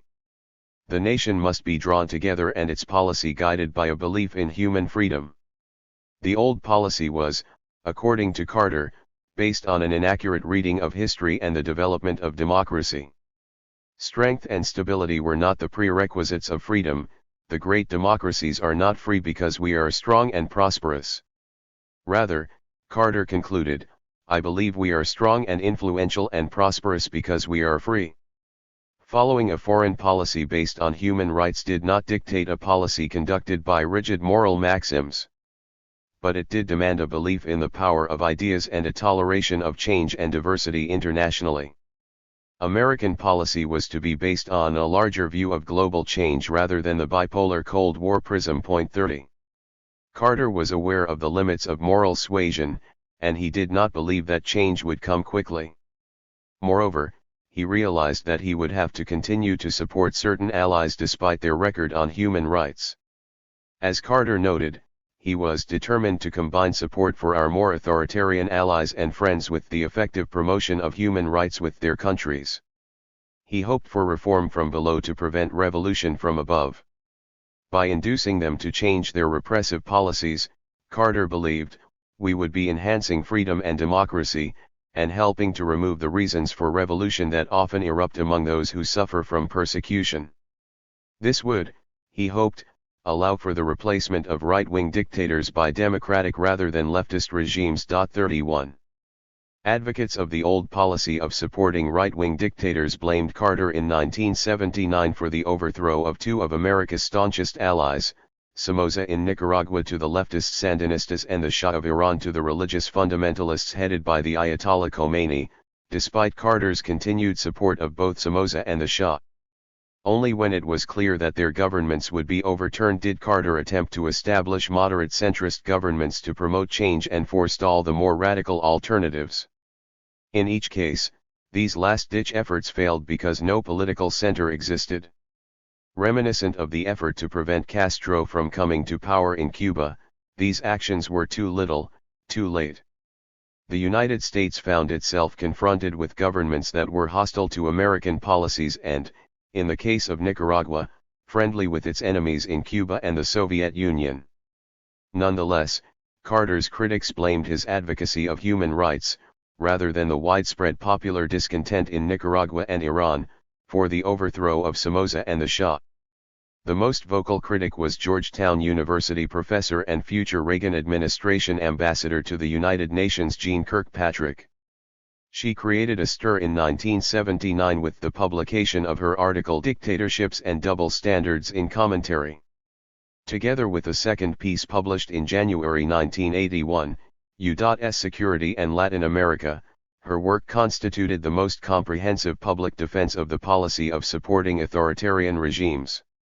Kirkpatrick argued that in the 1970s the United States witnessed a decline in power and prestige resulting from its failure in Vietnam and a posture of continuous self-abasement and apology vis-a-vis the Third World. 32 In particular, she blamed Carter's policy of human rights and criticism of longtime allies.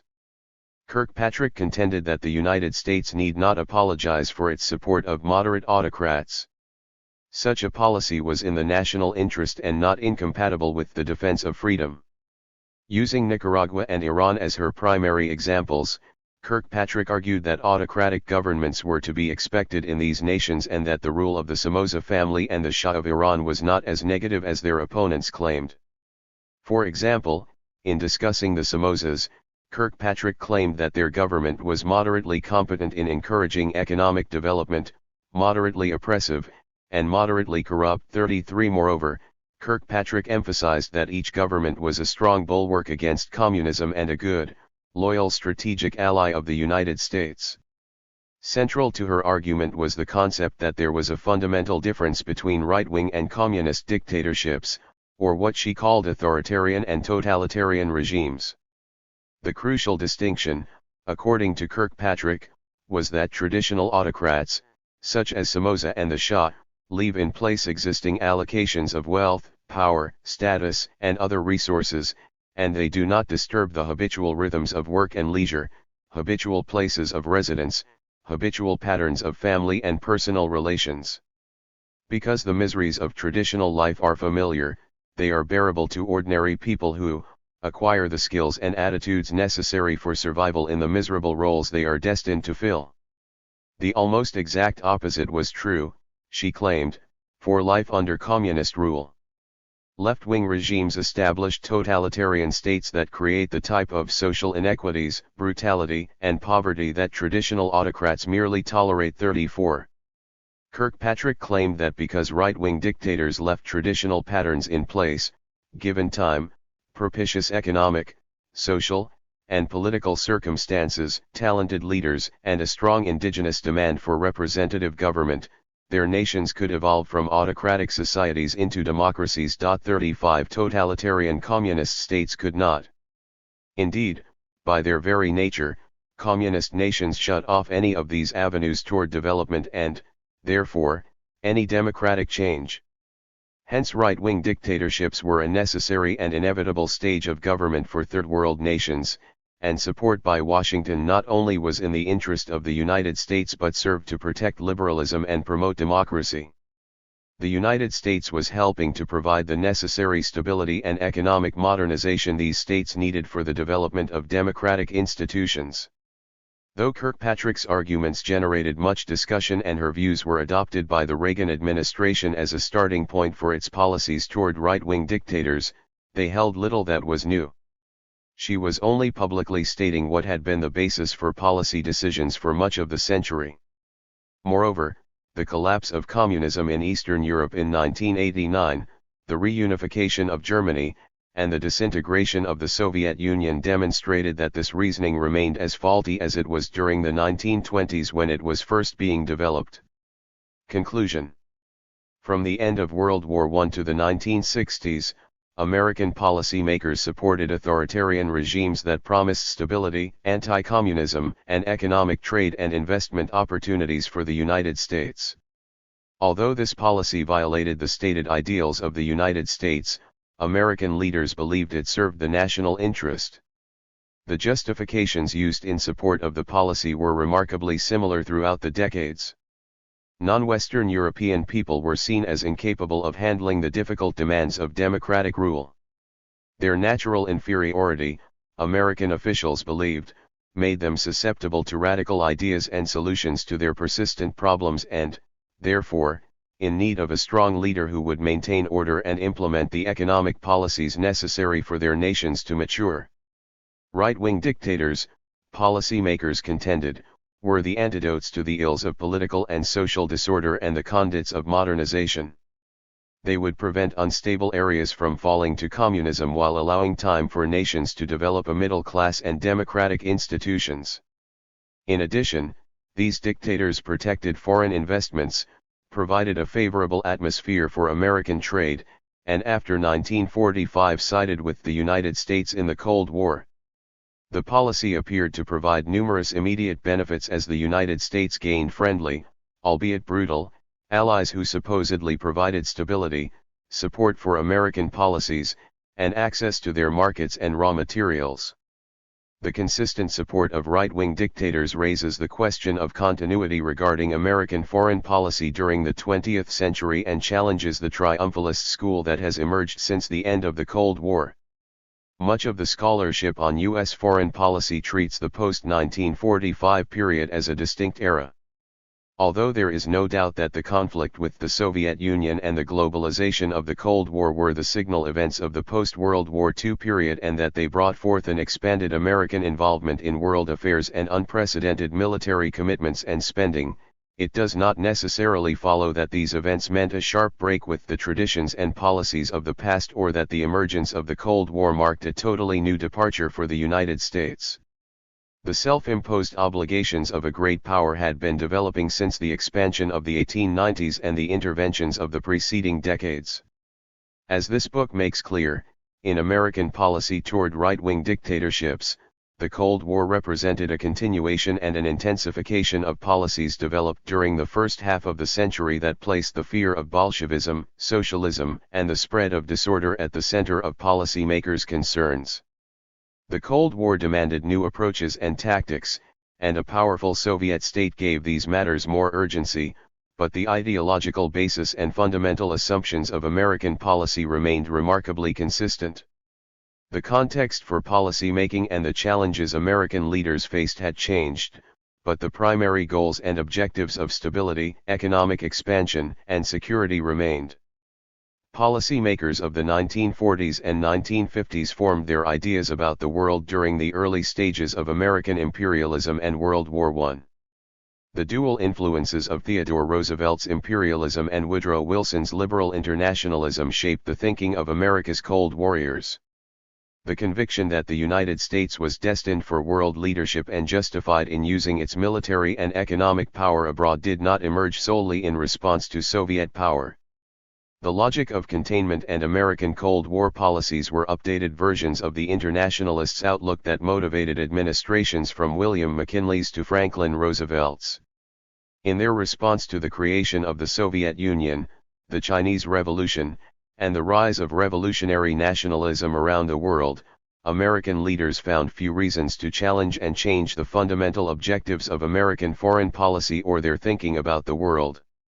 Yet, in the wake of the end of the Cold War, the view that the United States was victorious, in large part, because of its values and steadfast adherence to the promotion of liberalism and democracy has gained wide currency.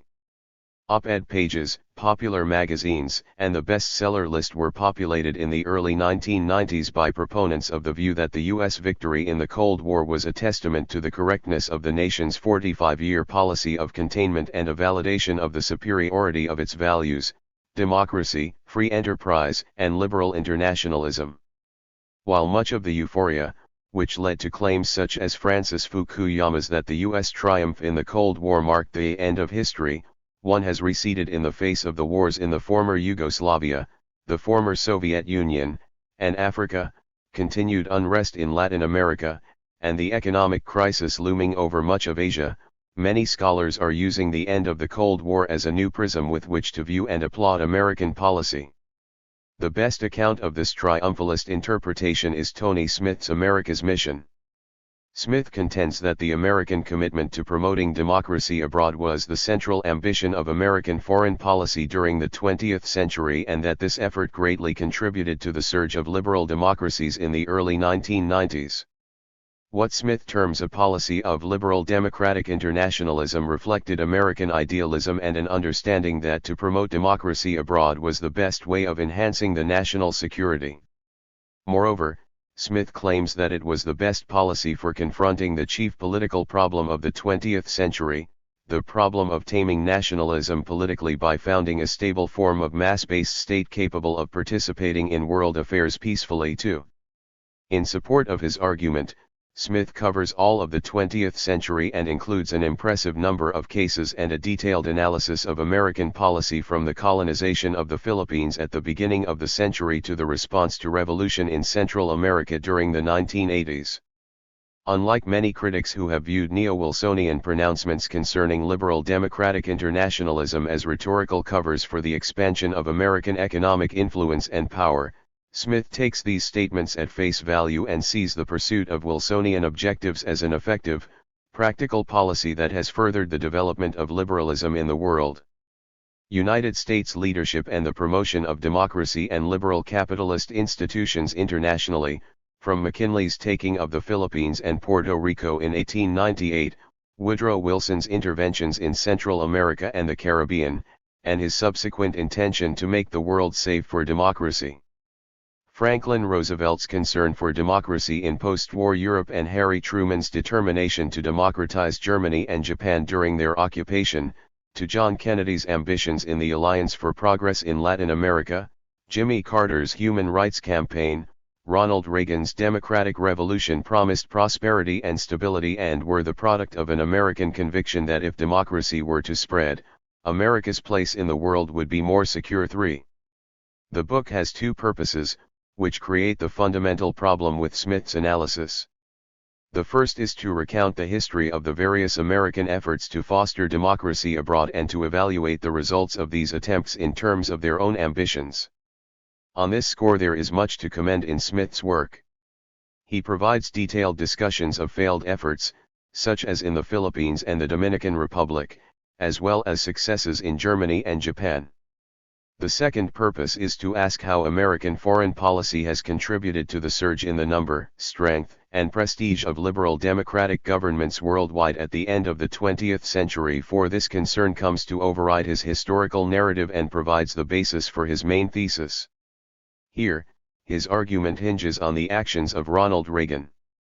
According to Smith, no administration since Wilson's has been as vigorous or as consistent in its dedication to the promotion of democracy abroad as that of Ronald Reagan.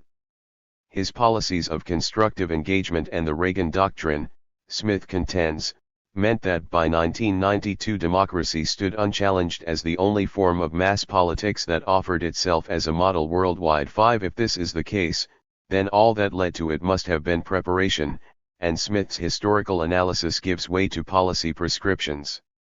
Smith's emphasis on the continuities in American policy making is welcome, but his main concern is to use his history to demonstrate that American foreign policy would best be served by making the promotion of democracy central for protecting the national interest.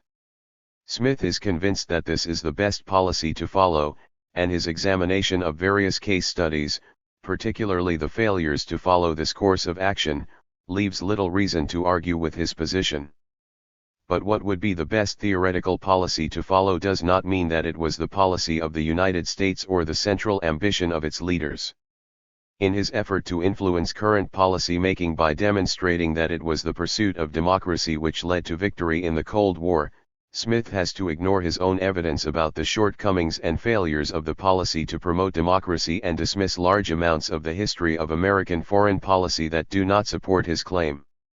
It is telling that the book completely ignores the 1920s and provides only general overviews of the Eisenhower and Nixon administrations. American support of right-wing dictators demonstrates that the promotion of democracy was not a consistent, central goal of American policy throughout the century. From helping Mussolini to maintain power in Italy, establishing the Somoza dynasty in Nicaragua, and supporting military rulers throughout Latin America, to the use of covert activities to place rulers such as the Shah of Iran in power and the creation of Diem South Vietnam, American officials consciously and purposefully supported non-democratic rulers and forces in the pursuit of expanded trade and investments, anti-communism, and stability. Whatever the reasons for the end of communist rule in Eastern Europe and the collapse of the Soviet Union and the credit the United States does or does not deserve for these developments, the long history of supporting right-wing dictators cannot be erased or ignored. The means of policy making matter. American support of authoritarian regimes was central to U.S. foreign policy since World War I, influenced its response to the rise of Nazi Germany, helped shape the Cold War, influenced various regions of the world, and continues to play a role in policy making today and many other nations' perceptions of and reactions to the United States. U.S. support for right-wing dictatorships was always morally questionable. Because American leaders used moral arguments and appeals to gain public support for their Cold War policies, those policies can be fairly judged on moral terms. The United States has to accept varying degrees of responsibility for aiding in the oppression of people around the world by supplying economic assistance, military goods, and political legitimacy to a large number of despots. This oppression took multiple forms in terms of the denial of human rights, political repression of opposition voices, supporting economic policies that kept people in poverty, and providing the means for governments to use violence against their own people. Worse, the United States often was responsible for the very existence of many of these governments and undermined genuine efforts at reform, self-determination, and democratic change around the world. Moreover, beyond undermining the avowed rectitude of American officials, the policy was a failure as an effort to advance American interests in the world.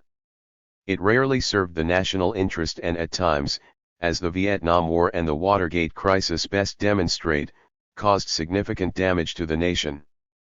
The support of various dictators often provided short-term benefits that became long-term problems. Saddam Hussein in Iraq and Suharto in Indonesia provide only the latest examples of this problem. The United States has always had far less leverage with the various dictators it has supported than American leaders believed, and policy often became captive to their personal agendas. A policy designed to produce stability and order, block communists and radical nationalists from power, and protect American economic interests often failed on all accounts.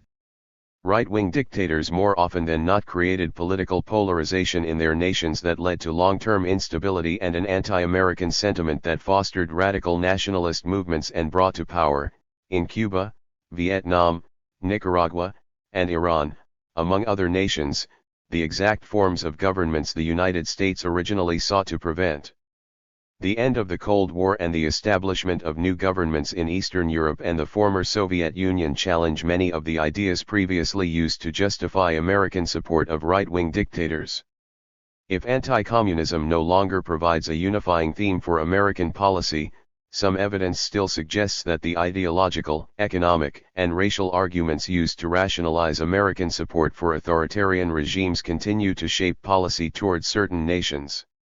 The gathering of world leaders in New York City for the 50th anniversary of the founding of the United Nations brought to light the persistence of the positive views of right-wing dictators held by many American officials.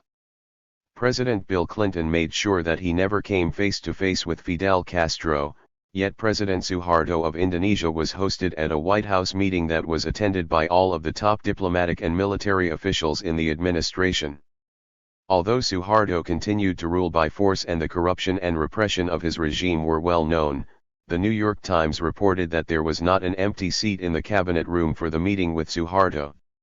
Clinton made the requisite complaints about Indonesia's repressive tactics in East Timor, and moved right on to business, getting Mr. Suharto's support for market opening progress during the annual Asian-Pacific Economic Cooperation meeting. As one senior administration official stated, "He's our kind of guy." 3 years later, Suharto was driven from power by the Indonesian people.